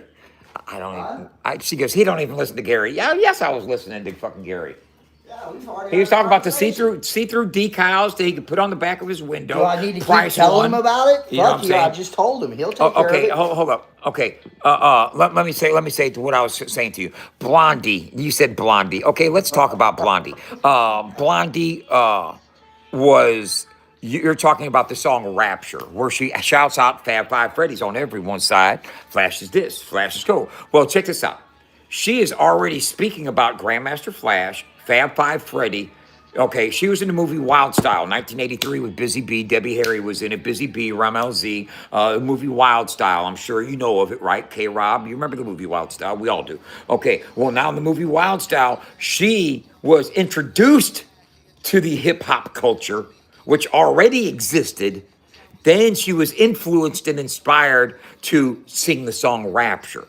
Rapture was the introduction of hip hop to the mainstream via a feature with Debbie Harry on the song doing a little rapping part. Oh, and in case you want But to it know, wasn't- it's free on YouTube to watch if you want to learn something. What? Wild Style? Wild Style. But it wasn't a rap song. Okay. It was just the first time that the mainstream was introduced to the culture of hip hop. Get it right. Okay. So, no, she didn't create hip hop. She was talking about what already existed. Dang, you know things. Hell yeah, I know things. I'm knowledgeable. Ask my girlfriend, there ain't shit I don't know. According to her, I know everything. She said you're a bully in the morning, Who? Allison. I'm not a bully in the morning. She said it must be nice to be the first thing you do to get up to be a bully. No, she was talking about them. She was I talking thought about Mud because y'all Daddy. was having a conversation. No, she was talking about fucking Mud Daddy and, Well, and Lori fuck and that them guy. fucking talking about people all the time. I saw him at the Redneck Rave this morning. He needs to go get all his meth teeth pulled. Hey, bro, they were probably fucking. They're probably talking about me right now. Motherfuckers are probably still talking about Dub. I'm over here talking about fucking the origins of music and shit. You know what I'm saying? It's crazy. Love it to death. And what blows my mind is how they could ever think that that shit that man put out beat your fucking shit.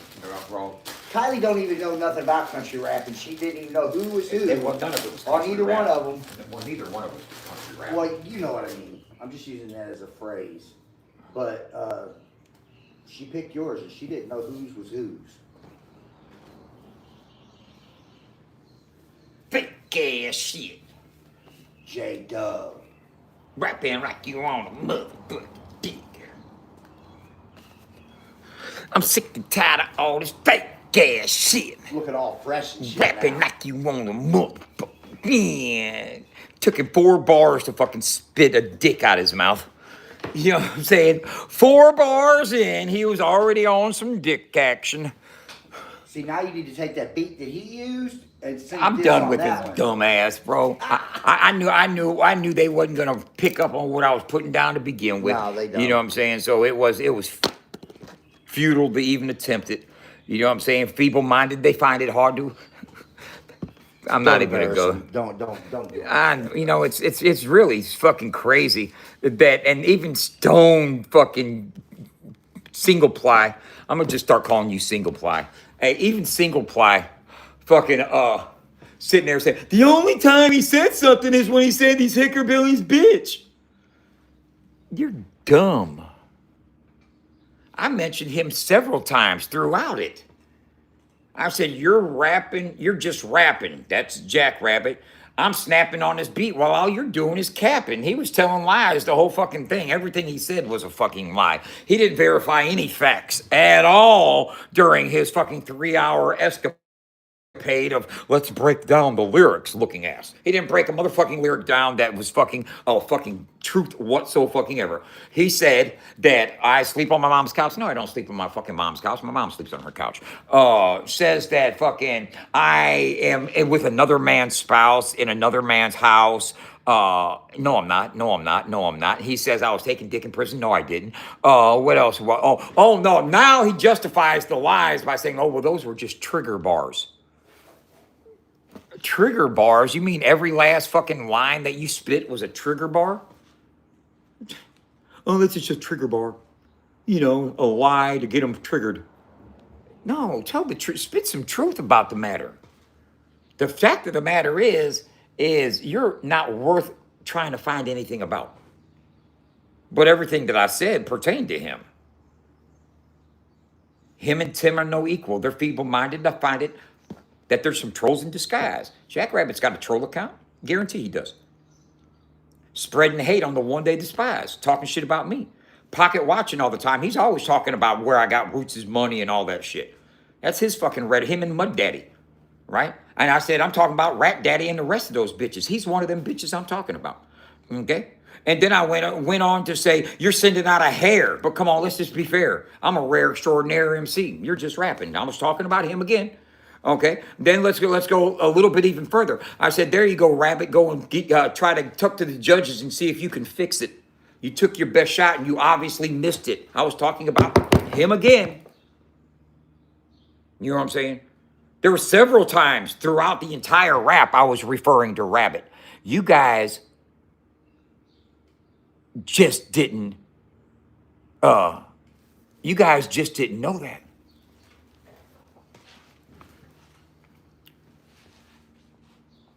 Newbury don't perform for free. He ain't gonna perform for free, Spivey. Jesse performs for free for Justin. Jesse, you give him one on the house because Justin and Rich help him with the tour. You help me out with the bonfire tours. You do me favors, I do you favors. They're good old boys. They hook each other up. So Jesse's a good dude. Jesse will perform for free, but it's I think it's business with Newbury, as it should be. You know what I'm saying? When a person's making over $100,000 in one weekend, you know what I'm saying, you could at least spread it.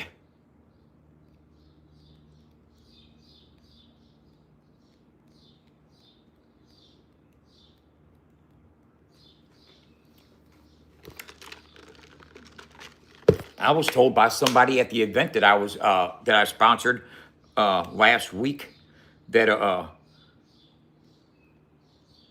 they've never been paid to perform at the Redneck Rave.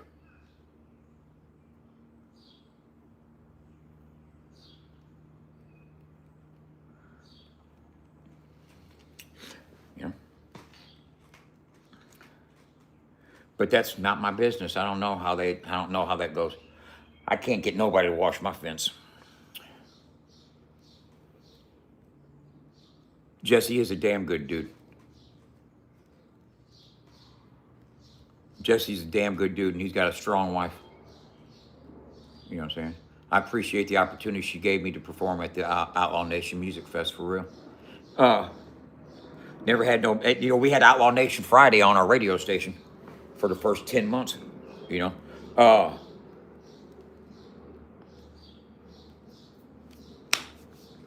Yeah, we fuck with everybody in that crew.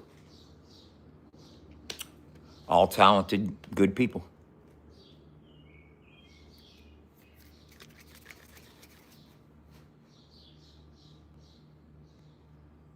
I'm not gonna go get no Outlaw Nation tattoo on me or no shit like that. You know what I'm saying? I'm just, but all good people. Cool. We'll have it playing on the radio, I'm sure. Jenny's responsible for that aspect of what we got going on, which is a good thing. Because I don't want people to think that I'm the one deciding on what music gets played on the radio station. Because then it's Uncle Dub's playlist. Who wants to hear what he's listening to? You know what I mean? That's what they'll do. It's their fucking nature to tear down anything I do. He's an Outlaw Nation groupie. He was at one time. I don't know what his status is now. I don't know if he's head groupie or not. Or head glazer. You know what I'm saying?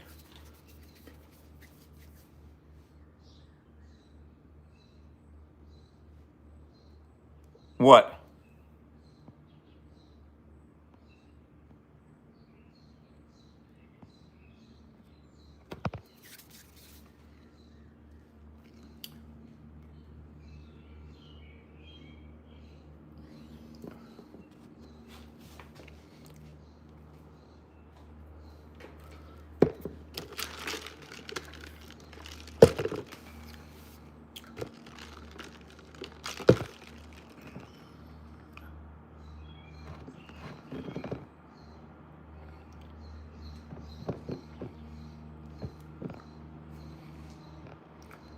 You know, FJ said something that I gravitated towards that I understand was that see how I changed my shirt just then, came out, hey, did a whole fucking wardrobe shift on y'all? Yeah, yeah.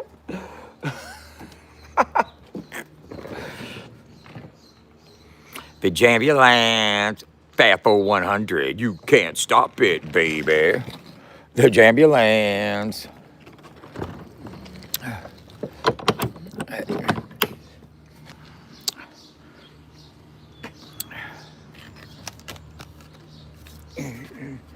Nope.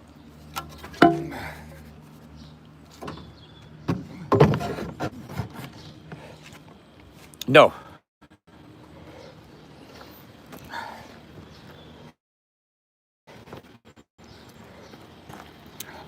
See you later.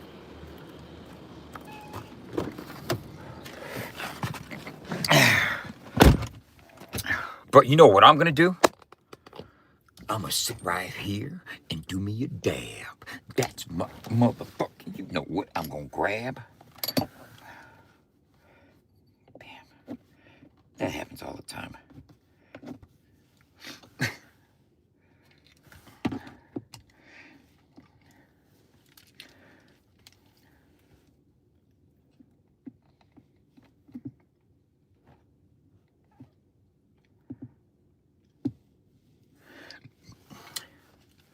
This is called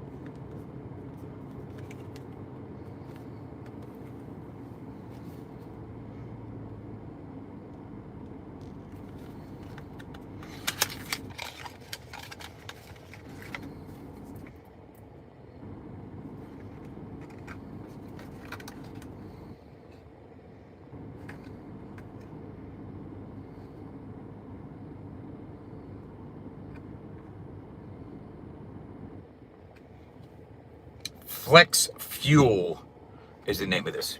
Flex Fuel.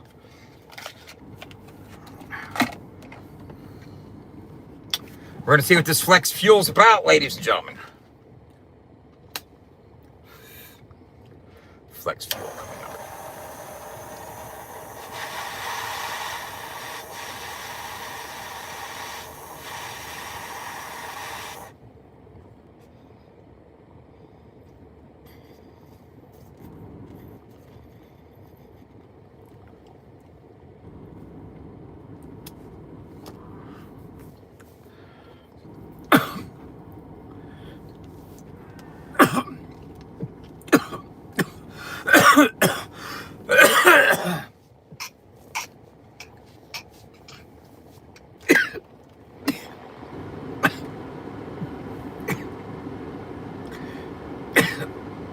Do you believe in magic?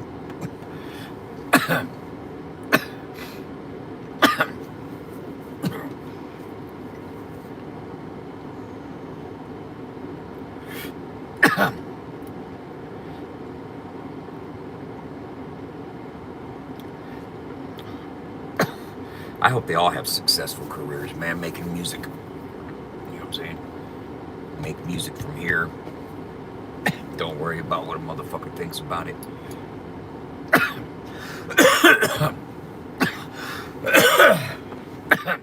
I don't know. I don't get into the discussion of who I'd rather hear. And, you know, everybody's got an opinion about somebody else's fucking talent or music. You know, it's subjective, right? It's like, you can think every song sounds the same. You know what I'm saying? Oh man, they all sound the same. You can think fucking a certain artist, fucking everything, all their ad-libs sound stupid. I mean, you can have a pet peeve about anybody. You can hate anything I say. You can say, oh, he ain't even really rapping. But I know real rappers that think I'm a beast. You know what I'm saying? So I'm not worried. And you shouldn't be, and another artist shouldn't be worried. You know? It's...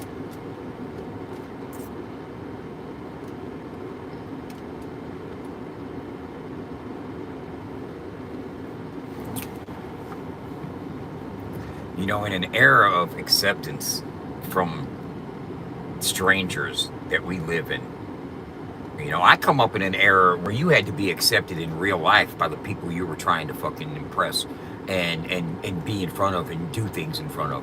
And I'll tell you what, this white boy right here, I used to have all black crowd looking at me like, what's this white boy getting ready to do? And I get up there, motherfucker, I'm a beast, da da da da da da da da da da da da.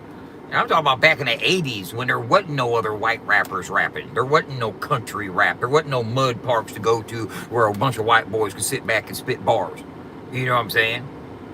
It's a different era, a different come up, bro. I mean, a different means of getting respect and earning yours, man. Paying your dues. Y'all know what paying dues means. Y'all come in straight to the top because you got a little money and some connections and your buddy hustling a rapper. You know what I'm saying? There used to be motherfucking back in the day, motherfuckers snatched the mic from you. You wouldn't get it back. Get off the stage. You suck.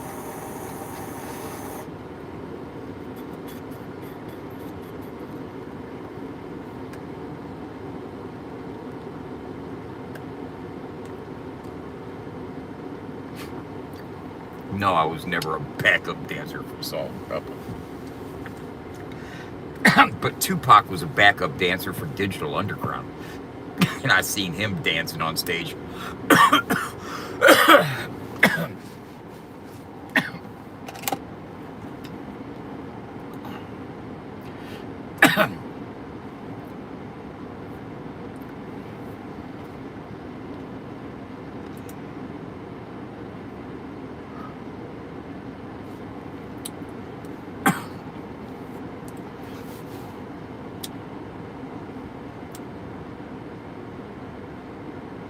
Me and Mariah go back like babies and pacifiers. Shout out, oh dirty bastard.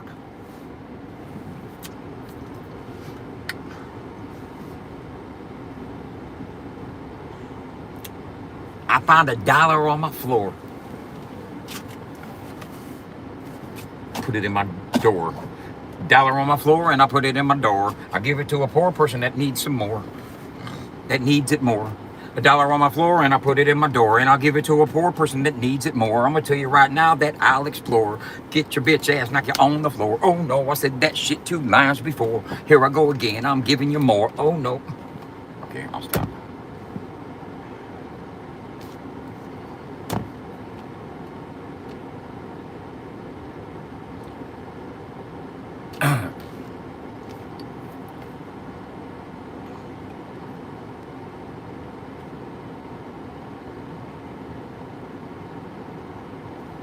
No, you know, here's the thing.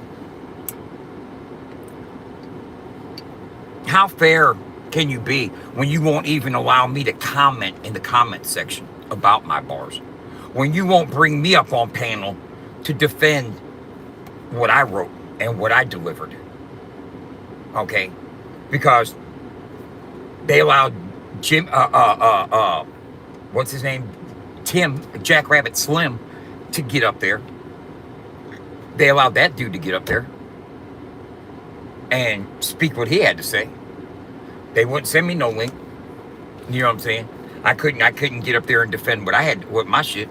So I just had to text Jimmy. I had to keep texting Jimmy every time fucking Tim would lie and say he was using ChatGPT. I was like, Jimmy, he's lying like a motherfucker. I didn't use no fucking ChatGPT. That's why Jimmy's sitting there reading the messages and saying, I don't think he used no ChatGPT. And then I'm saying, they're not saying I didn't fucking talk about Jackrabbit. I said he's a hare. I said, talked about him here, saying he's spitting lies, talked about him here, talked about him here, talked about him here, talked about him here. You know what I'm saying? Just because I didn't say Jackrabbit, he didn't say Uncle Dub, not once. Just because my bars were flying over your heads and you couldn't comprehend what the fuck I was saying in real time, I had to slow it down for you. I'm snapping on this beat. All you're doing is capping. I'm sorry I didn't say all Jackrabbit Slim is doing is capping. That's too many syllables. It wouldn't have fit in. You know what I'm saying? I like rhyme structure, a little bit of structure. You know what I'm saying? Jackrabbit Slim. That's 4 fucking syllables. That's too much motherfucking syllables. I'd rather say that bitch. You know what I'm saying? It's the same difference. I'm pretty funny, ain't I? I'm talking about, I'll be funny as motherfucker. And I know some of y'all hate that shit, though. Because you hate me, but you'll still laugh at some of the shit I say. I'll make that make sense. I didn't fart. But make it make sense. Get it? Make it make sense.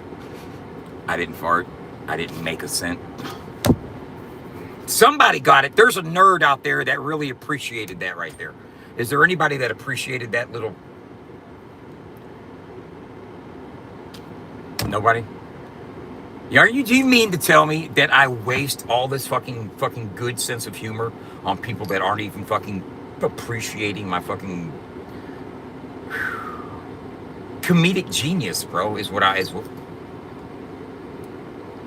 throwing at you guys. Can I get some appreciation? Can I get my flowers? Can somebody please throw some flowers at me?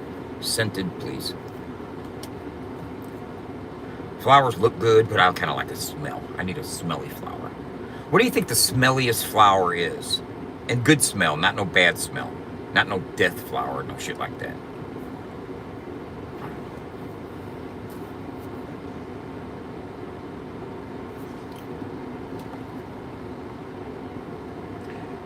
I'm gonna stop talking until some of y'all start answering. I think maybe I'm talking too much and it's keeping you guys from answering. So I'm just gonna slow it down a little bit.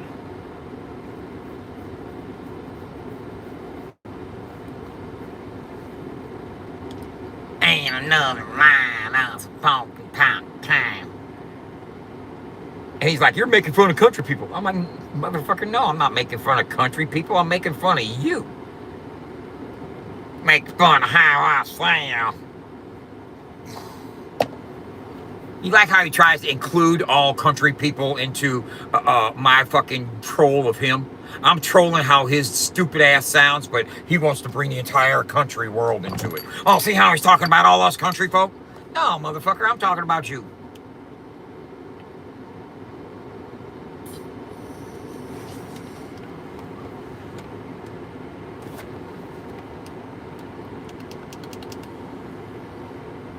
It's on a countdown.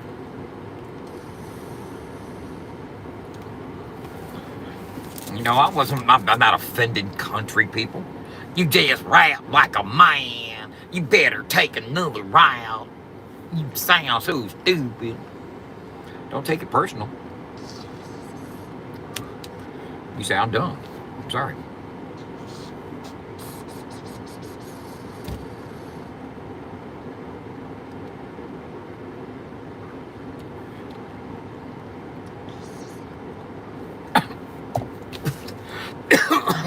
See?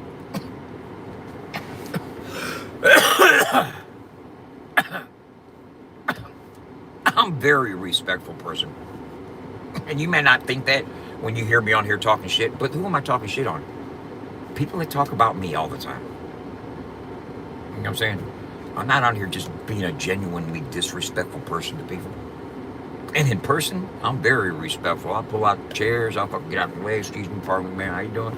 You know, I'm real cordial and easy to get along with. I don't walk around with no attitude, no air of superiority. Hey, what's up? How y'all doing? Hey, come in. Hey, you want to smoke something? Hey, you want to drink something? I'm too friendly. Okay, if you want to know the fucking truth, I'm probably too friendly. You know what I'm saying?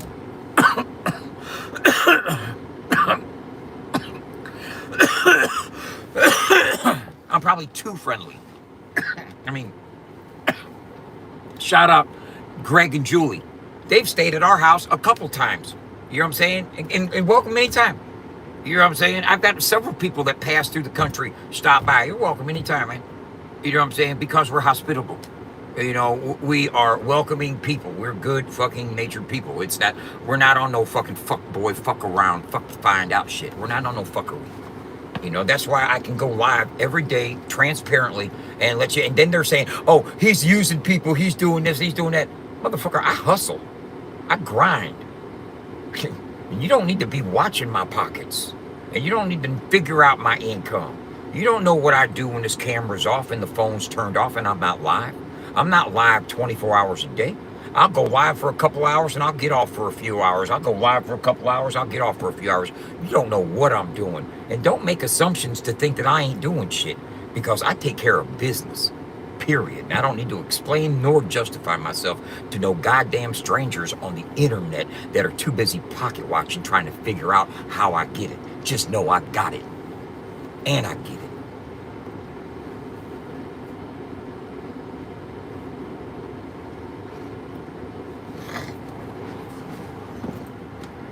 Always worried about how a motherfucker pays for their rosin and how much they're smoking and where they got it from and all that other motherfucking bullshit. That's weird. That's fucking... Worry about your damn self. Sit around and discuss ideas. Or speak about yourself. Let's hear about your history. Let's get a history lesson. Talk about what you got going on in life. Tell people about your history that's so beautiful and wonderful and above everybody else's. Instead of talking about somebody else's life. About how they're wrong and how they're bad and how they're not good and how their nails are dirty and how they fucking are low-level fucking drug dealers and how they're fucking, they don't know country rap and how they're offbeat and how they're doing this wrong and how they're doing that. Just shut the fuck up. You guys don't like me. We get it. We get it. I mean, I definitely get it. Anybody else don't get it?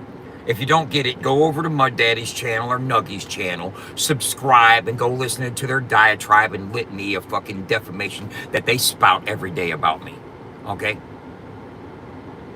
Go ahead and jump on that. Because I've been to A1 since day one. And motherfuckers that ride with Dub can all tell you. I ain't no fuck boy. I ain't do no fuck boy shit. I don't record conversations. I don't fuck with motherfucking foul people. I'm a damn good person. And good people see that. And you know what hurts my heart? Is when good people fall for their bullshit.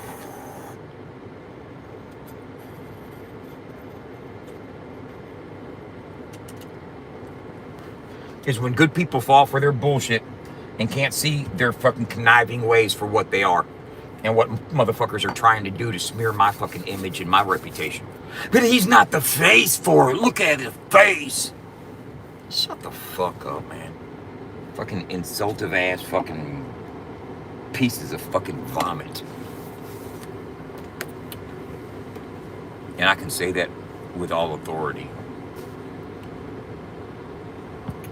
Parasitic leeches. Grifting. No passion whatsoever. Malignant tumors. Holier than thou. Superiority complexes. Trying to police the streets. Mentality.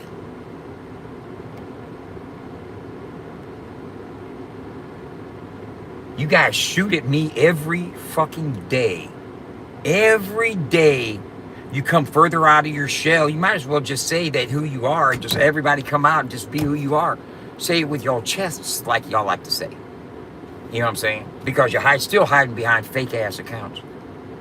The Uncle Dub 2.0 pages trying to be insidious with fucking insidious accusations. That I'm something right, and then fucking Stone Dad falling right into it. So I'm, how come you can't be around kids, bro? Watch yourself, man. Because you're a face that can take it all. And what I mean by that is birds of a feather flock together. And they may be hiding behind fake pages and untouchable, but one day you could be. And keep on saying something about me and kids, and I will make it a point to show you what the fuck you shouldn't be even talking about. See, Danny Nicole tried to tell you the other day you need to stop with that shit. She was giving you good advice because you can be found and dealt with. Don't think all this shit on this internet is fake and phony. You ain't in a position of strength nor intelligence. You should just shut up when it comes to that stupid ass shit. Don't feed off into that single ply. Don't feed off into that. Listen to Danny Nicole. I ain't never done nothing wrong to no kids ever in my motherfucking life. And never would I. I've actually put in work on a child molester in prison and broke a motherfucker's jaw and did 9 months in the shoe because of it. You hear me? Hold on for a second.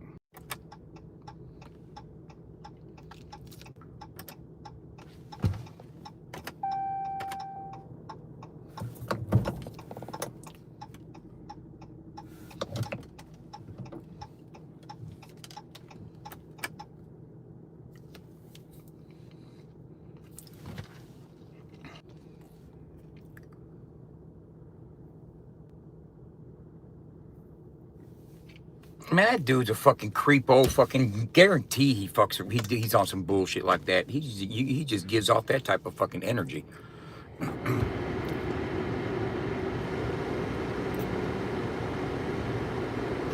You like that?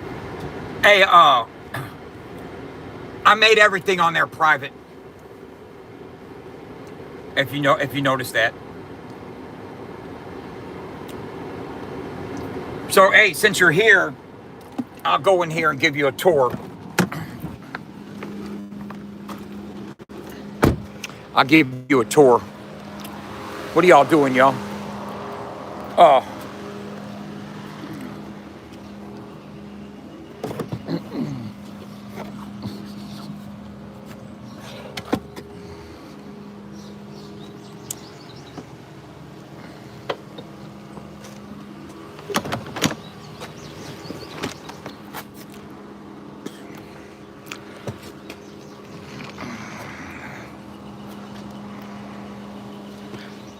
The ambulance, baby.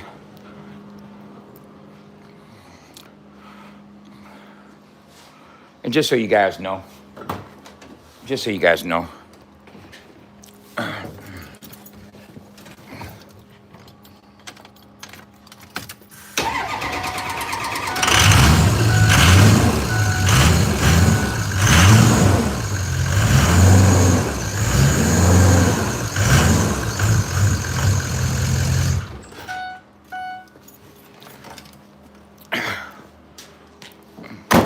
starts right up.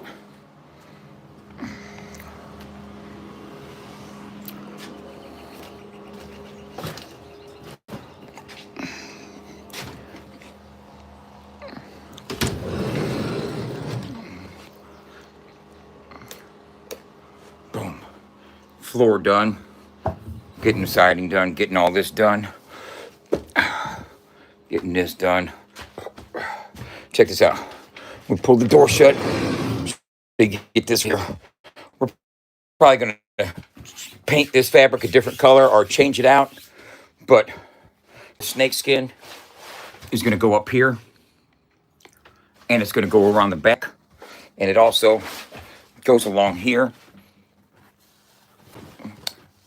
That's gonna go along all the way there when it gets all the way in. It's being pieced out right now.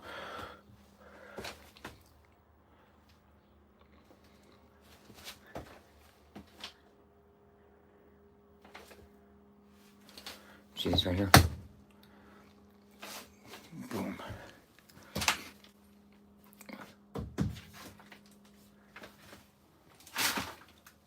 Once it gets all cleaned up and polished and everything, and in there, these doors are gonna go in there. I got the other door outside. It's gonna go in there. This right here has got brackets on it.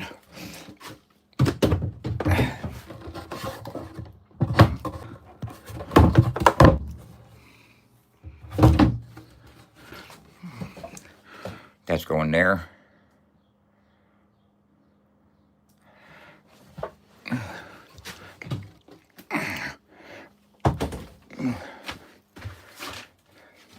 Gonna have a flat screen here. I got an NC2 Rode NC2 microphone.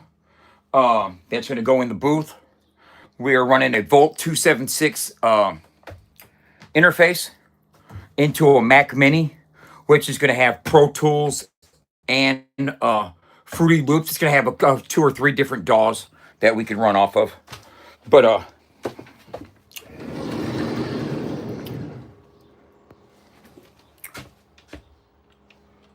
boom.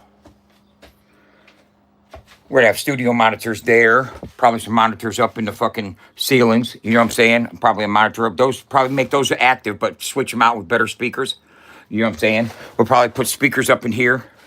Out here, this right here, it's gonna have either 215s or 218s, depending on what I can get in here. It might only have space for like, maybe a big 18 could fit in there, but it definitely 15s.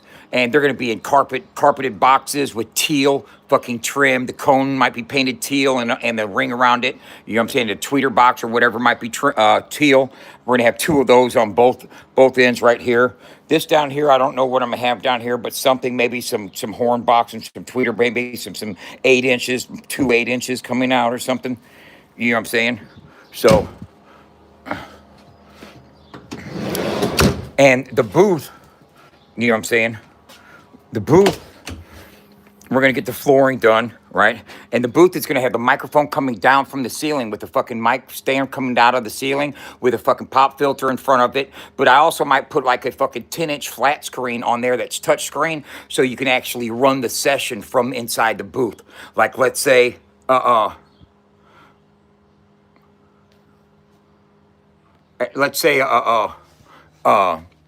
of the EMTs, like let's say Mad County or Hobie has got the ambulance and they're at a location and they want to record something and get in there and do it themselves. They can run a session themselves from inside the booth. I got to put a latch so you can open up the door from inside.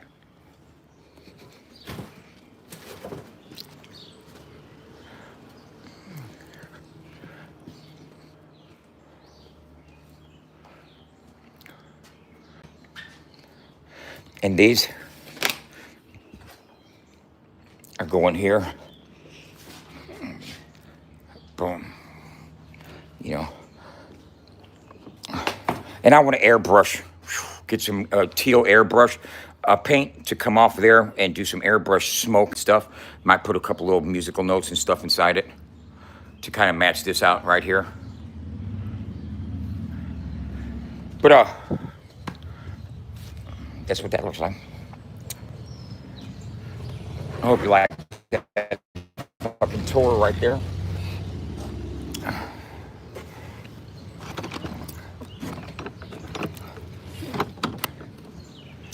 Now I'll tell you, as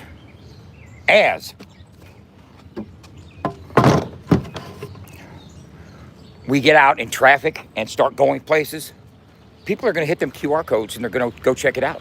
They're going to be curious. And when they hit the QR code and they go to the website, they're not going to see the face of FAFO 100.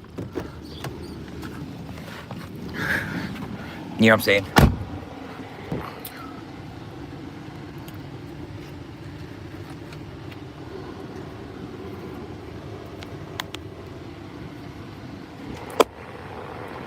They're not going to see the face of FAFO 100 that you guys hate so much.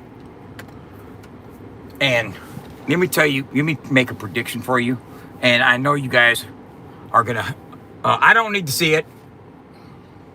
I don't need to see it. Why? Hey, crypto, I need to know about this. Okay. Are you scared of mice? No, I'm not scared of mice, but I don't need you to fucking, what's up? No, I'm not. Crypto caught this motherfucker and was laying in there on the bed with Molly while she was asleep, waiting on her to wake up so he could give a gift to her. Oh, wow. Yeah. He's alive? Yeah, he was holding it in his mouth. You gonna let him go? No, I'm gonna kill him. They make babies, bro. Okay, well, bye. You alright? Yeah, I'm fine. I'm getting out of here. Alright, put my wrench back on her, too.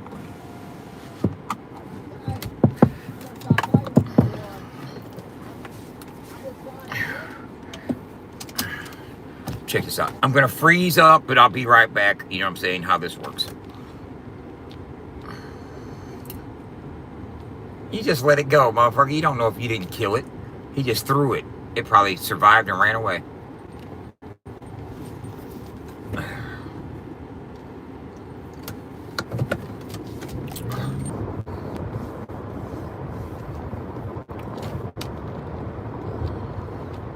This is a question. This is a question for the ladies. Do you wash your underwear before you wear it? Or do you like to pre-wash your drawers before you put them on your ass? Or do you wear them fresh out the pack?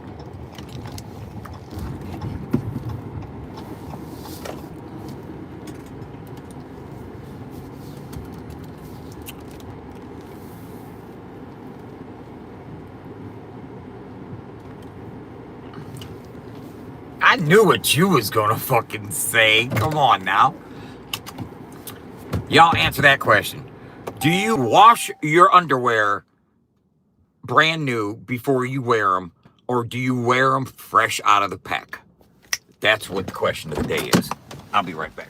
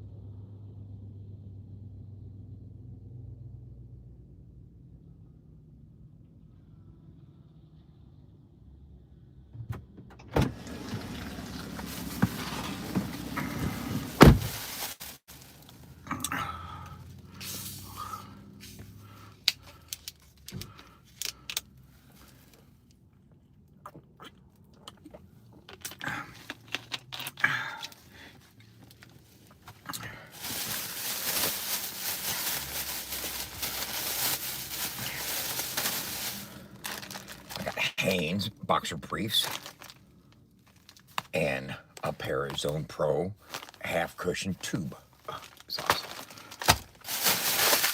I don't like wearing ankle socks. I like to take my socks, like fold them down a little bit. I like to decide on if I want them low or not. I don't want to have, the inability to be able to pull them up if I want to. But, you know what I mean? Got a problem with that.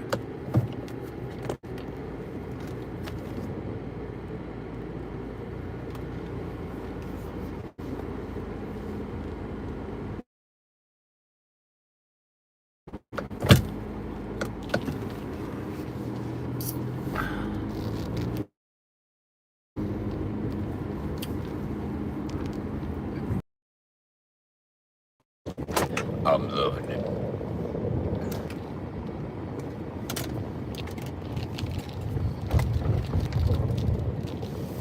Heavy dose of loving today. Because I'm going to be gone for a few days. And my mom don't pet cats. So Sammy's going to be trying to be all affectionate with my mom. And she's going to be like, get the fuck away from me. He's going to feel the rejection. And I just got to let him know, buddy, I got you, man. I'm going to pet you when I get home.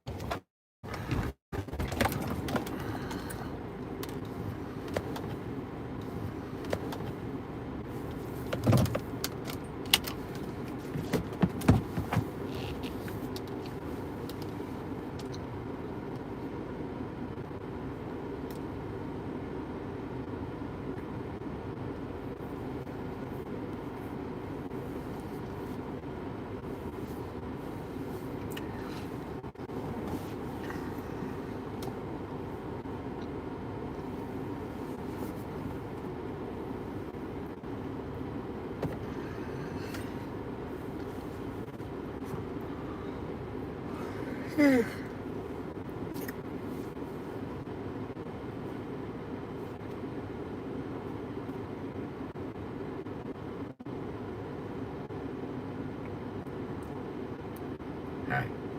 How are you doing?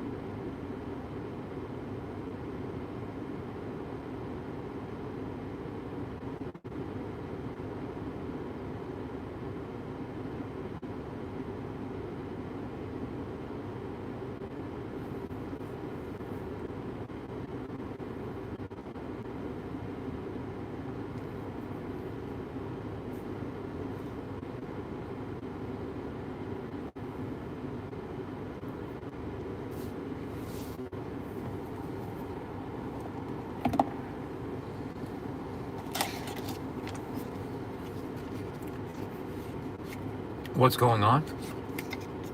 No. Just giving back the same energy. You know what I'm saying? You guys give me the silent treatment, I'll give you the silent treatment. We can all be silent together. You know what I'm saying? One-sided conversation, you know, I like a little engagement. If that's what it takes for me to get people to ask questions and engage in any type of meaningful way, then that's what I'll do. Yeah. I have patience. That's something that a lot of people don't realize because they see me all over the place. I'm always moving, grooving, doing this. I don't slow down. That's the impression that people get. But in actuality, you don't have to justify. You don't have to give me reasons why you weren't engaging.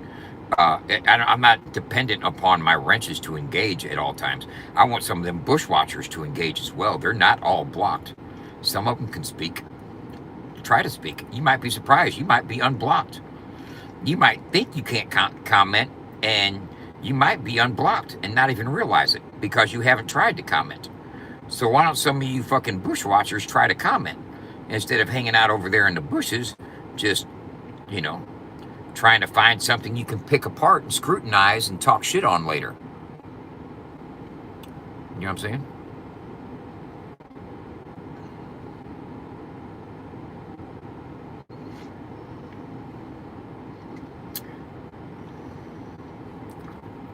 Why did your mom's family move away from New York? Who are you talking to?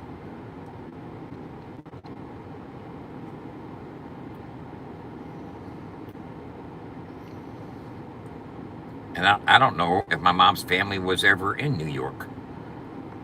And if you know that, you know more than I do.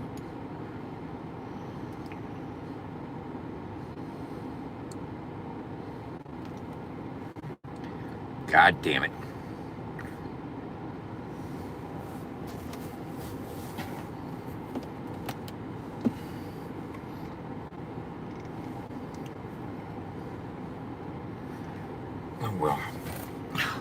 Oh well. No, I never said my mom was from New York. I said my mom from the country.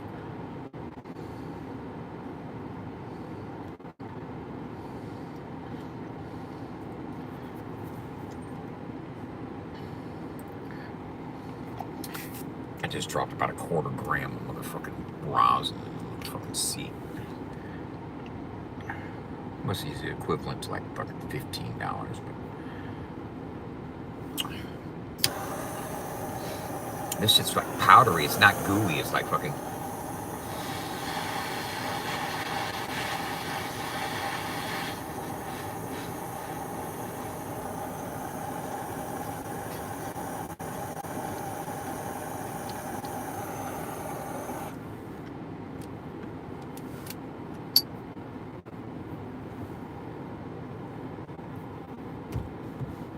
Now that was gay.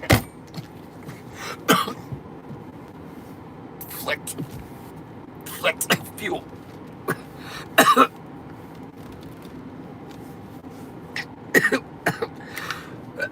Okay. That's what I'm talking about, baby. Get into my belly.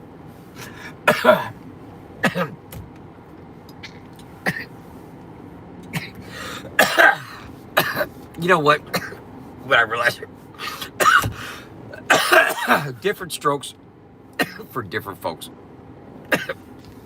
The same things I do that people hate me for, other people fucking love it. You know what I'm saying? And not giving a fucking pothead, there's plenty of them that feel me. Free-spirited.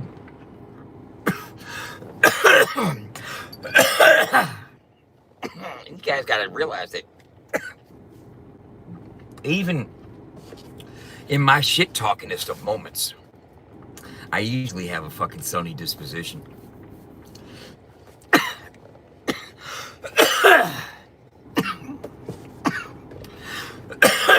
You have to admit that. You hear me? You have to admit that.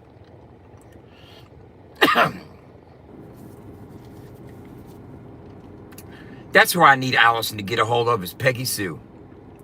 I need to find out what happened to Peggy Sue and her husband out in Utah.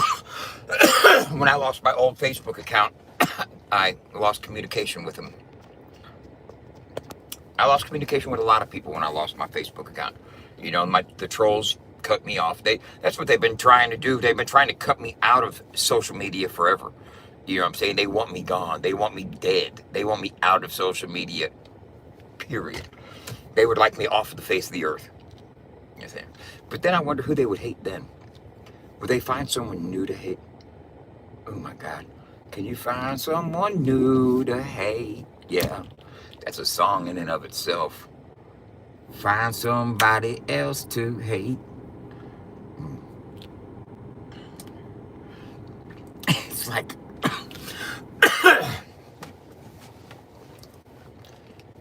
my animosity towards people, I believe, is totally justified. Seriously. Seriously. You ever felt like you got snaked and fucking backstabbed? I do. Wholeheartedly felt like I got fucking stabbed right in the fucking back. Snaked the fuck out. Without a doubt.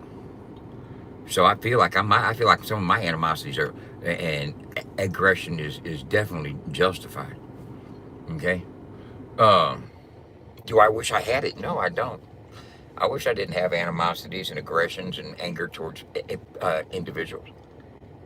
But you know, you get your buttons pushed, you get triggered, people continue to do malicious, malignant lies and fucking pages and all that shit that them bitch ass motherfuckers are doing. Right? And they continuously try and try and try to make you look bad on a daily basis. When all you're doing is living your life trying to build something that can help a genre of music that you've been involved in for nearly 15 years. It didn't just start fucking with country rap music in the past 3 or 4 years, but I know people deep in this game.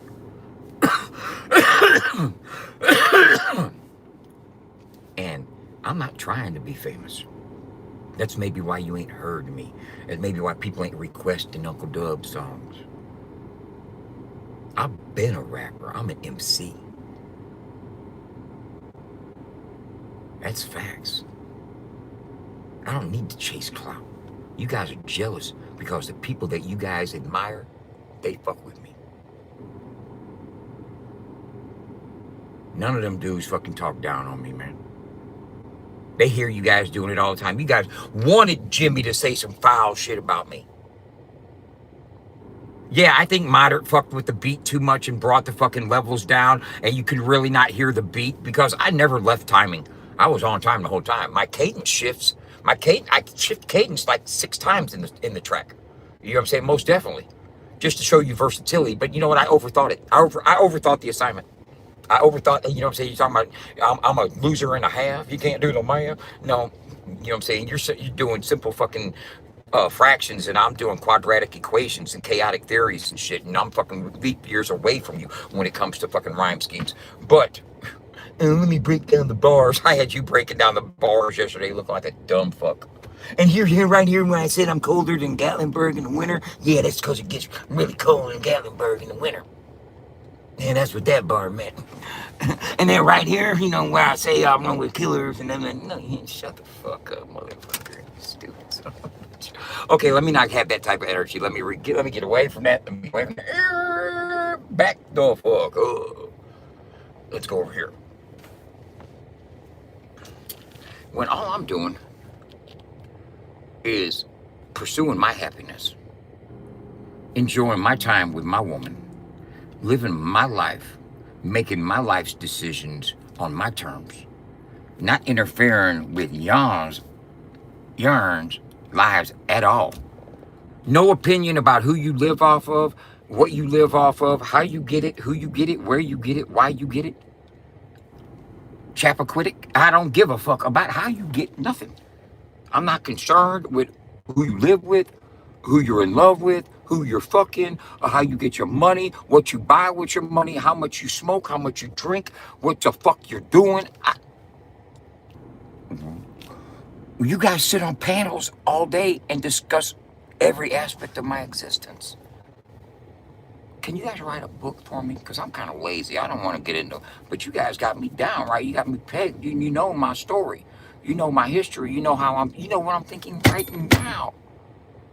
You know what I'm saying? You got me pegged. You know everything about me. Can you write my story for me, please? And don't be biased about it. You know what I'm saying? Be an honest, give an honest, open-minded opinion about me. You know what I'm saying? You think you guys can do that? Fuck no, you can't. Opinionated motherfucking hoe-ass motherfuckers. Fuck every last one of you that sit over there talking about me all the time. When all I'm doing is living my fucking life. The only animosity I got is directed towards the bitch-ass motherfuckers always on my head. Simple as that. Anybody else? I ain't worried about none of them. You can get people up on your panel to say something negative about me. That doesn't put me against them. They were influenced for a couple seconds. They get around me. They don't talk that way. You ain't gonna get nobody up on your panel to disrespect me to just do it in real life for no reason. Seriously. That's just human nature, man. It's human nature for people to respect one another, man.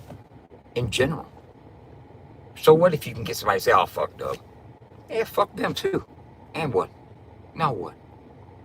Crash out? Okay, let's go. That don't mean shit to me. You guys try to make it be something.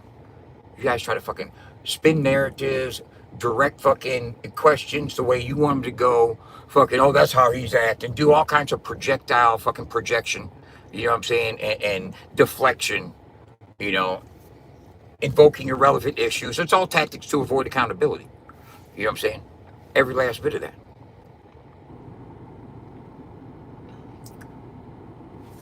Hell yeah, Greg.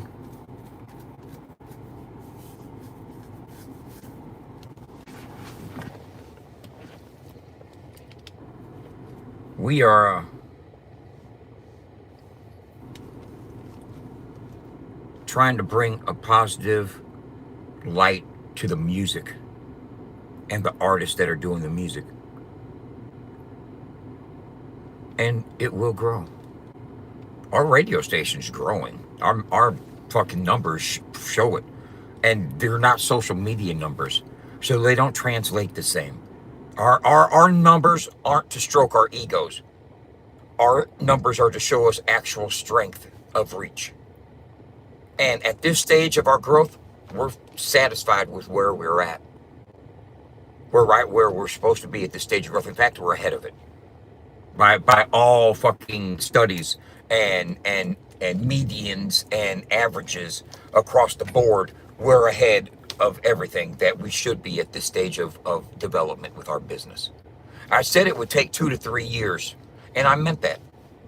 You know what I'm saying? I said it would take 2 to 3 years. You remember that emphasis on 3 there? I said it would take 2 to 3 years for us to be fully in stride and going. And you guys are counting us out after a year and a couple months. And I said it might take a few years. But already a year and a couple months in, we're doing fucking way better. Don't fucking let the smooth taste fool you. Just because you ain't seeing it all over the place blowing up and all that stuff. We're fucking getting the foundation together. Laying the foundation, getting it developed. So by the time social media catches wind and it starts going hard on social media, we'll be well established with what we have developed, with a community and an ecosystem and structure and functionality throughout the whole thing. You got to secure the foundation when you're building something. I'm not quick to run to fucking ego numbers like you guys are. Well, look how many views you're getting. You're only getting a couple hundred people a day on your website. That ain't shit. It's a lot more than you think it is. Those are a couple hundred people that had to stop what they were doing. Leave social media, get off of Facebook, Instagram, TikTok, and YouTube, and come look at us for an average of fucking 15 minutes. Okay? That is an accomplishment. That doesn't involve the ego, which you guys need stroked on social media. That's your dopamine. That 200 intentional views averaging 15 minutes is the equivalent of like 5,000 views that you guys flip over. Oh, look how many fucking views I got. That didn't mean shit. That held no value. Every one of our views that have a session duration of 10 to 15 minutes is a very valuable view. The CPM goes up on those types of visitors.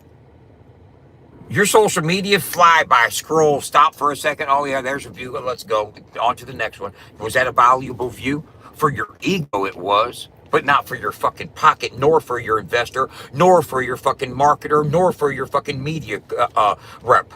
None of that mattered. It was an ego boost. It was a dopamine spike. That's all it was. Once you take the dopamine out of the equation and take the ego metrics away from it, and you get the raw numbers of people that want to be for you at your content, that want to consume what you're giving them, and are going to stay for an average session duration of 10 minutes and more, which is fucking amazingly outrageous for a website, then holler at me.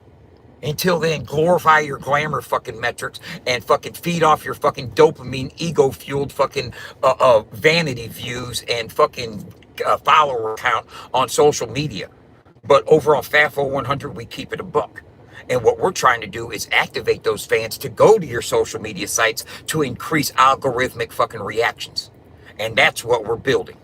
Okay, so fuck around and find out why we keep it a buck. It's because pretty soon on a Friday, we're going to send 500 willing fucking FAFO army members over to social media to attack one artist's page for 10 minutes and to show the algorithm that people came here and they stayed here and they engaged and it was organic and it made sense and it wasn't some fucking spam spike or no fucking bots or anything like that. We just check this out, 6 degrees of separation. If you're a fan of country rap and we tell you to go to this country rapper's page and do some stuff, chances are you got mutual friends all throughout the ass. You know what I'm saying? Or in the same groups and all that other type of shit. So the algorithm is going to recognize it as organic engagement. You get 400 or 500 people on somebody's fucking page within an hour to engage and like and share and comment and shit. That is going to trigger the algorithm into responding positively. Trust what I'm saying. They do it in Asia all the time. It's called fandom. They use Weverse.io to fucking gather their fans to go out and do these fucking fan assignments, these fucking flash mobs that I'm speaking of. I took the concept. Yeah, it wasn't an original idea. Uncle Dub doesn't have original ideas. But you know what the original idea was? Is I took fandom concept and Western fucking greed, which is ego fueled. I need to have clout. I need to be seen as being the leader. I need to climb the leaderboard and get points. And I need to be rewarded for it because my greed, fan incentive. Asians don't need all the greed-fueled incentives. They'll do it because they are loyal to their fucking pop group that they're fans of. You know what I'm saying? Loyalty is a little different definition in Asia as it is in the Western world. In the Western world, you want to fucking pants their pockets and give them incentives and give them gifts, give them a leaderboard, climb up, westernize it a little bit by gamifying it. When you gamify the fan engagement, you put that together, you got FAFO 100. Okay, now I don't know if that's an original concept, but I don't know anybody else doing it right now. Okay, thank you.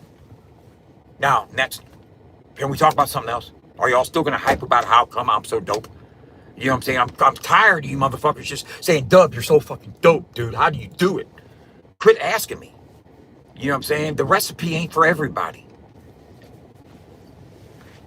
Excuse me while I hit my rosin. It's not resin, it's rosin. It's rosin, it's not resin. It's not resin, it's rosin. You know that I've gotten to smoke it all day long and serenade rotten. Don't know what I have, but man, I am spot on with saying that I will rock on it or Oh, my analytical critical mob. Fuck around here, don't know, but no mind, pay him no mind. I mean, in no time, in time, demeditation can take him. I don't know what. Assalamu alaikum. Fuck around, fry him in bacon, grease. Don't understand what is this as I face east and say my piece. A mind don't understand, but I'm a lyrical beast, Coach East. I'll tell you right now that I can bring it all, Chief. Analyze it, despise it. Kenny just called, fuck around, wants to know if I'm ready to ball. Get up the much, how much y'all talking on your trip.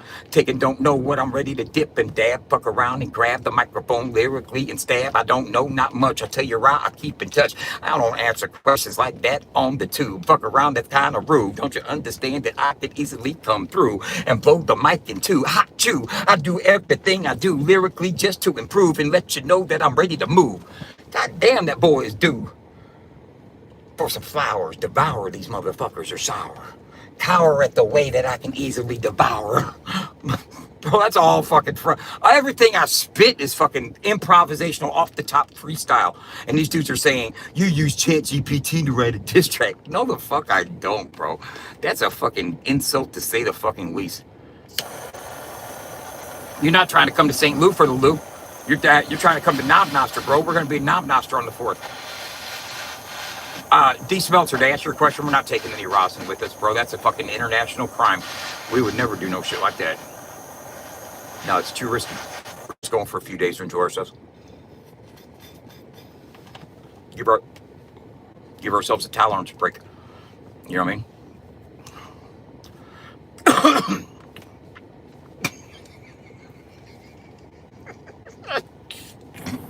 I can't keep a straight face, could I? I guess I ain't got no poker face on. I don't think so, but we're not taking no marijuana with us. We're not taking shit with us, bro. Hell no. This is an international fucking flight, bro. I'm not fucking, don't take nothing at all, bro. At fucking all. It's not worth the risk. It's not even fucking, it ain't. Look here, bro. There's some things you chance and some things, look here, bro. Why even risk it, bro? They fucking had that basketball player locked up in Russia for fucking a goddamn year and a half. You know what I'm saying? You don't know what they'll do in Belize. They might get overthrown by a Banana Republic army or some shit while we're down there and fucking shit take us hostage, man. I'm fucking, have you ever been to a Belize jail? Huh? Do they even have jail in Belize? They probably hold you in a cave somewhere, like a Gilligan's Island jail. You remember the jail in Gilligan's Island? But Belize has probably got big city buildings and shit. I'm fucking tripping. You know what I'm saying? Do you suffer from Americanism where you think that every place outside of the United States is like a third world country and it's all huts and shit? You know what I'm saying? And dirt roads and stuff. Because there's some like big metropolis fucking cities in fucking certain parts of the world that you would think otherwise. Is what I'm saying making sense at all? Don't think the fucking Africa's all goddamn fucking huts and shit out in the fucking jungle. You know what I'm saying? With little African kids fucking eating fucking crazy shit. Do you ever see them videos, them reels on fucking, that's crazy, that AI shit? Carrie, do you feel where I'm coming from? Yeah, going to jail in another country is not a good thing. We do not want that. That's not.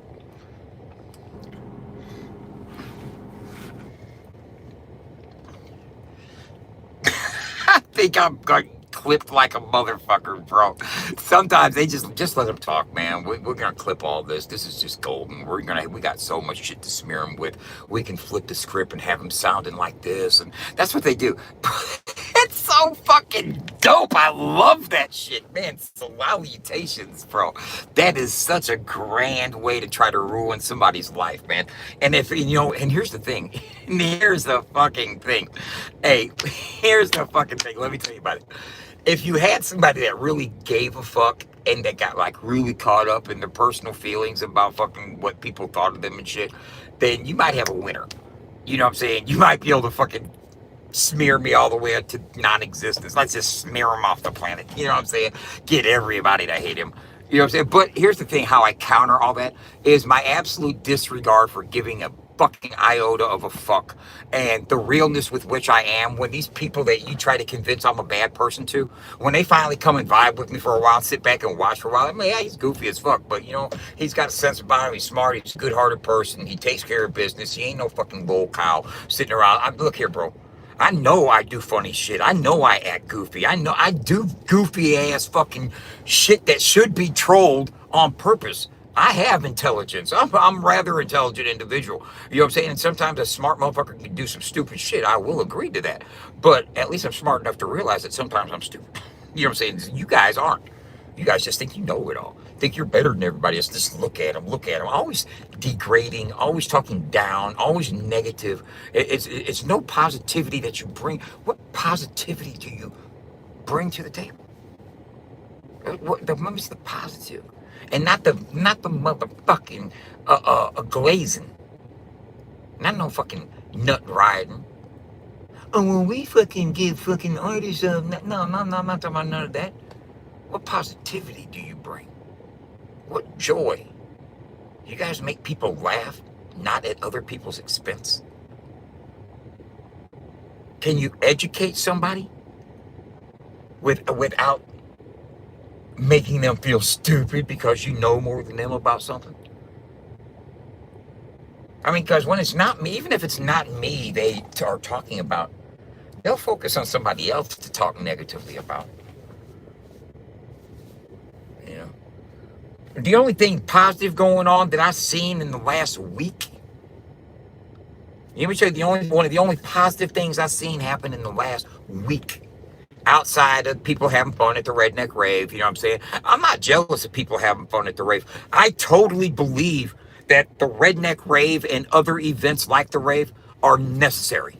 I totally believe they're necessary, and Justin can quote me on that. See, Uncle Dub says we're necessary. Yeah, fuck yeah, I believe you're necessary. You are a part of the culture outside of social media. And that's what we need to get country rap recognized by the industry. To where and a radio station, and a social media platform, and a Roku channel, and definitely festivals. Most definitely. They are a necessity. I'm not jealous of people going to the Redneck Rave at all. I wish there'd be 10,000 people there with fucking major headliners. You know what I'm saying? I wish there'd be 20,000 people at the Redneck Rave with Jelly Roll coming back to headline it. You know what I'm saying? I don't want the next man to not succeed. I'd like to see Justin start working out a way to pay his artists that are performing. If he could figure out a grand scheme to get artists paid on a regular for their involvement. See, but you got to realize his business is pushing an event. That's a few days, man. You got 362 more days left. You got 362 more days left in this year that you got to fucking account for. You know what I'm saying? Well, these country rappers want to get fed. They trying to earn bread. The chance to perform at the Redneck Rave is a grand opportunity. I paid $2,500 to do it. Loved every minute of it. Was it worth it? Nope. Sure wasn't. But I loved every minute of it. You know what I'm saying? I made a few $100s. I fucking got to kick it with people. I was on stage. I talked my shit. I did my thing. I performed. No one beat me up. I didn't fucking lose a limb or anything like that. I was able to network and hook up with people, and people saw that I was more serious about what I was doing. Me and Justin formed somewhat of a fucking relationship in a way. I did 7 more shows with Justin in the ensuing couple years. So I had fun doing it. So, but I also believe that if you can go out and make $100,000 in one weekend or more, I've heard rumors that he's made $250,000 on a rave before. You know what I'm saying? And I've heard that from a couple artists. And if you can make $250,000, let's just say $100,000, take it at the low end. If you can make $100,000, bro, you can take fucking 20,000 of that and divide that amongst every artist that got on that stage to perform, and give somebody a bag to go home with, instead of just 10 minutes on a stage and a chance to sell their merch. If you really doing something for some artists, these artists got to live 362 more days.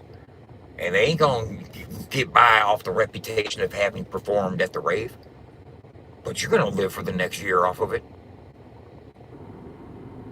Now, if Justin can figure out a way to start paying artists, man, motherfuckers told me that Jesse's performed for free every year he's performed at the rave.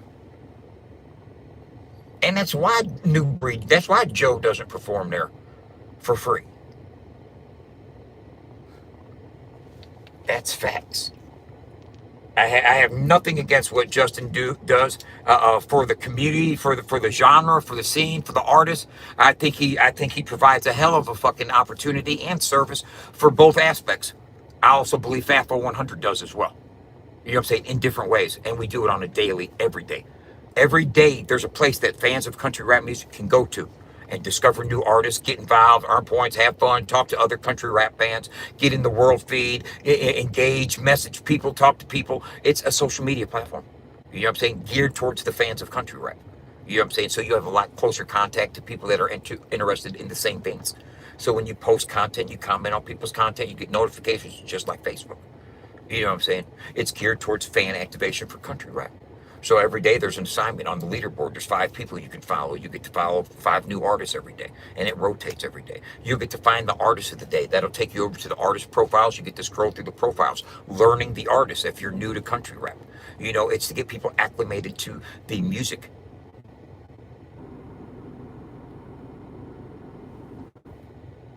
People pay to perform because they want the opportunity to get their brand and their music out in front of a larger audience, and the opportunity to network with other artists that are doing the same.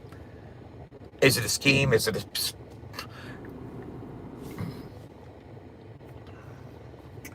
Do promoters take advantage of fucking people with dreams that fucking have aspirations? Ask anybody that drove fucking 900 miles to thinking that they were going to fucking really be performing on a big stage and ended up getting put on a fucking side stage under a veranda on, you know, there's a few artists that were kind of disappointed, like Little Milfy, that they performed on the side stage and not the main stage, you know, because it wasn't really laid out to them and, you know, all the way out in the open. Hey, you're not going to be performing on the main stage. They thought, hey, I'm performing at the Redneck Rave. You know, let's go, you know, load up, let's go, and get there and end up realizing, oh, you're going to be performing over here on this stage. You know, it would have, it's for a couple people, you know, that's kind of an ego bruiser. You know, Milfy mentioned something about it. But I'll tell you what, I imagine that some of those fucking side stage performances were a little bit more intimate and more crowd engaging than some of the performances in front of the main stage. Because some of the early daytime performances in front of the main stage look kind of sparse. They look like maybe 60, 70, 80 people out there right around the stage.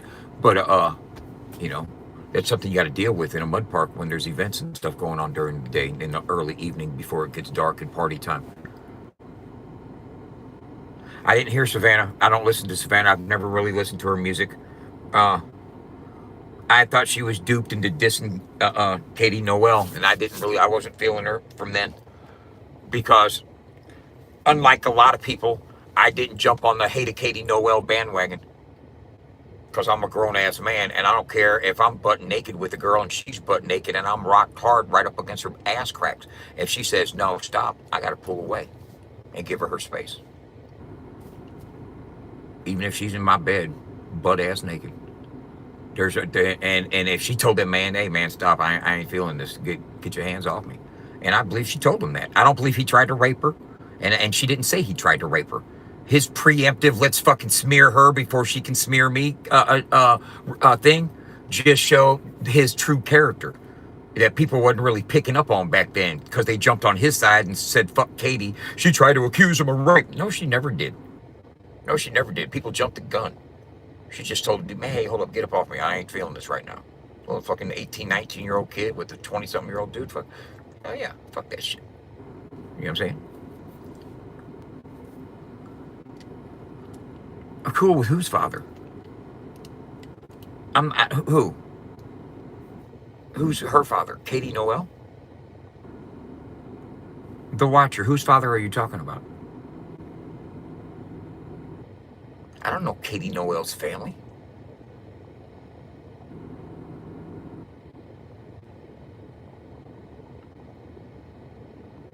Whose father are you talking about? The Watcher. Are you cool with her father? I don't know whose father you're referring to.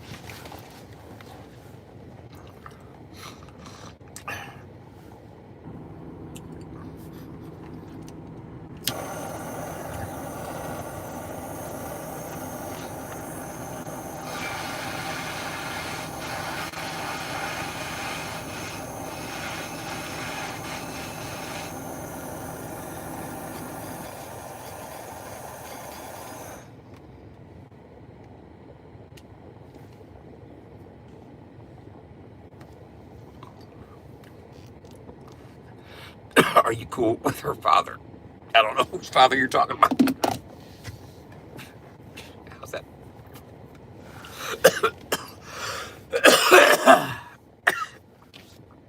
You said, are you cool with her father? My answer is, whose father? And you said, I just asked a question. You didn't answer mine, though.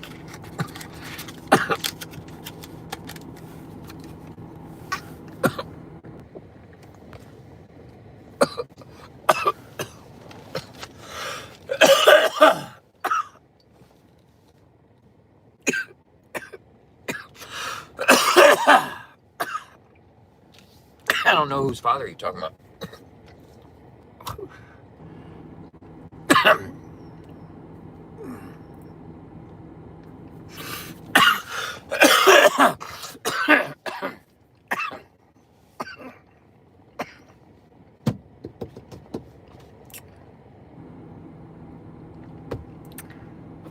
Are you talking about, am I cool with Allison's father? That's the only person, the only her that I would be connected with. And if I'm cool with Phil, we play pickleball. We played pickleball just the other day.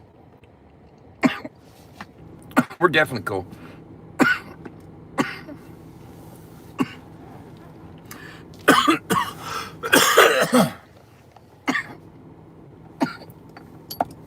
Me and Phil are gravy. He's finally seeing the vision. You know what I'm saying? He's really impressed with the build, with my website. You know, Phil was a principal, a high school principal, man, and he's in the fucking soccer Hall of Fame. And he's very intellectual and was in the educational department. And he's seen my website and the build that I've done and the dynamics of it, and is very fucking impressed.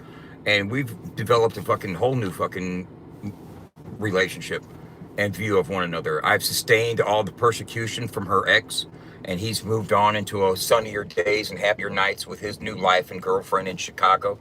And yeah, Phil and Carol are fucking a lot more accepting of me. It's a beautiful thing. And so are the kids, now that they're adults and they can come and go and do their thing. And they realize that their mother loves me. We're doing good over here. How y'all doing?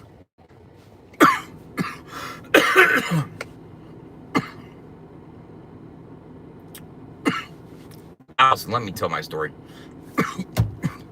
You can clean it up later. I'm trying to build my future father-in-law up.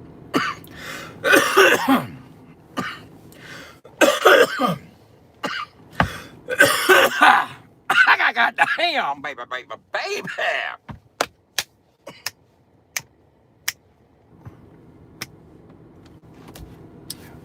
Oh, I got something to drink. I'm cool. I got this.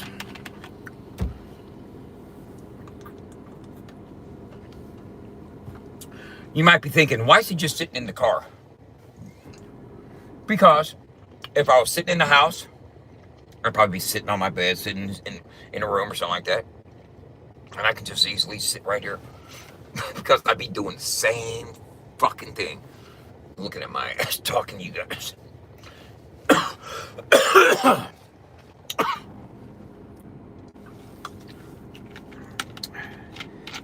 Hey, Jenny, how far are you from Miami?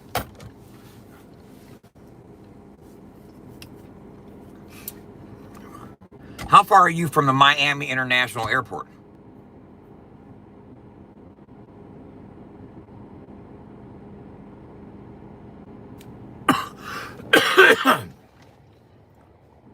Oh, you're an hour away? Damn. Because Friday afternoon, me and Allison are going to be there for an hour. Like between 11 and noon or something like that.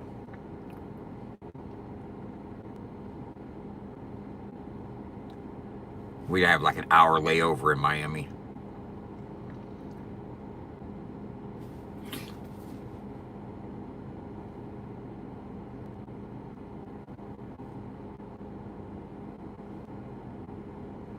Hey, pay never mind to, I know what you're, Jenny, stop.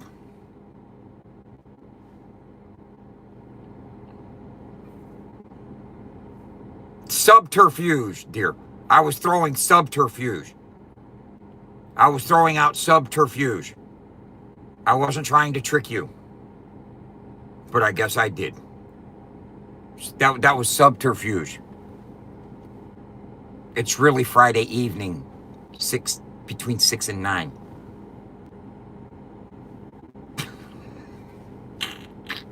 Oh wait, hey, we got.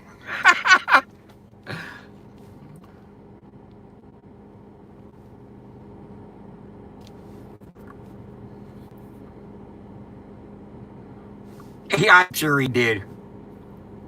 I will. I will.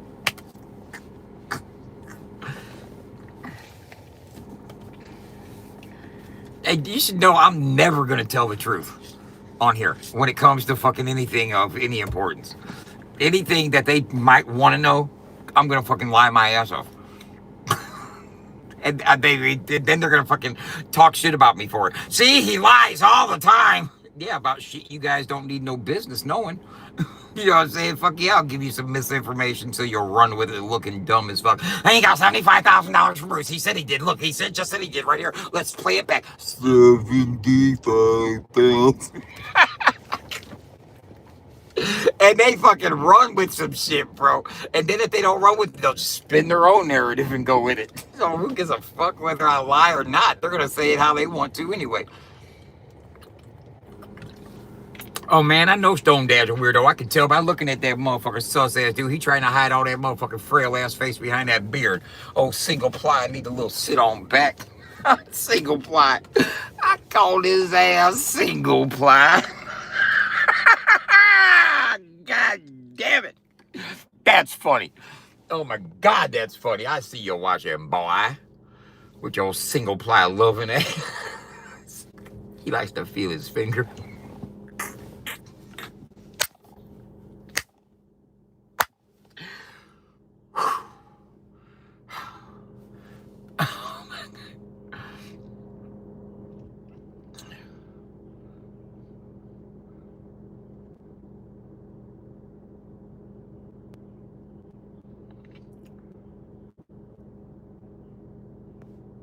Did he really? Are you serious, bro? I don't know. We're going to mountain time. Hey, Jenny, just talk to Allison about anything. Allison, talk to Jenny. Why don't you guys ever talk? You guys need to start talking. I need to start encouraging more conversations between you guys. Because maybe Allison will be able to get in touch with Jenny when I can't. Like, that would be amazing. I need to get Jenny her own fucking, like, ear mount system that goes, this is like dub right here. You know what I'm saying? To where, like, no matter what I'm doing, I could be doing all this, and just, dude, you just hear it just starts in your ear right there to where I say, hey, Jen, I know you're busy right now, but listen to me real quick. You know what I'm saying? To where I can just start talking. You know what I'm saying? We need to, oh my God. Is there anything like that? We can do that? Can we get like an earpiece to where the earpiece to where it's just like a walkie-talkie to where I can just start speaking test 1 2 1 2 Jen, you hear me, and it's like a voice in your head, you automatically hear it, just like nice little thing that just inserts right in there. You know what I'm saying? It sits right in there and just lays right there, and just you could be doing anything. You'd be taking care of Abby out at the beach, whatever, handling business with your mom, you know, in bed with Brian or whatever, you know what I'm saying? And then all of a sudden, hey, you ain't busy, are you? Hey, check this out. I need you to get over here because I need the DUNS number. Okay, I need the DUNS number. You know what I'm saying? You might be busy right now. Okay, I need the DUNS number. So just at any time, you just hear a voice. Like, you're like, what, am I hearing voices? No, it's me. It's Dub. And then I can like really like lead into the communication by going, you know what I'm saying? So you hear the little cough before preparing you for the voice so it doesn't like scare the fuck out of you. You know what I'm saying? I'll just like, check, 1 2 1 2. Testing. Can you hear me? And then I'll start talking. You know what I'm saying? But yeah, we need to get you one of those. Because like I need that DUNS number, the DUNS number from Bradstreet and Dunn. It's a 9-digit number. I need that number so we can get, or we need to Google, we need to set up, we need to set up the Google developer account. Set up the Google developer account so I can build the Android app, and then I'll get the web app view ready to upload and get the fucking wrap for it and everything to go for the you quit. What are you quitting? Don't fucking baby. No, I'm just fucking playing. Get over yourself. You can't tell a sense of humor. Jesus Christ. I know you have the duns. But we also have a Google developer account.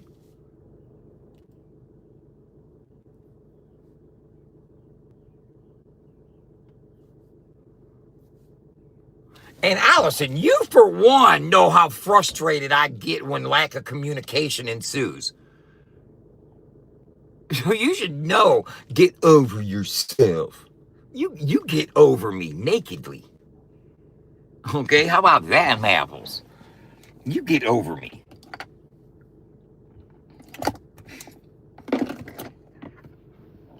I don't need it. Okay, I see it. I got it. Boom.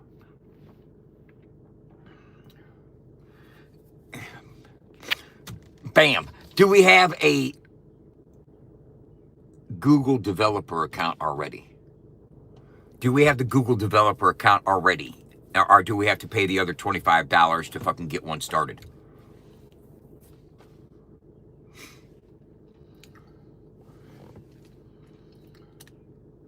Okay, so we got to start one again.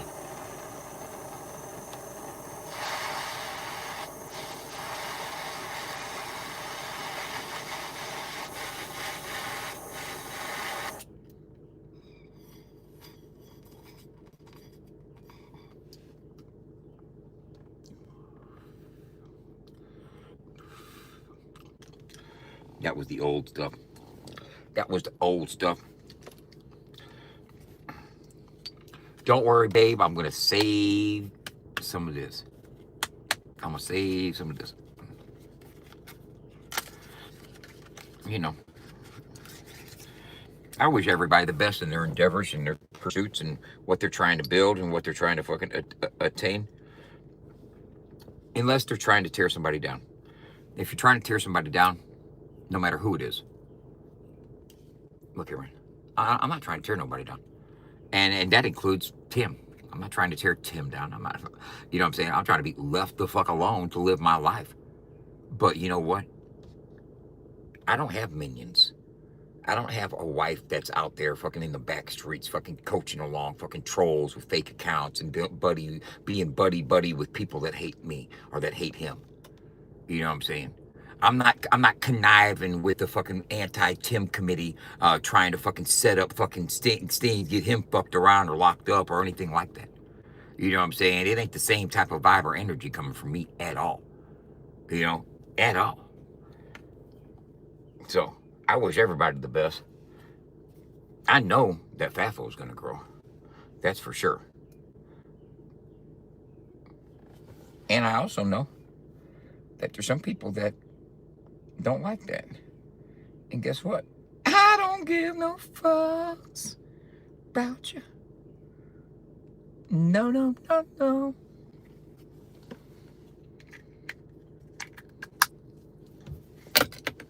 Because actions speak louder than words.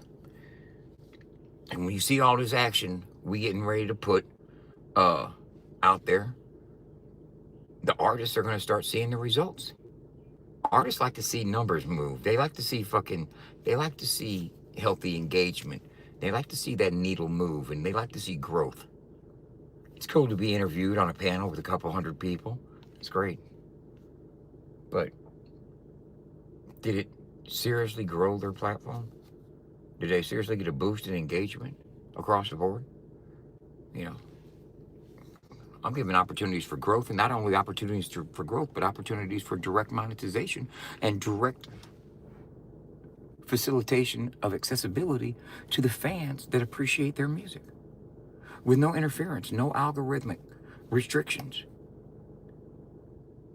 Fans of Adam Calhoun will be able to see fans and engage with artists that are like B&8 or Big Mendo or fucking Naughty Northern or fucking Anthony Beast Mode or any other of couple of hundred fucking artists in our artist directory, A to Z. You know, and there's no algorithm that's keeping the lesser known artists from being seen and previewed and discovered as the bigger known artists. So when the bigger known artist fan base comes over to FAFO 100 to check out to see what's going on, they're going to be introduced to the lesser known artists and be able to become engaging with them and be fans of theirs. It creates an ecosystem, a support system of true community and true unity and true fucking engagement with fan reward. If you choose to participate in the leaderboard, you don't have to. You don't have to want to earn points and climb the leaderboard. There's a lot of people that are just fucking members that aren't getting there every day and doing stuff. You know, it's good. But as it builds, there'll be more people that want to get engaged and involved in streaks and keeping up with streaks and getting discounts and stuff. And all the stuff that we're going to implement. I'm building all this off of founder energy by myself. There's so many hats that I'm wearing on a daily basis that I need to fucking have a team. I wish I had a payroll. I wish I had a fucking couple $1 million fucking payroll that I can get a fucking team of a couple developers and some people to lead this this division and this division, and people are being in charge of this division and the merchandising and the fucking and all that stuff, because it's a lot that I'm building, and it's eventually, as the company grows, what I'm building is going to be beyond founders' capability for me to just hold down and maintain on a daily basis, because I'm building such a structured ecosystem to where it involves artists selling merchandise, fucking fans earning points and getting discounts. All that factors in, you know, all the bookkeeping of all this. I mean, I'm creating. Not only am I creating a platform and a social media platform, but I'm creating jobs in the future that are going to be needed to run this fucking thing that I'm building as it starts scaling, because it'll get out of my hands, but it'll be worth the build and worth the employees to fucking make it run efficiently. But my vision's bigger than just me steering the wheel. You know what I'm saying? I plan to get this big enough to where I can walk away, and me and Allison can spend longer times on the beach and less time as the face of FAFO 100. You know what I'm saying? You don't see Zuckerberg in the news every goddamn day. But Facebook sure the fuck is out there. Come on. Understand, I'm trying to build something bigger than what I can maintain. It's already almost out of my hands, because there's aspects of it that I want to take it to that I know I need employees. And at this stage, I don't have the resources to pay employees. But I know that we will grow, and it will get beyond my ability to sustain as on Founders Energy alone. That's why I've already started implementing several different daily changing automated systems. The daily streaks changes, the artist of the day changes, the 5 artists you can follow, those all rotate daily on their own. I don't have to engage with that. I can go on vacation for a few days and not worry about nothing. It'll function on its own. The functionality of the ecosystem is already proven stable. You know what I'm saying? For now. I don't know if it can handle 10,000 people a day. You know what I'm saying? Because I haven't done those stress tests. And I can develop programs to develop stress, to do stress tests, to test, you know, crowd size and engagement. You know what I'm saying? And see if our Firebase or Firestore will handle that, and or what the right rate would be. Because if you got 5,000 people a day on your website engaging and running fucking 20 to 30 fucking events a session, then that's fucking a lot of writes and a lot of reads, and that can get costly. So you have to be able to have sponsorships and fucking media and fucking in place to cover fucking costs of production, you know.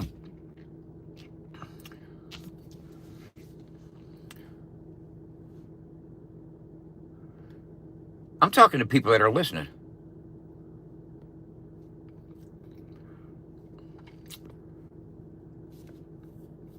Hey, look here.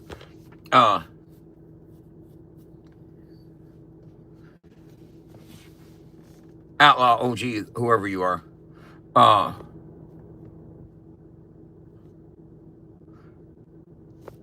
Male-dominated testosterone ran genre.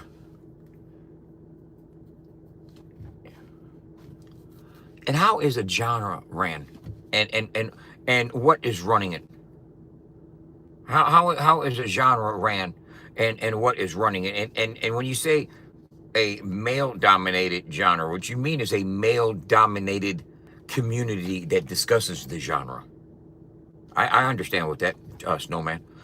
You mean a male-dominated community of commentators that discuss the genre, because everybody from Stormy to Shelby to Kelsey to Savannah to Katie to Sierra, those girls to White Girl, those girls Sarah Buck, those girls are handling their business as artists. They're representing, you know.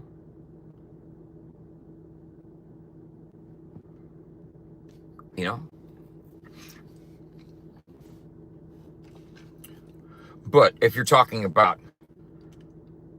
the testosterone genre ran about, if you're talking about fucking YouTube pages and channels and shows and stuff like that, that's not the genre. That's not the genre. See, that's where the confusion ensues, you know.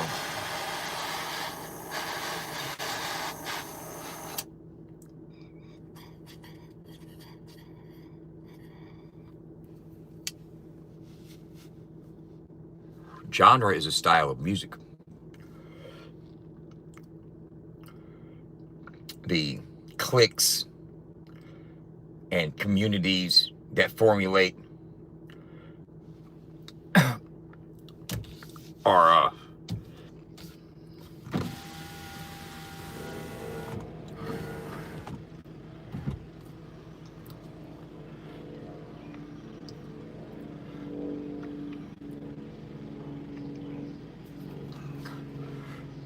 look, we at FAFO 100 have known that females in the media, the representation and foreground of country rap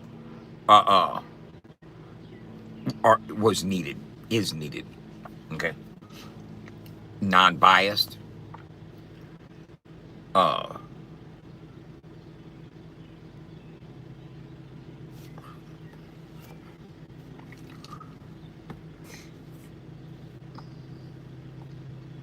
It's what people have bandwidth for. People have time for, and what they want to do, and what they want to be engaged in, what they want to be a part of.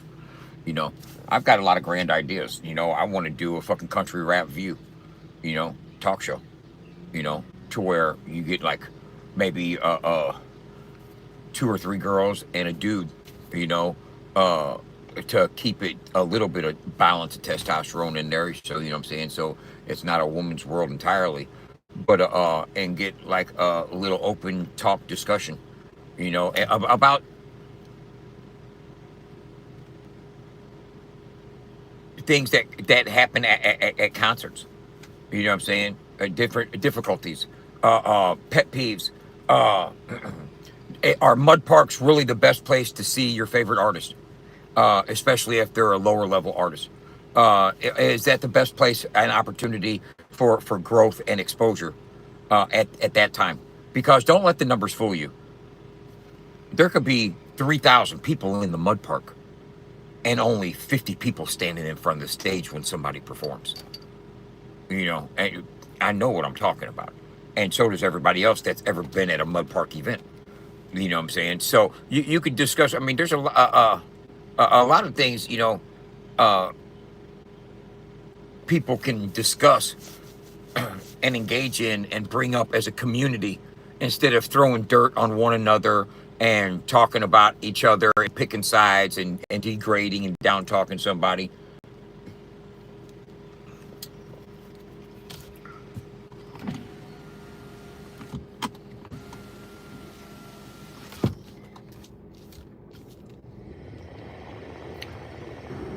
I mean, and yeah, and if you want to have a true breakdown of lyrics and a debatable environment where we get on there and discuss why we have a method and our approach, and a chance to defend accusations of being off time, that I can prove I wasn't off time. You can play a metronome to my shit and see where the timing is and see where the pocket is and the flow and the cadence shift. You know what I'm saying? I made sure that we were on time with every cadence shift. So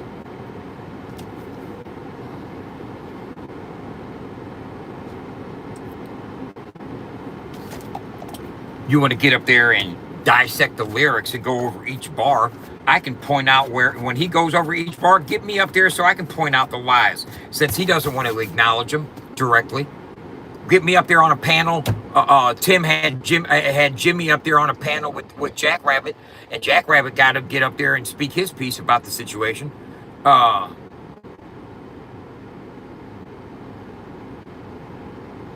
You're right, Outlaw. That's true. And I also know that the majority of country rap fans don't engage in YouTube. That's why I know FAFO is going to grow, because we're out in the real world. While YouTube communities are stuck over here on YouTube, we're going to be driving down the highway with a big ass fucking billboard on the side of the fucking ambulance talking about, here's our website, check it out, Country Rap Super App. People, Country Rap Super App, let me check that motherfucker out. They're going to be hitting that QR code. They're going to be going Fabio. And nowhere is the face of Uncle Dub going to be on there. There's the face of Fabio 100. That's not what they're going to get.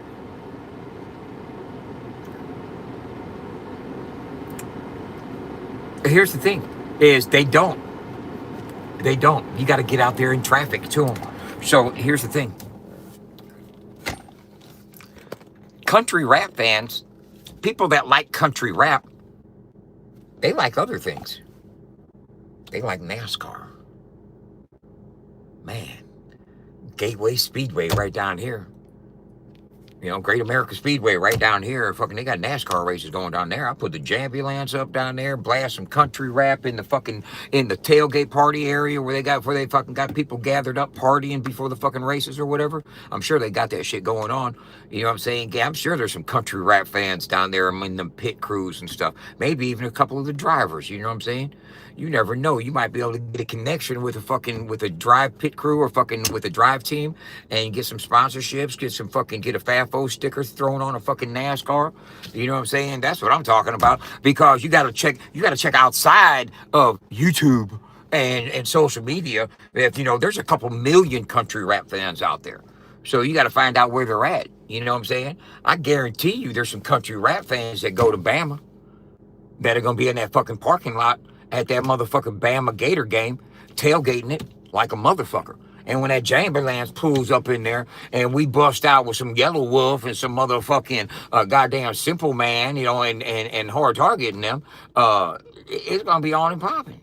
I'm gonna be like, hell yeah, they ain't be liking that. And we be passing out koozies and shirts and fucking getting people, hey, yeah, go check the website out. It's a bad motherfucker, man. Yeah, it's latest country rap, super rap. So while y'all over here stuck on YouTube talking about dub, my team's going to be out there in traffic. So I know we're winning. What's your plan of action, y'all?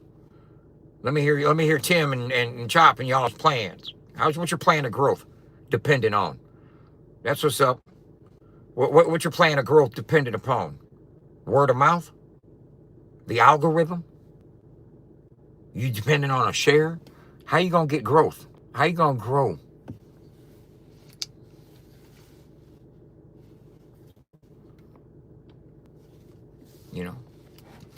Because I'm developing strategies and plans to grow country rap as a whole.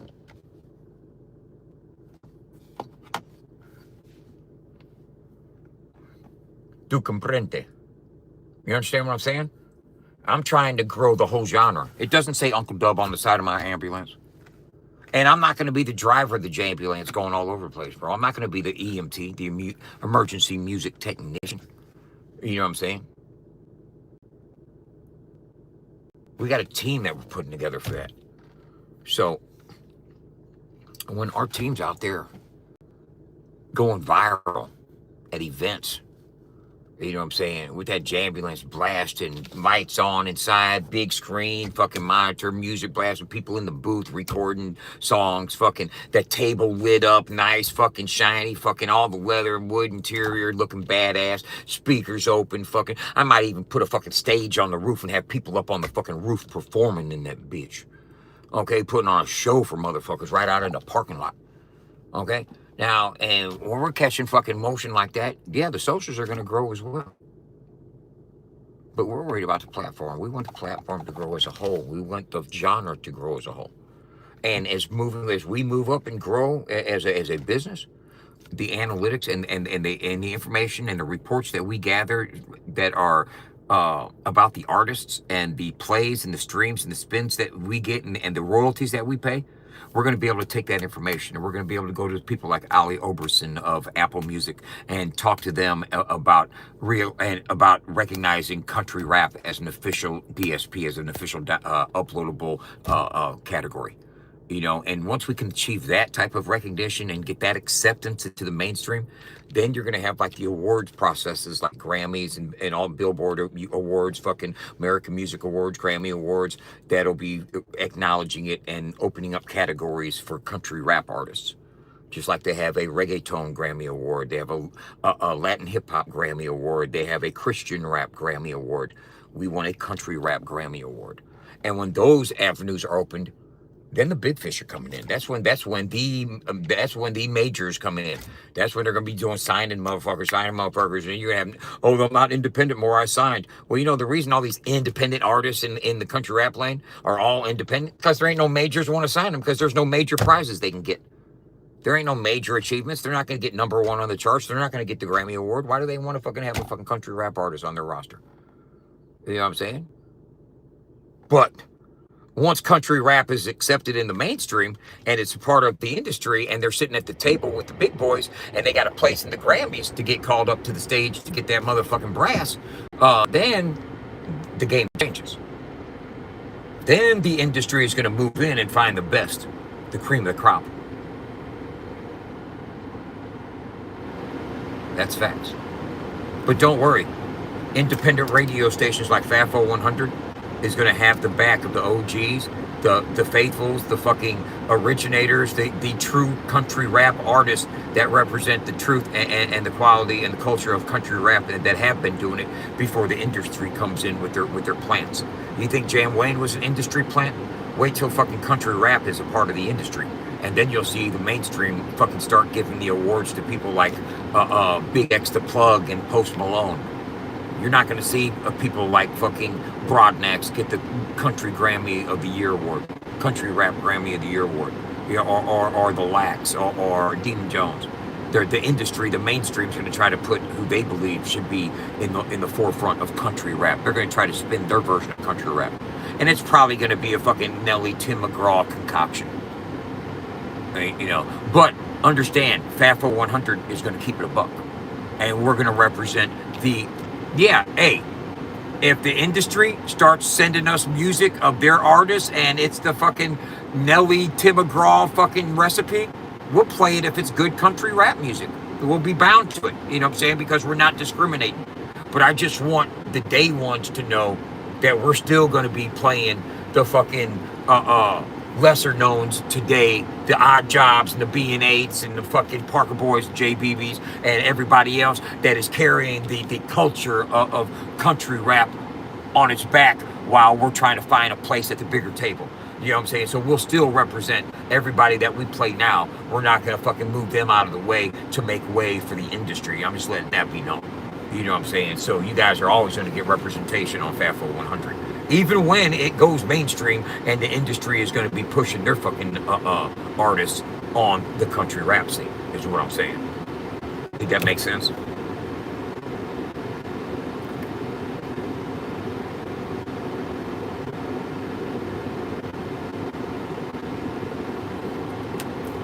Why even care, man?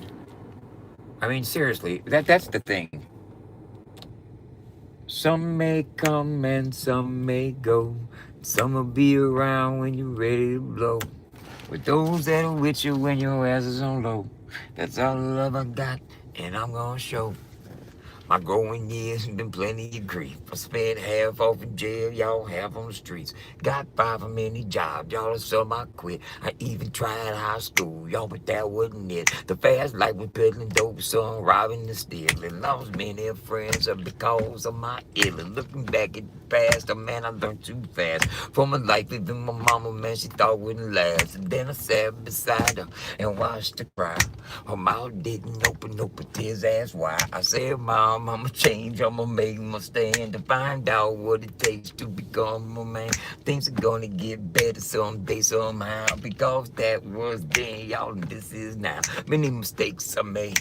It must have been a lesson. Mom held me tight, y'all, and gave me her blessing. Some may come and some may go. Some will be around when you're ready to blow. Yeah, who gives a fuck if somebody's numbers are on the decline? Let's discuss it. Yeah, what's there to discuss, man? He fell off. You know, people fall off. Shit happens. Life goes on. He's living his life.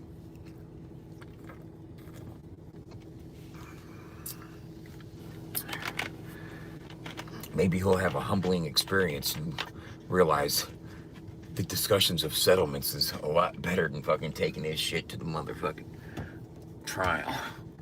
Because I got shit to do. I got to live my life. I got to get on with my shit. Motherfucker already got your ass for $17 million. I just want what I'm owed, which was your fucking ran off. And so what if I got my investor back? That's not even important. What's important is that I'm doing something with myself. I took investment money and invested wisely, and I believe that we are going to grow as a result.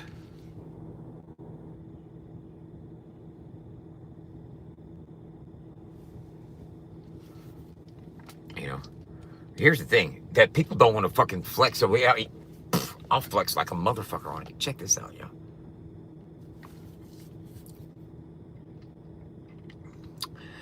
I don't know when the first time they got in touch with me was. I can't put the actual date on it. Okay. But it was right. It was before Roots died, though. It was before Roots died when they came back into the picture and started talking about and was like making plans to step back in and start investing again. Was before Roots passed away. If Jenny's watching right now, she could probably find out an exact date because she was in on the discussion as well. But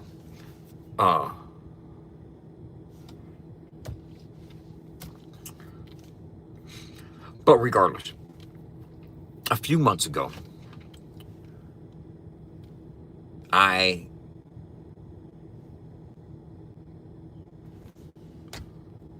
was given the opportunity to invest a lot of money in our business, right? Our investor came back on board, and you know, I didn't get $30,000 or $40,000 all at one time.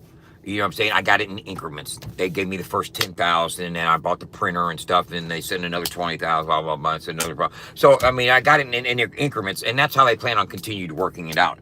You know, but what I'm saying this to say that I'm a recovering drug addict, right?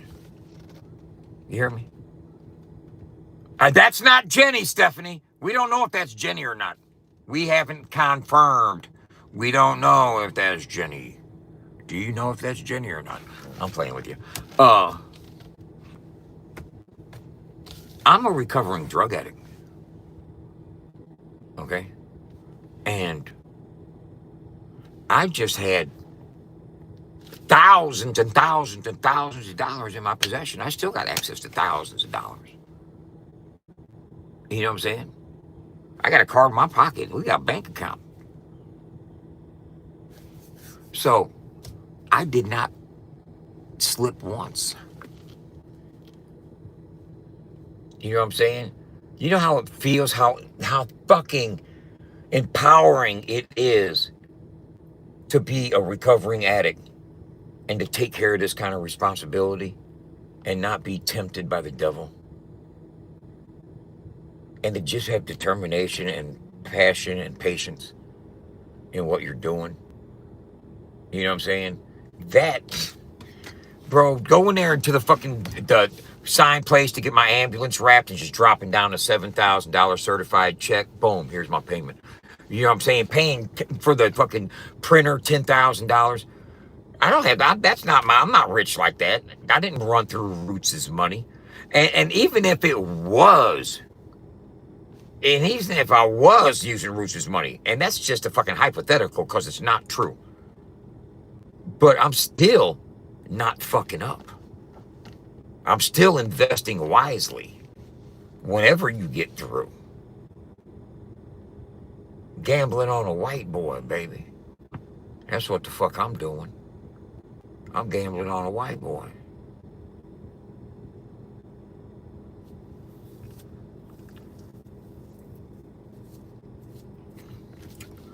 You know?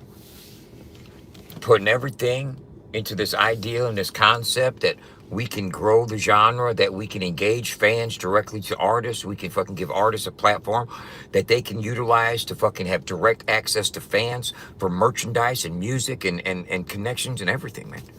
You know, I want this to be a hub, an actual hub away from social media, not dependent on any algorithm, not dependent on any person's platform or reach.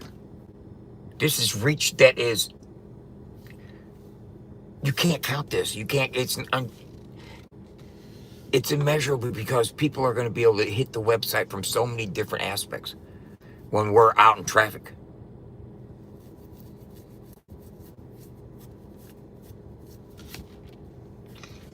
What are you talking about, Snowman?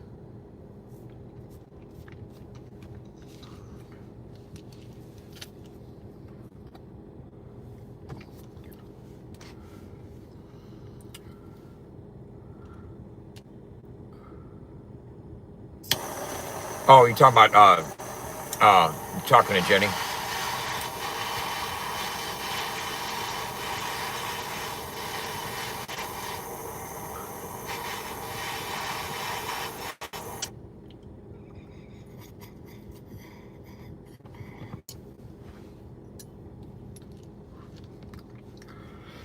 Look,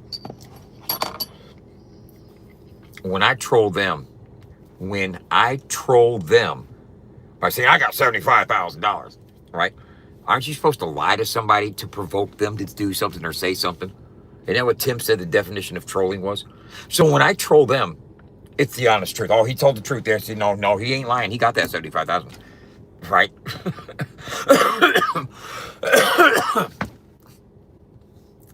When in actuality, I was trolling. You know, I was trolling. You got trolled. But no, you won't accept that you got trolled. No, you wasn't trolling us. And you can't troll us. We're the master trolls. You know what I'm saying? Like the trolls can't get trolled. No, you got trolled in real life time. I didn't have to hide behind an account to do it. You know what I'm saying? I can do it with my chest. Yeah, I got $75,000. No, the fuck I didn't. I didn't get a fucking dime. You know what I'm saying? So, what the fuck are you talking about? The only I lost my job. You know what I'm saying? My income went down as a result of Roots passing away. And around the same time, an investor came back and jumped on board, and we invested money wisely. You know? That's it. Dun, dun, dun, dun, dun, dun. There you go. There you have it. No big secret. No wishing well to kiss and tell. Living well to kiss and tell. Wishing well.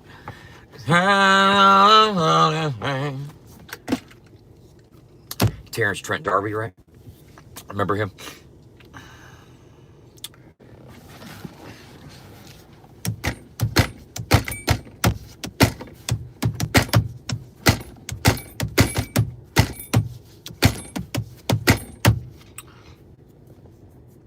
I don't mind. I can get trolled. Bro, I get more than trolled. I get arrested. Okay? You don't know how the extent that these motherfuckers take it. They get me arrested. You know? Yeah, and you know what? Here's the thing. It's the ones that have been around for 10 years calling the police on me and all that type of shit. Now they're buddy-buddy with the fucking YouTube community of wannabe trolls that hate me. You know what I'm saying? So they found comfort in finding a group of people that don't like me either. You know what I'm saying? That they can intertwine with. And the other group, the ones that are mimicking the Uncle Dub 2.0 page, because you got a real Uncle Dub 2.0 page from Facebook that's been hating on me for fucking several years. And then you have fucking Monkey Butt or whatever the fuck his name is, with his fucking fake pages, and the other one with their fake page. There's a couple other fucking impersonating Uncle Dub 2.0 pages that surface over on fucking YouTube. You know what I'm saying? That aren't the exact same person from Facebook. Now, the one from Facebook is over on YouTube now as well. You know what I'm saying? But they're not under all three different same pages. Those are people like that are flirting with each other. They're flirty trolls. They like to fucking probably take dildos on one another or something. Probably all wear strap-ons and shit. But yeah. So birds of a feather. If you like and appreciate and respect somebody that will try to drop an insidious insinuation upon a person, do you know what an insidious insinuation is? An insidious insinuation is making an implication like he can't be around kids. That's an insidious insinuation that's untrue. But you hear people like Stone Dad say it. You hear the other fucking troll pages say it. They try to spin some type of fucking narrative. Because 3 years ago, my girlfriend's ex-husband, who has 50% custody of they're adults now, who had 50% custody of their 2 children, went and got a restraining order from a family court judge that he was tied into because he used to be a county police officer. And I'm a bad person. No, I'm a person that just didn't show up to court one day and he got the judgment granted for him because by default, not because of anything nefarious, not because of anything wrong. Stone Dad talking about, well, look up Jeremy Garnier. Look up Jeremy Joseph Garnier, born 8/23, 1971, motherfucker. Look up anything you want to about me. My whole fucking record's available for scrutiny. Go look it up. There ain't nothing foul about my jacket. My paperwork's been checked. Your paperwork probably wouldn't fly. Didn't fucking Church's mama tell you that you was a fucking predator? Talking to kids? Talking to underage girls? Huh, Stone Dad? Isn't that what Patty said about you? Huh? Isn't that what Patty said about you, Stone Dad? That you like to talk to young girls? Boy? Talk to us now, Stone Dad. Talk to us now, Stone Dad. Isn't that what Patty told you? Quit trying to talk to underage girls. Didn't you get run up out of that support chat? You don't think people know about your creep ass? Oh, teeny bopper loving ass boy, because you can't get a mature woman. Because you a single ply boy. Ain't no real woman want no single ply ass motherfucker like you. You know why he likes single ply toilet paper, y'all, so he can feel the finger. You think a real woman wants your single ply loving ass? Maybe Jordan. I can see Jordan fucking around with a single ply ass dude. You know what I'm saying? Said, no, man, really, you gotta have an open mind. There's erogenous zones back there. Shut the fuck up, gay ass motherfucker. Oh, single ply ass, soft jaw looking ass boy. Oh, Fluffy the red beard looking ass bandit. You a fucking creep too. Big facts. Woo! Fly it out there at your boy. Bow, bow, bow, bow, bow, bow. I'm sure you have big shit to say about me over on Nuggy's platform today. And to the rest of you haters, have a beautiful, blessed day, man. I wish nothing but tranquility and an ease and comfort in all your constipated ways. You know what I'm saying? I'm serious. I want you to be able to poop excellence tomorrow. Or later on today if you need to. You know what I'm saying? Go take a shit right now because you're full of it.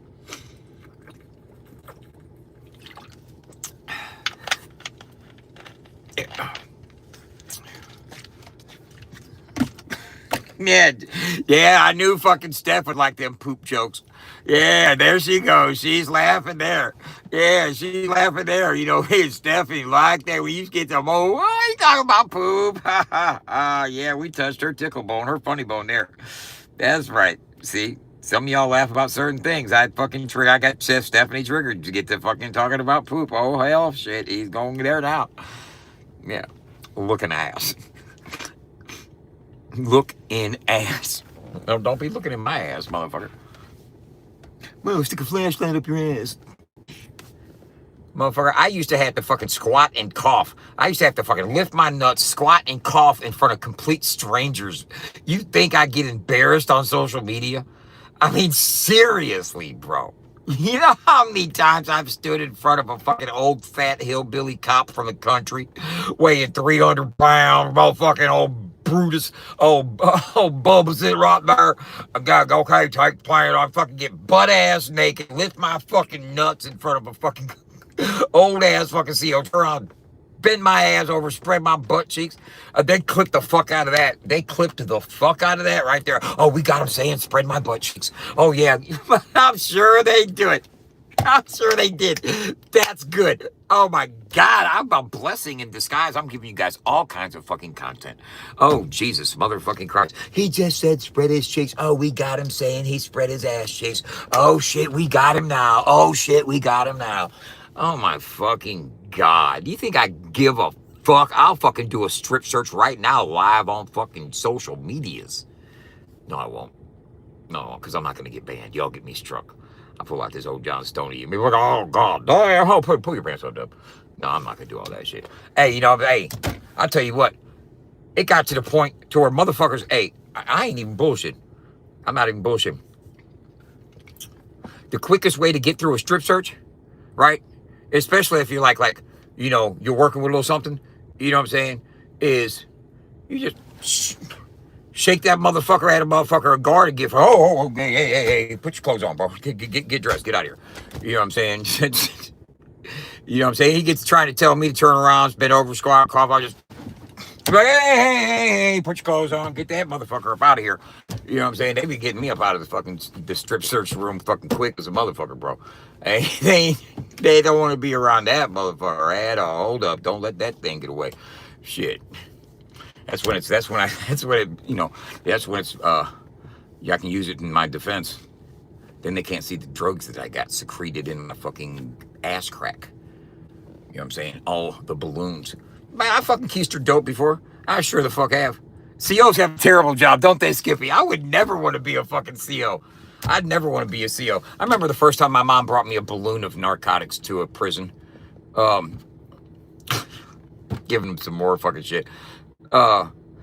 This is good for Lori. Lori loves hearing all this shit. Loves hearing all the break the rules type shit. Don't you, Lori? This is your fucking tea.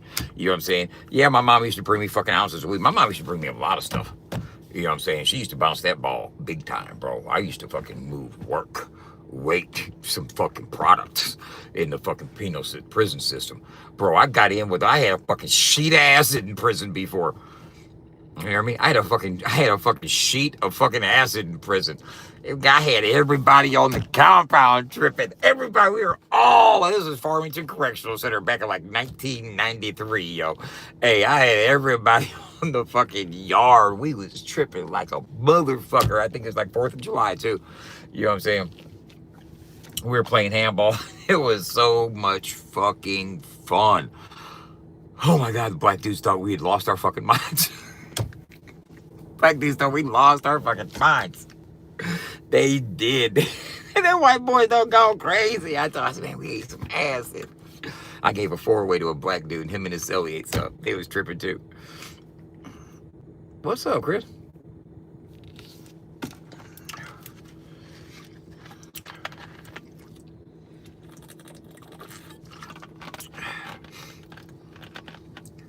I made a lot of money in the prison system fucking with substances. Certainly have. Spent a lot of money too. Spend an awful lot of money as well. But you know what? Talking about that shit, that's a different lifetime. That's a different existence. It's a different mentality. It's a different fucking, it was a different way of survival. It was a different environment. You can't comprehend or understand unless you've walked a mile in a motherfucker's shoes, and most of you probably haven't. You just are fucking, you know,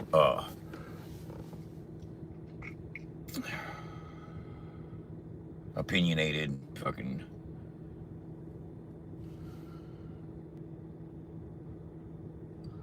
Oh my God, bro. Probably wouldn't. You know, she's the type of motherfucker. She probably walk by the shower real slow. If you just put on a show for her, you probably wouldn't have no problems, man. You know what I'm saying? Them kind of thirsty ass old female CEOs that ain't getting dick down right at home. They come in there, they're doing a motherfucking perimeter run around the unit. You know what I'm saying? And they're up there on the top walk. You know, when they're up there on the top walk and themselves up there can look right down on where the showers are at. You know what I'm saying? You just kind of fucking post the shower door open, give them a little fucking dry off, give them a little show. You know what I'm saying? Little thirsty ass bitches. Give them a show. They ain't gonna hit your cell too hard. You know? That's how you handle her. That's the type of CO she would be. You know. I ain't even bullshitting, bro. And you know exactly what I'm talking about, Skippy. That's why you LMAO'd. Yeah, that's why you LMAO'd.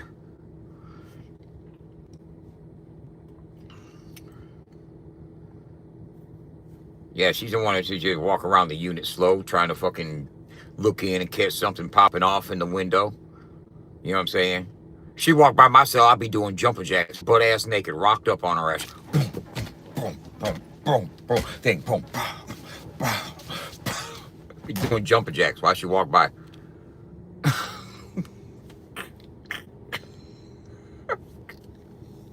That's a true story. I've actually done that before. That's freaky ass CO at fucking St. Charles County Jail, bro. She was a freaky ass CO. She was all nasty talking and everything. I used to fuck with her like a motherfucker. She kicked it off first. I said, well, I'm gonna fucking fuck you up. I was a young kid too. I was a youngster. I was locked up at fucking St. Charles County Jail before I went to prison. It was like I had to go to a couple different counties because I had different cases, different areas.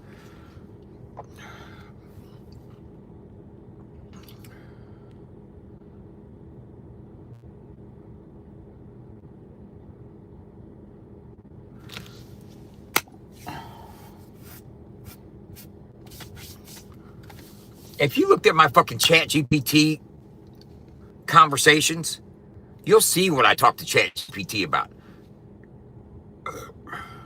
When I had to be in Clayton, I've been to Clayton, yeah. I fucking was doing jumping jacks naked when she walked by my cell one night during count time. She walked by my cell. She was during count time. She was doing count. And she walked past my cell. And in St. Charles County Jail, the cell's got big ass glass windows in front of them, right? They got big ass glass windows. And she's walking by and she walks up to my cell and she's looking at her clipboard and she turns it, looks up and does it. She goes, I'm sitting there, butt ass naked doing jumping jacks. And you know what's going on, right? And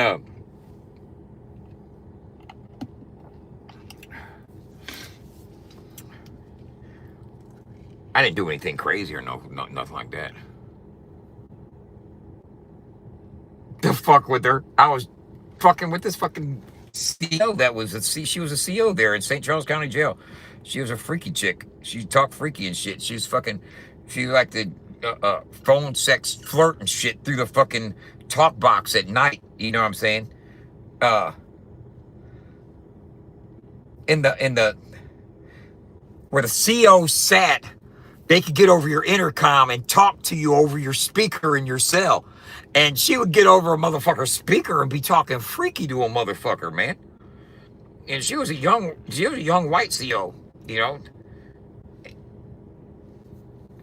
And she talked too much damn freaky shit one night. Shit. She's the one kicking it off, being flirtatious and fucking and provocative and shit like that with the inmate. You know what I'm saying?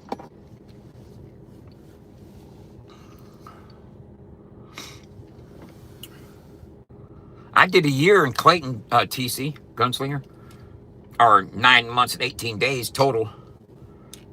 But I did it on the installment plan. So by the time I had to finish it up, all my trolls thought I was going to be gone a year. I only had a couple months to do because I'd already done everything else on the installment plan. I got all my jail time previous before I got sentenced, which was like 5 months. And the other couple times I'd been to jail added up.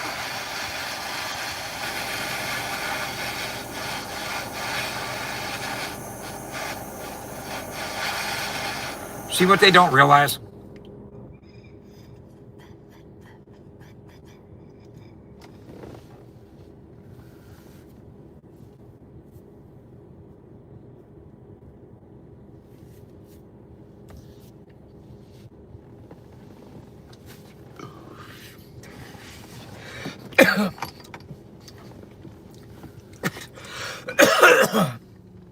There's people that want to see me fail.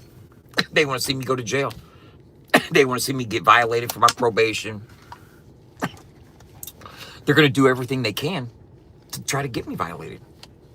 They're going to record every transgression, everything I say, everything. They're going to try to misconstrue it. They're going to try to switch it, slip it, pick it, and present it to my POs as being fucking evidence that I'm fucking up and doing something wrong. They're going to try to fucking get me violated. My lawyers are already aware of this. And we're already setting up meetings with the fucking probation division so we can come to some understanding as to how they're going to be persecuted and realize that it is a troll community that is persecuting me and is going to try to make my probation living hell. And they need to be ready to handle it as an assault on my fucking freedom by a fucking vicious, malicious troll. And he says that we can talk to him. And that I'm a business owner with fucking public ties.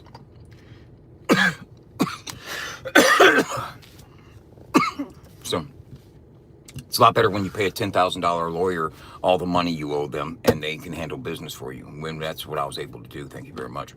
And I didn't have to ask any of you guys to help me. Imagine that. Really, I have ops like that? TC. I have been arrested 5 times while live on social media. I have been arrested 6 times in the last 6 years. I got arrested while at a fucking restraining order hearing with my girlfriend's ex-husband, where I had to defend my dude. They arrested me there. Tackled me in the fucking hallway.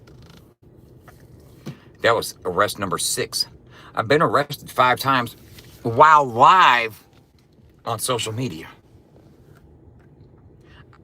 I'm not saying that motherfucking Dirty Diana has been arrested more times than me, but I don't think she's been live 5 times while getting arrested.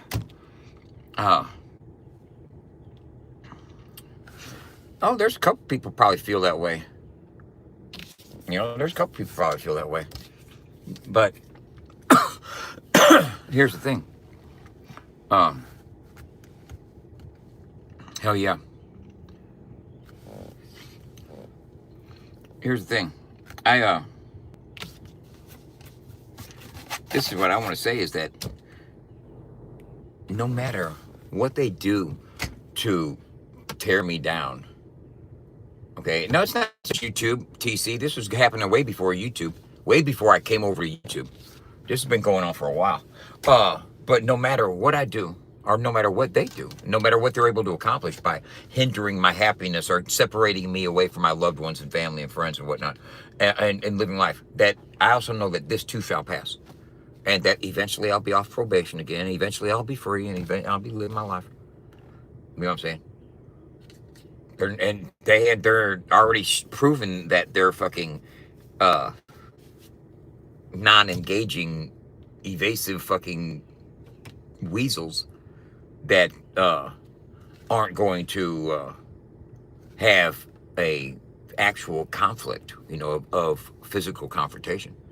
I've gone the last 10 years getting trolled by these people, and they've yet to bust my shit open.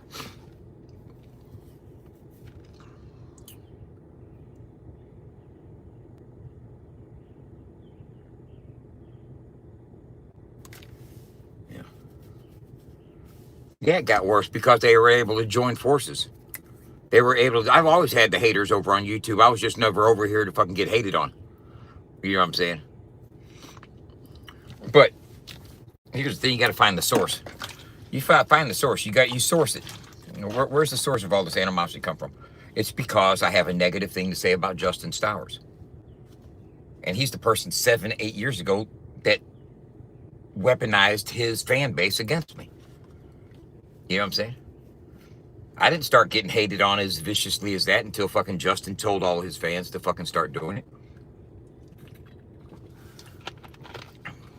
And if people think that didn't happen, it sure the fuck did happen. Yeah, he did it while live with over 250 people in his live stream. Directly told people, hey, I want you to make up fucked up memes about this dude and go fuck with this dude. Go troll this dude. Okay? I started this YouTube a year ago. I started this YouTube a year ago in May. May 22nd was when this YouTube channel started.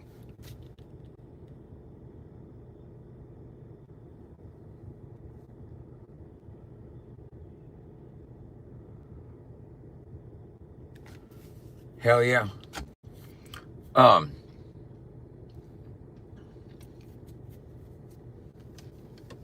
Yeah, when you weaponize your fan base,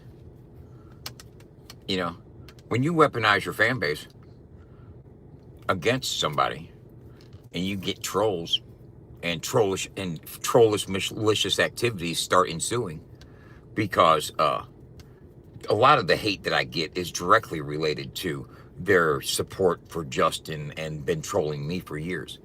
You know what I'm saying? That's known. If you don't know, then now you do. And people can deny it all they want, but they're just denying the truth. And I'm not going to chase after it. I don't need to prove it. I know what I know. But I also know that don't fucking matter. That doesn't matter. It doesn't matter what he feels about. Because FAFO 100 going to be out there on them highways with that ambulance and different events all year long, man.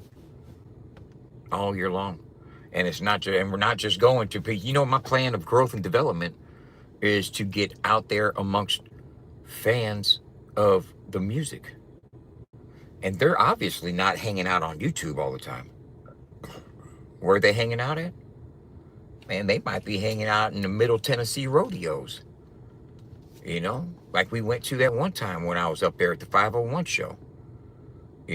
They might be hanging out at the NASCAR events. They might be hanging out at the tailgate parties. They might be hanging out at the state fair. They might be hanging out, there's so many different places that you got to find out where these country rap fans are at, because there's a couple million of them out there. You go down, take that ambulance down to Georgia, get up into Macon, get up into the shopping districts and fucking go to different places and post up and fucking open up the shop and turn the music up and blast it and let people know what you're doing. And get out there and grassroots promotion like fucking Michael Knight used to do, and take it to a different level than just waiting on an algorithm to show you some love on YouTube,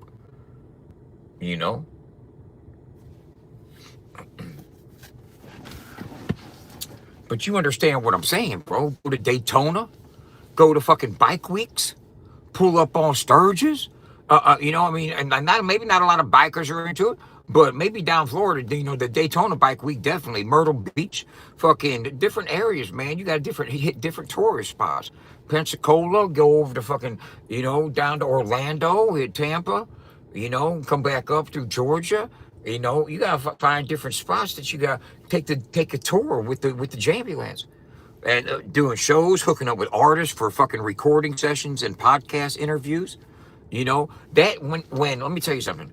When that ambulance, when the back of the cab is all the way laid out and we got all the bells and whistles with the monitors and the lights and the sound and fucking the video and the fucking table shined and polished and all our doors and cabinets and everything, fucking the equipment, everything in there, and it's locked in solid, like, okay, this is bad motherfucker. It's going to be a nice attraction, and to be able to get draw some fucking nice artists up into the booth to do recording sessions, to do a Jambulance session. What I envision is John Connor getting behind the mixes and us laying down fucking Jambulance compilations, You know, where people get in there and record whole songs or record whole fucking album compilations on the Jambulands and doing a series of In the Jambulands, fucking interview, podcast, and get in the booth. You know what I'm saying? We're gonna do an interview with you and we're gonna get you in the booth like you're in the basement. You know what I'm saying? And record a session in the Jambulands. That's gonna be some dope content. And we want to own that content. So we want to put that content on our Roku channel. And we want to put teasers and fucking reels and shorts to put on our social media platforms. That's what platforms like this is for, so we can load it up with shorts and reels of the stuff that we're going to have on our Roku channel. Because we want to maintain ownership of the full content. You know what I'm saying? Because monetization, CPM rates on Roku are a lot higher than YouTube.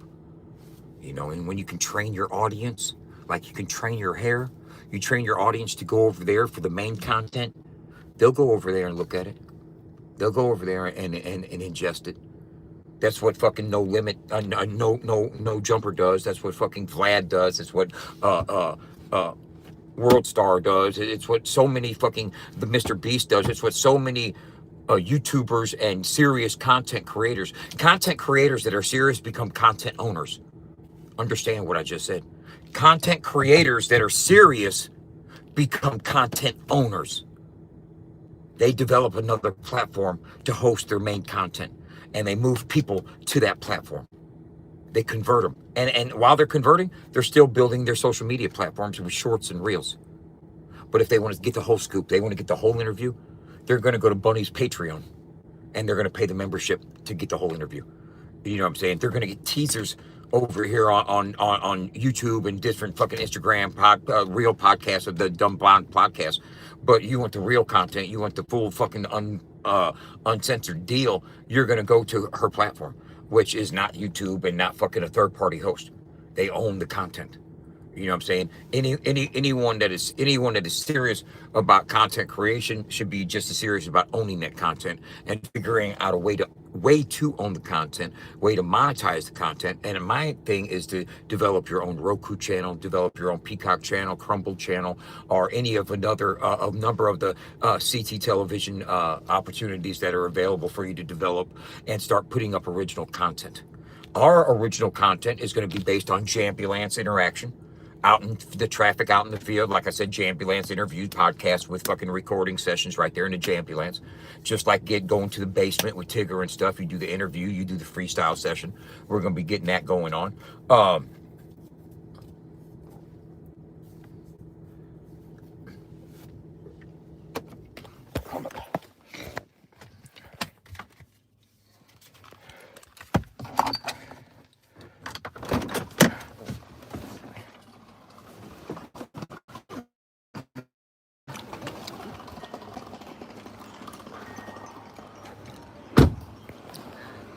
What's that?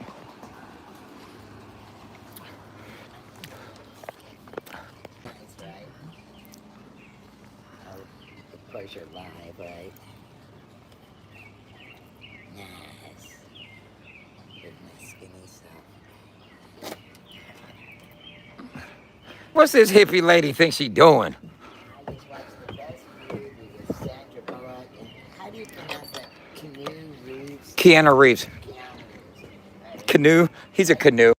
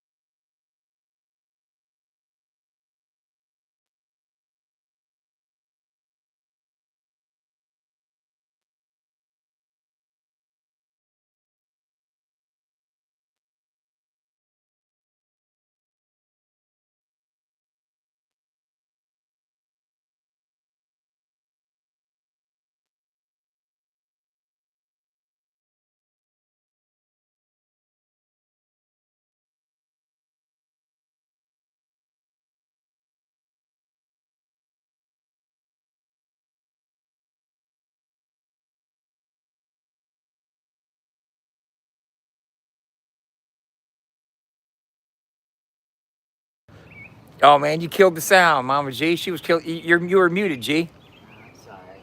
Tell him what were you saying? I was saying, look at my garden. She was saying, "Look at my garden." Look at this area over here, Jim. This white and pink one right down there. And those the darker green next to the dahlia plant, those are peonies. So they're going to need to be transplanted to a sunnier spot. But there's 2 peony plants down there. I've got 2 more peony plants over here. They're really pretty peonies, but beautiful, big white and pinkish flowers. They smell wonderful. They're one of my favorite flowers. They're wonderful. Look at that. That is so pretty, all those flowers. You don't know me, but I'm your brother. Oh, oh, oh, oh, oh. Still got like oxes.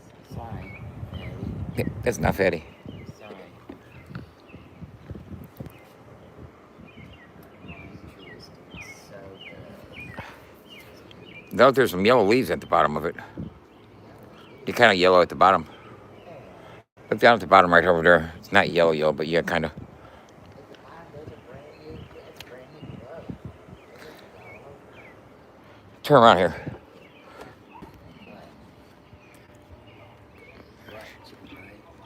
What? Hey, would she be a fucking TikTok sensation, y'all? I think G. What? Because there's so many fucking older ladies that are for their fucking dabbing and being mean and everything else. You just being a sweet old dreaded lady, fucking smoking fucking wax joints, fucking talking about your garden would fucking blow up. And she goes, I only did 140 milligram. I did 2.5 Yeah. yesterday, and it knocked my butt out for real. It knocked your ass out. You was laid back on the couch like this. I'm smoking a lot of rest. You're smoking a lot of wax, huh? This is so pretty.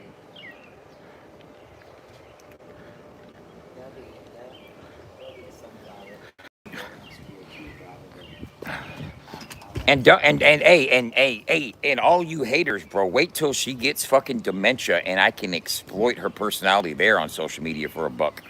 Then I'll really be fucking putting her on TikTok. She won't even realize it. But Just look, we are so integrated. We have light sunflowers and we have back there dark sunflowers.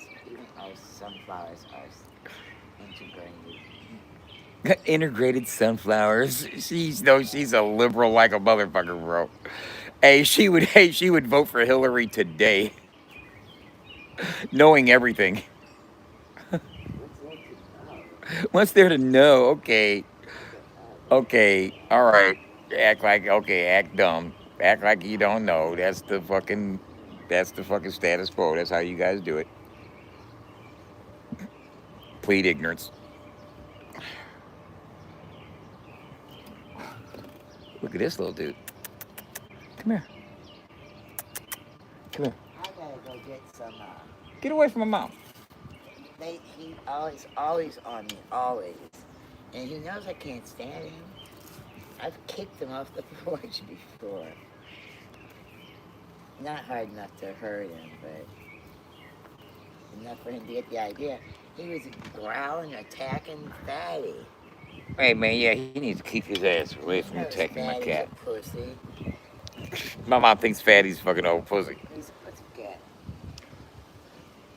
Real pussy cat. Real. So you guys talk about, oh, he lives with his mom. I'm blessed, bro. I'm blessed too. Huh? I'm blessed. I'm the one that's blessed. No, they think that I fucking just use everybody in the world and that I don't fucking put in work for my own sustenance and I'm fucking just a leech on society and that I need to be fucking strung up and shot. I know, you don't need to do it. You don't, hey, I done told them shit and they try to explain shit to people for years and they still want to believe whatever they want to fucking believe and about anything. But, huh? I don't recall them, G. I don't, why? Do you want to find some to use? Just kind of pricey, you know. Just kind of pricing them. I think I got one that I told you we can build for you. Oh yeah. I'm gonna need it. I just planted more cucumbers today, and I got the soil real nice. I got gathered rocks and put it on the bottom of the bucket so the drainage would be better. So they should do well. And I'll need. She's a warrior right here. This lady right here is a warrior. She survived cancer. They took all of her female body parts. She had vulva cancer, and they removed her internal and external female parts. A radical vulva cancer. What? A vulvectomy. A radical vulvectomy is what she had. She used to weigh nearly 200 pounds, and she got down to like 120 or less, 115 pounds. And I put on some pounds. you have put on some pounds, but how small did you get? You got like 15 pounds less than you are right now. No, I would got down to like 115. Yeah, okay, so still that's skinny as fuck. From being, what was your top weight? I was right at 200. You know what I'm saying? She was at 200 pounds and got down to 115. Lost weight before I. You were sick. You were probably sick then and just didn't realize it. You probably had the cancer then and didn't even realize well, it. I knew that something was wrong. I'd gone to several doctors. So how long do you think you had a cancer in your body before it was detected? A couple of years? The whole time I took care of your dad. Most definitely. Because you had tract infection problems before then, during then.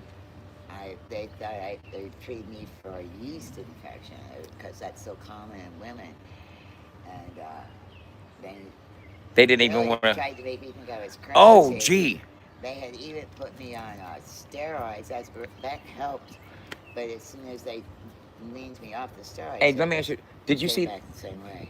I'm sorry. Did you see the family of yellow and black finches that have been in your garden? Yeah. Huh? Yeah. They're not. Well, there's a few of them. Finches, yeah. They're yellow finches, huh? You saw? Hummingbirds too. They love the sunflowers. But that's why I grow so many flowers. That's why I have the bird feeder. I'm gonna go to Goodwill and see if I can So you find did a see the bird. yellow finches? Yeah. Yeah, they were here this morning. You can see them through the window because they come right onto the sunflower. They be attacking you, huh? Stephanie was like, "Your mom's gonna get mad at those finches for." That's why I grow them. One of the reasons why I grow them. Oh, Mother Nature looking ass. It's all for nature, huh? Yeah. Just let nature do nature. Saying, I got a bird hippie ass. Out there now. See, I need a bird bath. a conservative is going to grow the sunflowers so they can make sunflower seeds, so they can salt them and package them and sell them and market them. You know what I'm saying? That's what my dad would do. My mom, so just let them grow and let the birds and the animals just eat them. It's all the squirrels are going to have some. Some of them, and I share the seeds with other people that want to grow sunflowers. And you go. Nugget or something. And my dad took this cake and smashed it in their face. It was a chocolate, reddish brown chocolate cake, and you smashed it in your face. It was horrible. It was not a very fun environment. How old were you then?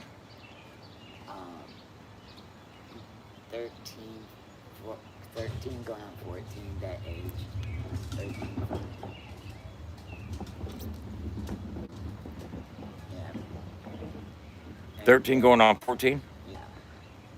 And so my dad and her split up, and my dad married this woman, Reed. She had a lot of kids. I still lived at home. Ellen left home that year because I was turning 15, 16, and Ellen graduated high school that year. And she moved immediately. She didn't live at home anymore after that. Right.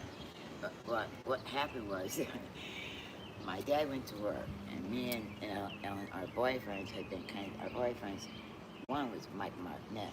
Right. Okay. And my boyfriend was John Hatfield.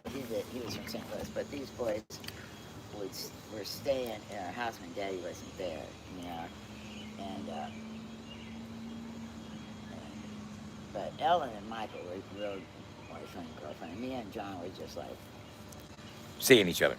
Yeah. but and that was it. The other boys, we didn't have we were that kind of. Then they were friends, good friends. Right. You know, Well, go on. You're getting off the track. Okay, so my dad came home from work, and Michael was in bed with Ellen, and John was in bed with me, and Ellen shared a bedroom. My dad switched our light on. My dad goes, "Well, I'll be damned. Well, I'll be I'm damned. getting my gun."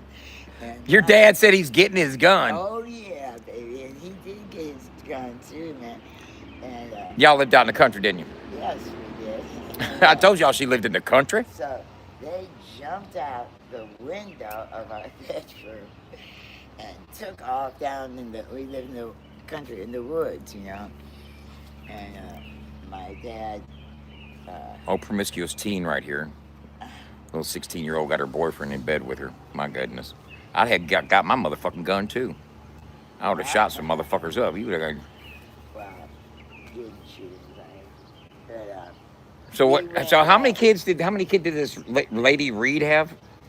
She had a bunch of kids. And did they stay with you? No, they lived in her house in Cahokia, and she came between households. So, but she wasn't there a lot at our house. But my dad and her were married. I didn't They know were that- married, but she didn't move her kids in with you and his. No, That's they continued to go to school where they were going to school. She had a household. Neither house would have been big enough for all the people. so you needed both houses. Yeah. And she came between, And how long were they together? they weren't together that long. I remember, And was Daddy on the railroad at this time? yeah, Huh? yeah, he was He was a conductor, engineer. engineer. My mom's dad used to be a railroad engineer. Union engineer? I mean, like fucking. Yes, Jerry. Yeah, straight. Who do you work for? Illinois Central. Illinois Central Railway. He was an engineer. My mom's dad. And then he When became. was- And then he when became a was- trader. He became a trader at trade shows and conventions of jewelry and gold and stuff until he built up enough of his own supply and stuff to start his own business. And he started his own jewelry store. And Well, they did like flea markets. Flea markets they and shit. traveled in the South, but they couldn't get enough. They got robbed, and they couldn't get enough insurance to cover their goods without having a store, you know. yeah. Because they. So they had to get the traveled brick with and their- mortar. Yeah. And then he got robbed at the store. They fucking kidnapped one of his employees and hit him with a stun gun. They've been robbed a few on different Didn't they? occasions. Yeah. Yeah. Guess what happened to the people that robbed him? We don't talk about that. He survived it all though. He did. Cancer killed him. Yeah. Didn't he get hit with a stun gun when they robbed, when they kidnapped his employee? They kidnapped his employee, man. It was all over the news and shit. It was big fucking, they were in a van getting away down the, They had remember? animal masks on. Yeah. Did he have to get a pacemaker as a result of that? Or did he have a pacemaker? No, he had a heart. Something heart about trouble, yeah, but something it about, made his heart trouble worse. But it didn't have a pacemaker. I tell you what, my mom's dad had connections with the biggest motherfuckers in the fucking game in the Cahokia area. He knew all the fucking, In that county. yeah, all the fucking, from Sauget to fucking, all the fucking big fucking officials and fucking, Yeah, they were all crooked. oh yeah, I didn't want to say they were all crooked like my mom just did, but they all knew the